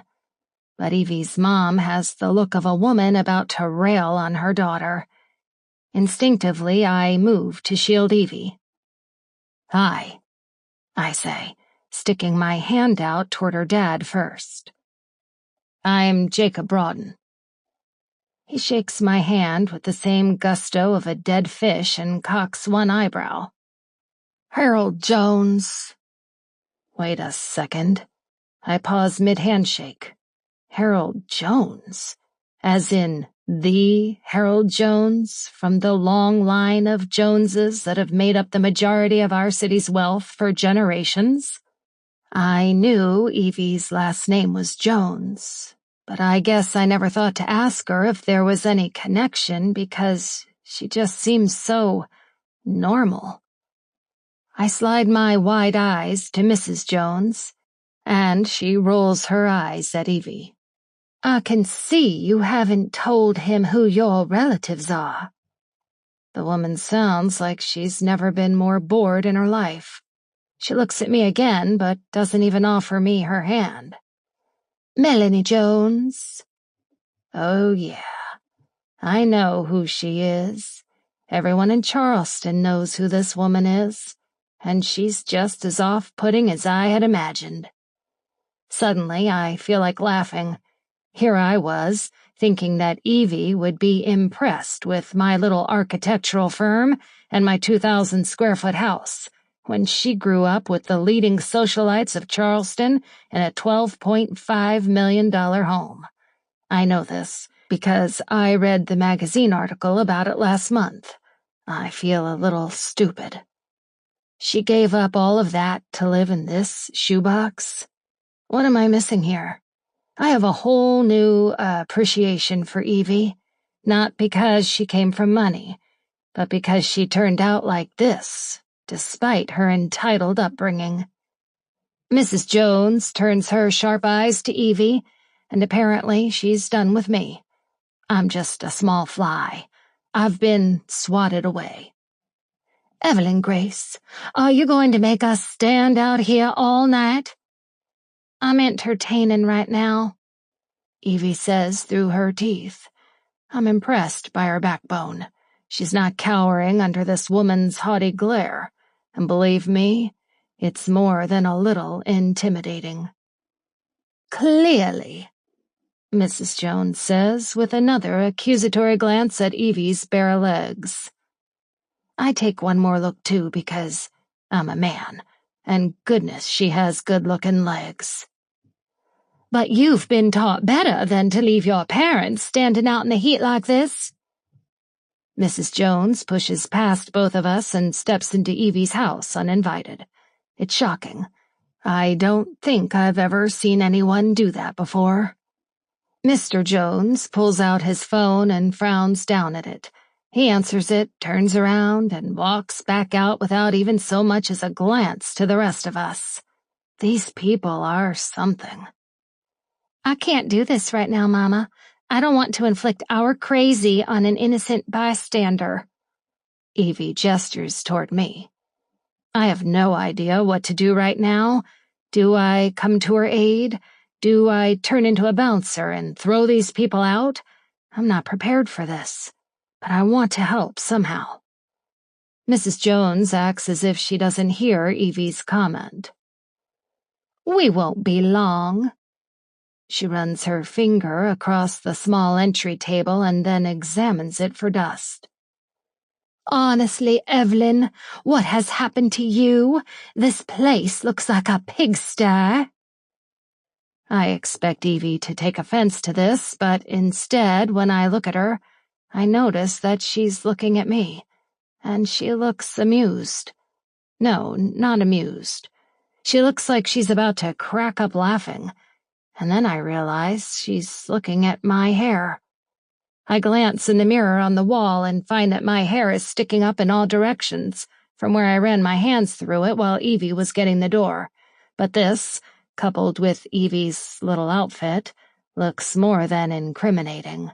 I quickly smooth it down. If you're just here to comment on my cleanliness, Mama, you can just walk right back out. I'm happy with the way I live. That's not why I'm here, although I do feel compelled to mention that if you would stop being foolish and accept Tyler, you would be able to move out of this cardboard box. Wait a minute. Who's Tyler? I don't live in the 1800s, Mama. I'm not going to accept a man's proposal just because he has a big estate. Am I the only one who thinks this idea is ludicrous? Proposal? Apparently, Evie's not as unattached as I thought. Mrs. Jones's eyes suddenly shift to me, and I can see her sizing me up. Is he the reason you're not accepting Tyler? She's looking at me, but it's clear that she's not talking to me. Okay, this conversation is over, says Evie. Not going to lie. I kinda wish she would have answered that question. Evie walks back to her door and opens it. Time to go, Mama. Mrs. Jones turns to smirk at me. If my daughter won't answer me, I'll ask you. Exactly who are you to Evelyn? He's a friend, says Evie before I have a chance to open my mouth. Mrs. Jones makes a guttural noise and then starts to stroll toward the door at a leisurely pace. I only came by to inform you that your cell phone bill was overdue. If I don't see your payment in our account by the end of the week, I'll be forced to have your phone turned off. Turned off? Is this woman insane? She sounds more like a villain in a movie, threatening to bash Evie's kneecaps in if that AT&T money doesn't show up soon. This reminds me of something Evie said the first time we had coffee, about her bank account matching her age. At the time, I thought she was kidding, but now I'm genuinely concerned. Of course, her mother continues, If you decide to have a relationship with Tyler, all of those ugly bills will go away, and you are welcome to come live in the guest house for free until you and Tyler marry. Great. Not going to happen. Evie bites out. Message received. You can leave now. Tell Daddy I said thanks for stopping by to check on me. Her sarcasm is thick, and although I've never seen her like this, I understand it. Admire it, even. I feel a protective energy coursing through me, and I'm powerless to stop it. If this villain in the baby blue pantsuit doesn't leave in the next minute, I'm going to end up throwing her out myself. Mrs. Jones shakes her head at Evie. You're making a mistake, dear. I just want the best for you and your future. That almost sounded nice, and maybe it would have been a kind parting had she stopped talking there. Mrs. Jones casts a disgusted glance over Evie's appearance one last time. And for heaven's sake, Evelyn Grace, you shouldn't be so easy. It's unbecoming of the Jones name. Okay, that's it. I'm following hot on Mrs. Jones's heels, but Evie reaches out and catches my chest before I can follow the monster out. She shuts the door quickly and puts her back to it like she doesn't trust me to not wrench it open and go after Melanie Jones. Probably for the best. Not sure I trust myself right now. I stare at Evie for a minute, waiting for the floodgates to open or her fury to burn hot. Instead, her dimples pop, and she smiles. Can I bring anything to the pool party on Saturday? My mouth falls open. How are you so calm? I feel like the Hulk, ready to rip my shirt off and burst through the ceiling, and she is just standing there, looking like a springtime fairy. How are you not spitting angry right now? She shrugs and steps away from the door. I stopped letting that woman steal my joy about 15 counseling sessions ago. I don't know what else to do, so I walk to Evie and wrap my arms around her. I want to hold her close because, somehow, I get the feeling she and Sam share more than just the same disability. I think Evie is tough as nails, but she'll still cry into her pillow the second I leave. For a moment, she seems shocked. She doesn't move. Her arms are limp noodles beside her body, but then they finally lift up and wrap around my waist, and she squeezes me back as tightly as I'm squeezing her. It's all I can offer her. They suck. I mumble into her hair, and she laughs. Yeah, they're not the best parents. Why didn't you tell me what family you were from? I had no idea. She pulls away from me and starts busying herself by tidying things around her apartment. Because, number one, how weird would it have been if the second I met you, I said, "Hi, I'm Evie Jones, you know, of the famous Joneses who practically own this city?" And number two, I'm trying to make my own way in life without riding their coattails. I watch her fold up a fluffy blue blanket. I understand that.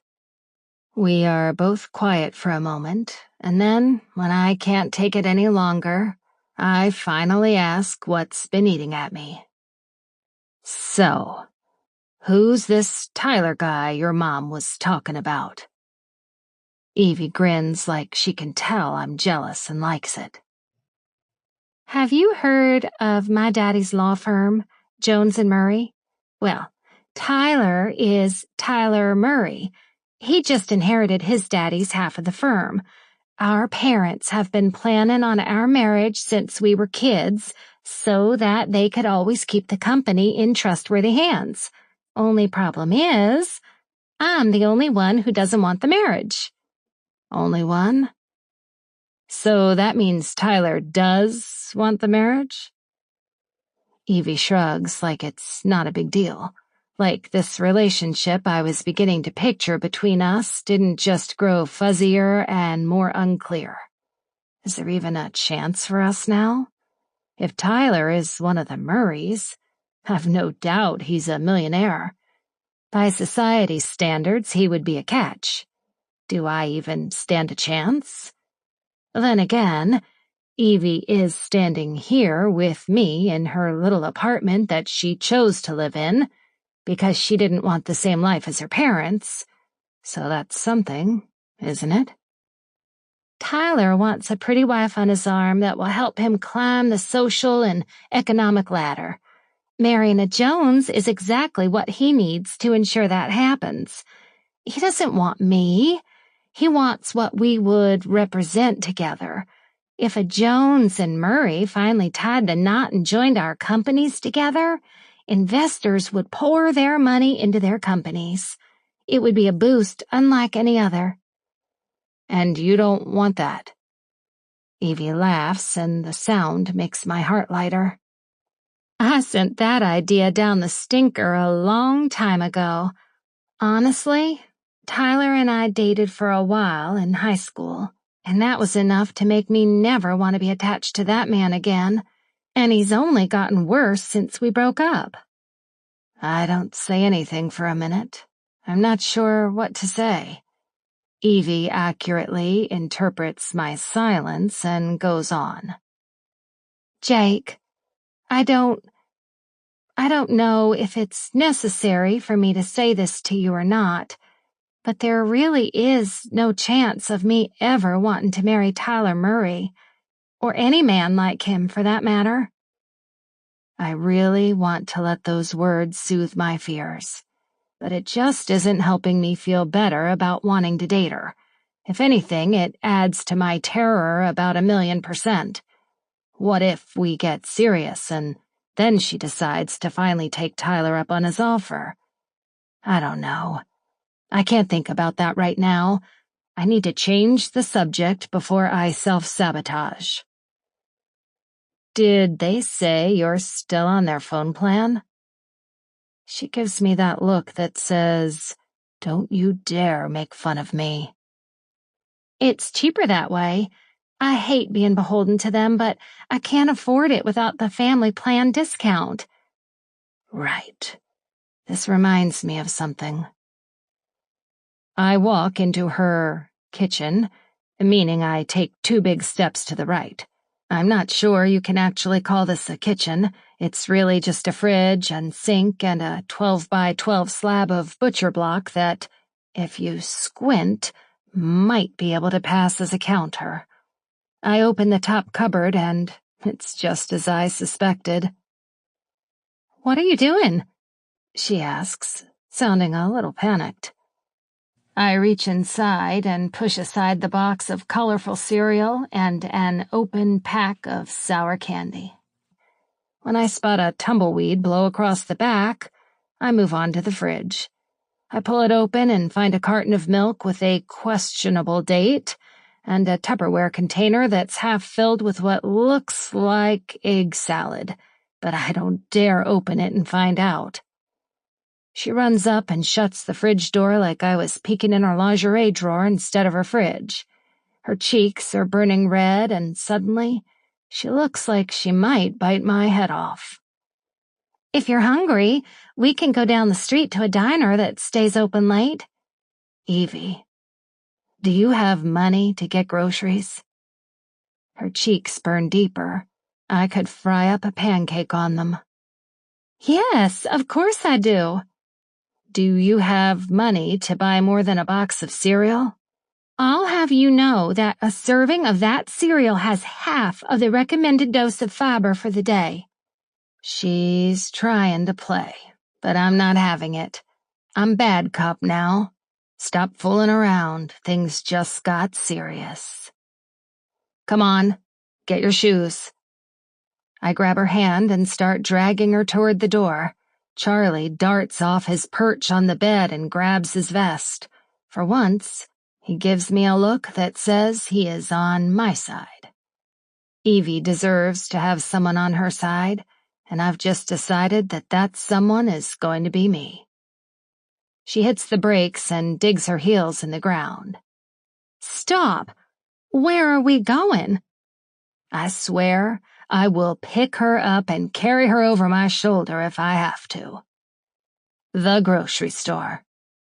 She's fighting, but I'm a big bully, and she doesn't stand a chance against my size. I'm buying you some food to go in that fridge.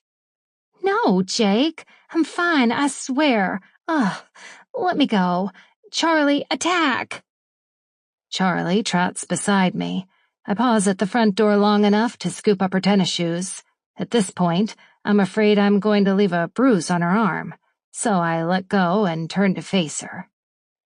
Evie, you can't live on cereal, and I will never be able to sleep at night knowing that the woman who helped change my daughters and my life for the better is at home with no food.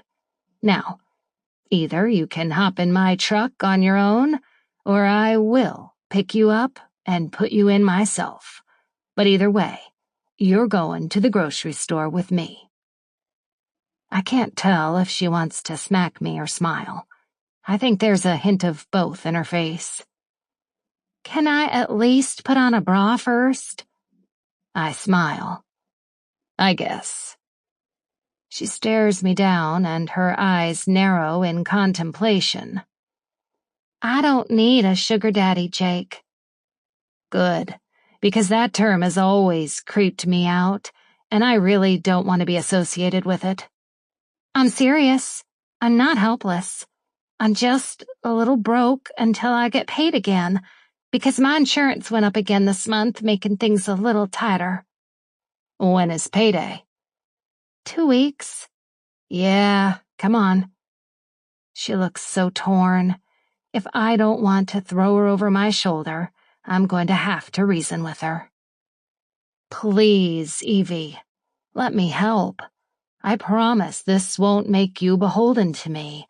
I can just help you with this one little thing to get you on your feet, and then I swear, I'll never force my money on you again. She grins a little. All right, fine. She's crossing in front of me, headed for my truck. Bra forgotten. But we're also buying the ingredients for your favorite brownies so I can make them as a thank you. She pauses at the right bumper and looks over her shoulder. Her damp hair is flowing in the wind, and she looks way too cute in that oversized shirt. Except, I'm going to have to make it at your place because I don't have an oven. Chapter 18. Evie. I opened my pantry this morning and felt overwhelmed. I've never had so many breakfast choices before. Jake. Mix them all together. Evie. Ew. Are you one of those people who stacks all of your food on top of each other at Thanksgiving? Jake. It all goes to the same place. Evie. GIF of a woman yelling, "Murderer." Jake. So, you're a gift girl, huh? Evie. I prefer them over words. Jake. GIF of a person walking across the street. Evie. What in the world was that? Question mark, question mark, question mark, question mark. Jake. I thought you preferred them over words. That was me saying, I'm leaving to come get you soon. Evie. Wait, why? I can call an Uber. Jake. I know, but I want to come get you. Evie. Stop being so nice to me all the time. Jake. But then someone might take my nice guy trophy away.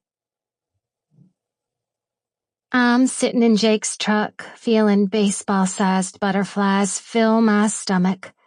It's the day of the pool party, and in approximately 10 minutes, I will meet every member of Jake's family. This still perplexes me. I honestly don't know what I'm doing here. I do know that I'm holding a tin of extra fudgy brownies in my lap, but only because I spent the evening at his house last night making them. Sam helped while Jake hovered and kept trying to stick his finger in the batter. I swatted him no less than 3 times, and the whole thing felt oddly domestic. I want to love it. I want to let myself be ridiculously happy with what seems to be bloomin' between us. But I can't seem to silence the loud voice in my head that won't stop screaming, "What the heck is blooming? What am I to Jake? What is he to me?" We kissed once, a few days ago, but honestly, I've kissed my grandmama longer and with more gusto than the kiss that transpired between Jake and me. I feel like it doesn't count, and I really need a do-over. But neither of us has mentioned it. I think about it all the time, but I don't dare bring it up because I'm a big stinking coward. I'm scared that if I mention it, he'll spook and run away, and I really don't want him to run away. I want this one to stay, to like me, maybe even love me one day. Is that crazy? What's going through your head over there? Jake's voice makes me jump. Huh? Oh, nothing. Not nothing. You look like you're about to throw up all over my seats. I laugh, and it sounds silly and put on like a theatrical dame on Broadway. Oh, Jakey, you're too funny. But yes, I'm totally going to throw up. Nerves are overtaking me because I'm about to meet Jake's family. I almost chickened out this morning and said I was sick, but Joe texted me before I got the chance and basically forbade it. Joe: I better see photographic evidence of your cutie little booty in a swimsuit poolside, or I will revoke your use of my washer and dryer. Rude. She knows my weakness too well. Clean underwear. I'm fine, I say, but of course my voice wobbles. You don't have to be nervous. My family's going to love you. Really? 'Cause mine doesn't. A few minutes later, we are pulling into Jake's driveway, and there are already 5 other cars parked outside, and I'm mentally reminding myself how much I love having clean underwear. Otherwise, I would be hightailing my butt out of there. He gets out, and I stay put. I don't mean to stay put in his truck, but the super glue I poured on the seat before sitting down is really doing its job. He laughs and comes around to my door and opens it. He's not being chivalrous. He knows I'm not getting out if he doesn't pry me out. Come on, crazy. They aren't going to bite, I swear. I hand him the brownies and slide out. My cover-up drags against the seat, and way too much leg is revealed in the process. Sure, I'm wearing a bathing suit under this cover-up, and it's going to come off soon, revealing even more of my legs. But in a driveway where Jake is still completely covered and there is not a drop of water in sight, it feels way too indecent. Jake thinks so too, because he's trying to hide his smile like a teenage buffoon. This is the distraction I needed, though. I slap his arm.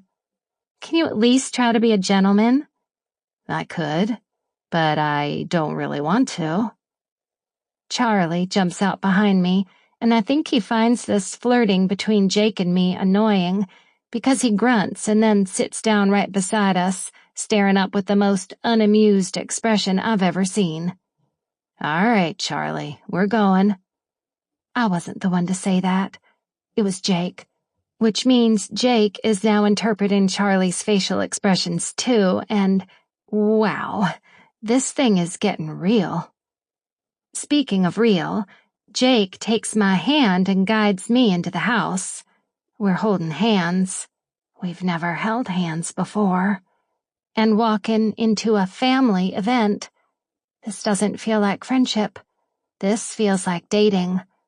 But are we? I've never felt more confused in my life.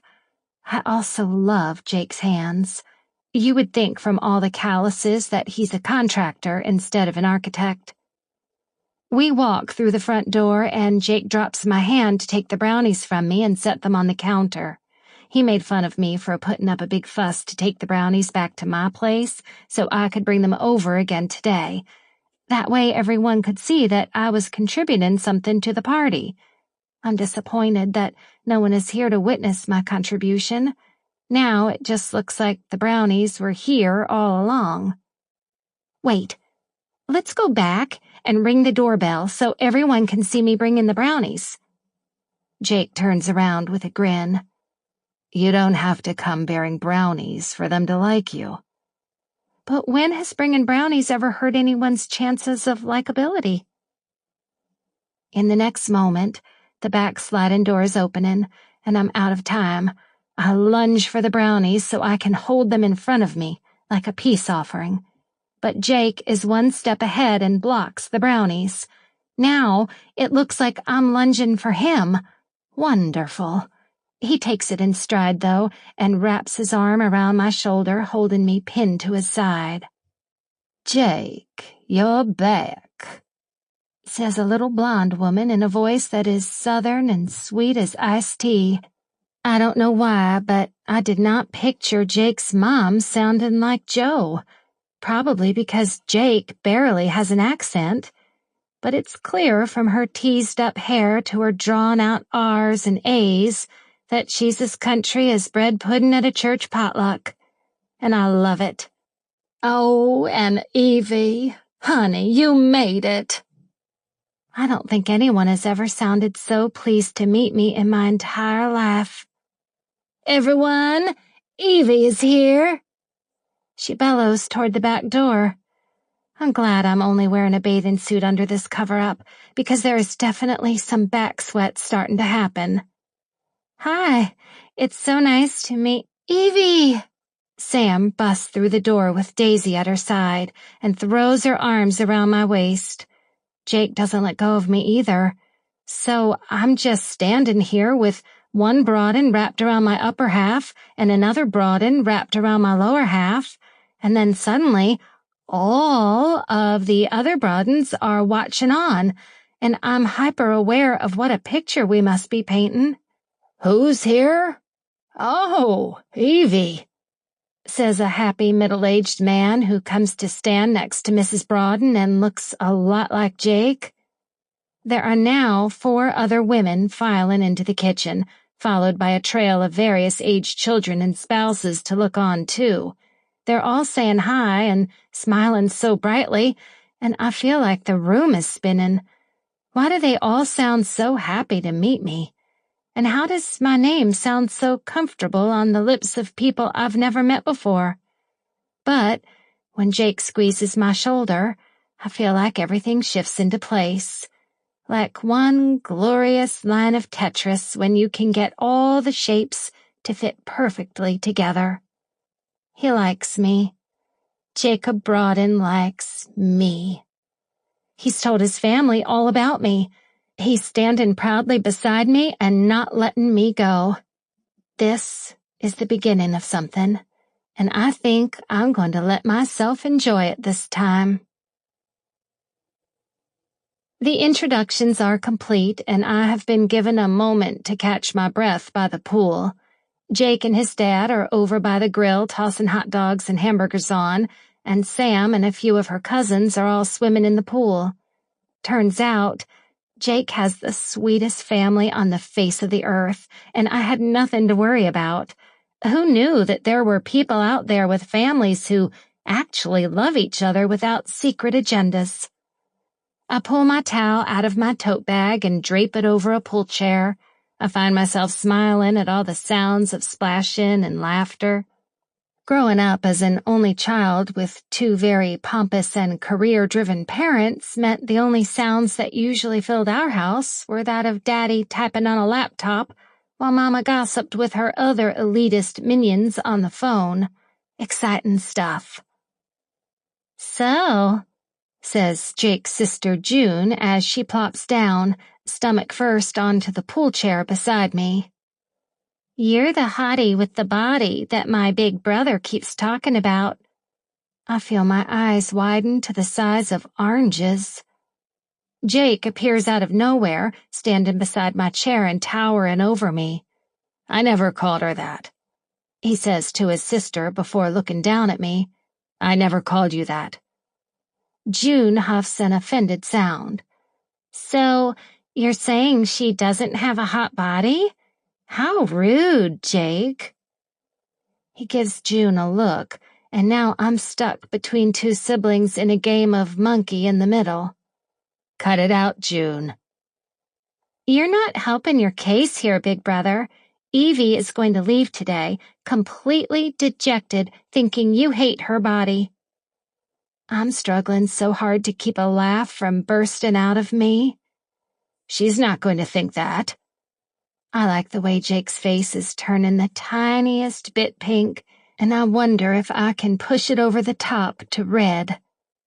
I give him a pouty look and decide Jake needs to be the one in the middle now. I don't know. I might think that.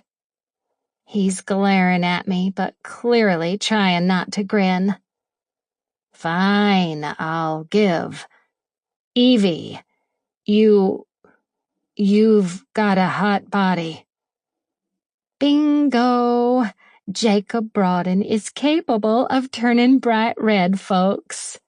I laugh, enjoying the feeling of victory far too much. Jake just rolls his eyes and goes back to the grill with his daddy. He's too easy to mess with, June says, shaking her head with a smile while watching her brother walk away. I like her. She's spunky and a little crazy in the best kind of way, and she has a really cute watercolor flower tattoo capping her shoulder that makes me wonder if I would look as cute as her with one. Probably not. And I really don't like needles, so I dismiss the thought instantly. So, are you guys dating? My eyes shoot to June, and I must look like a deer in the headlights because she laughs. You don't have to answer that.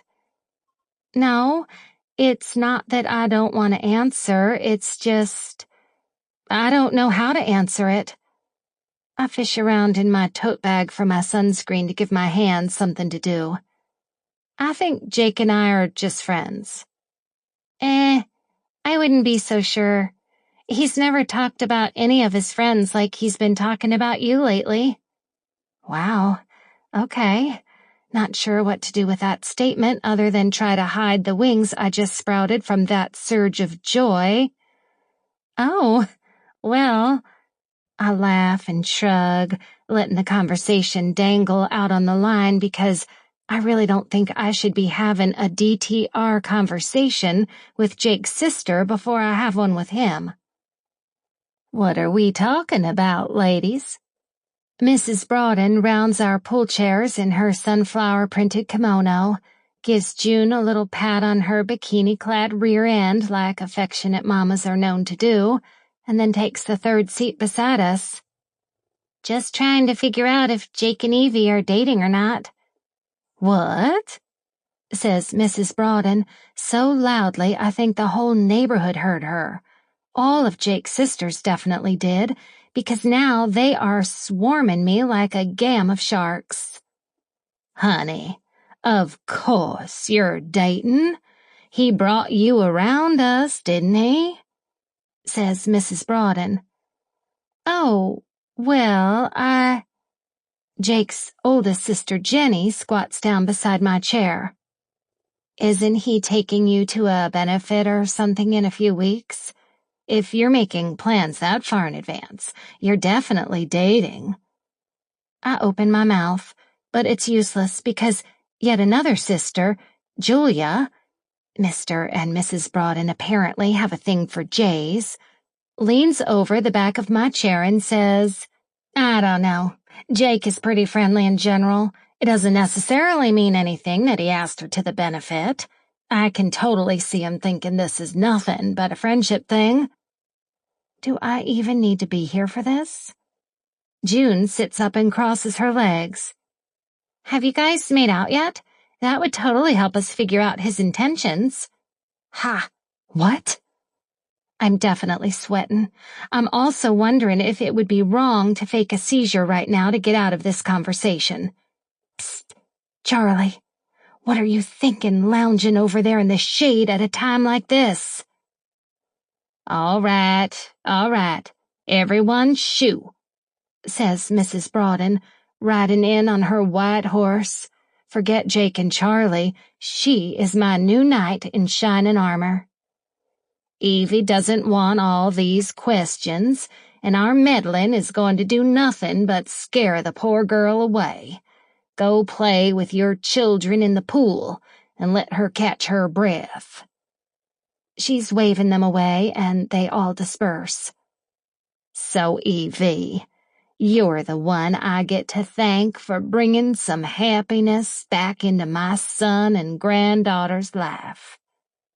I can't take that credit. That's all Daisy's doing.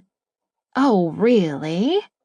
And did Miss Daisy stay over last night and teach my Sammy how to make brownies? Did Daisy convince Jake to have a little more fun in his life and throw a pool party? I laugh. Jake's quite the sharer, isn't he? Actually, no. Jake's pretty private about his life. But Sam is an open book, and she and I talk every night on the phone. She's been keeping me apprised of all things Evie Jones. Her smile turns a little more serious.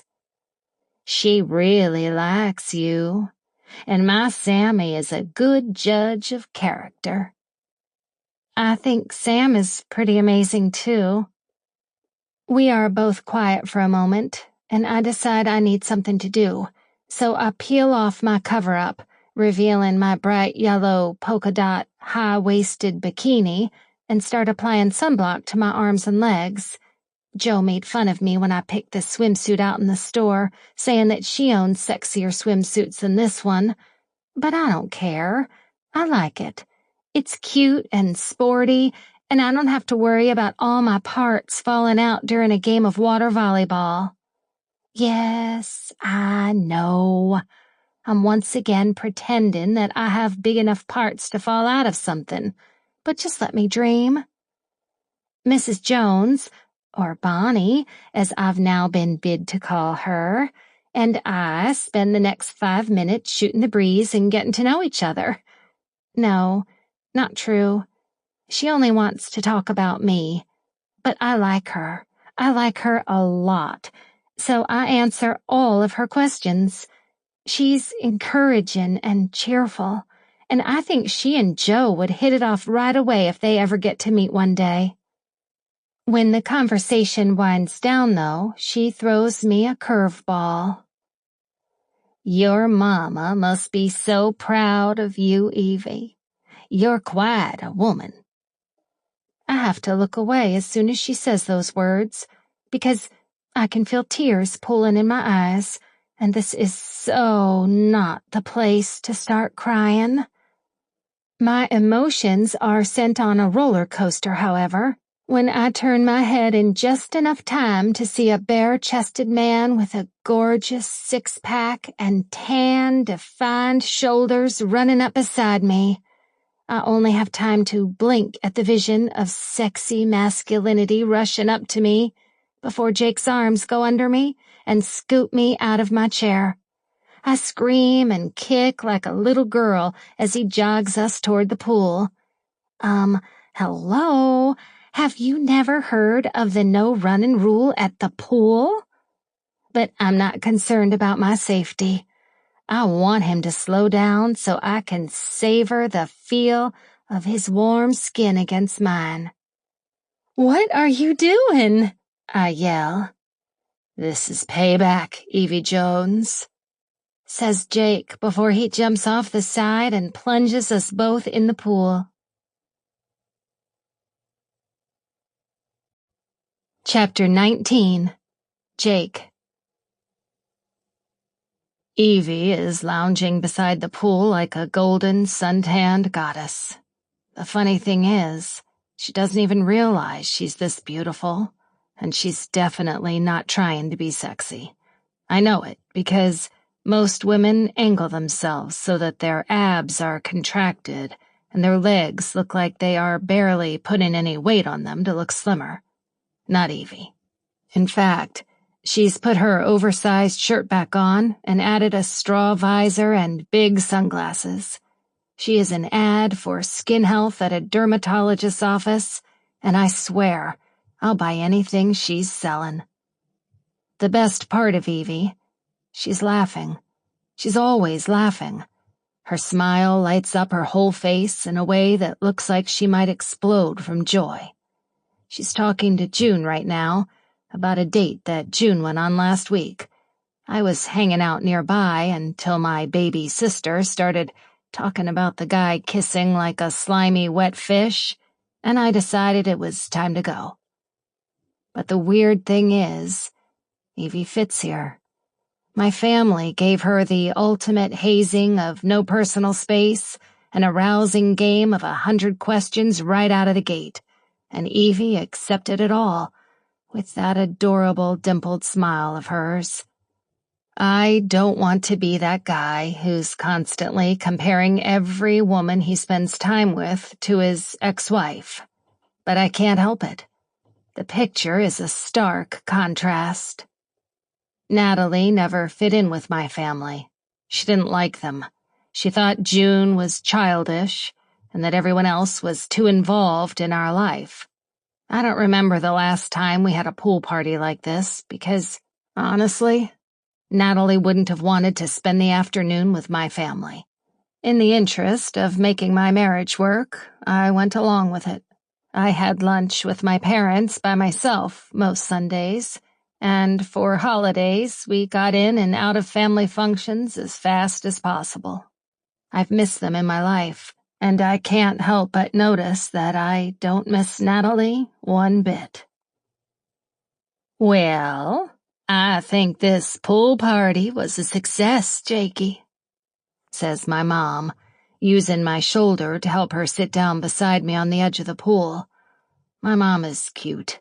She's about 5 foot tall, standing on her tiptoes, has the voice of Paula Deen, and her personality is like a shot of Fireball whiskey mixed with sunshine. You think? I'm glad, and I'm glad you guys could come. Evie's voice carries across the pool and distracts me. Sam, when's the last time you put on sunscreen, darling?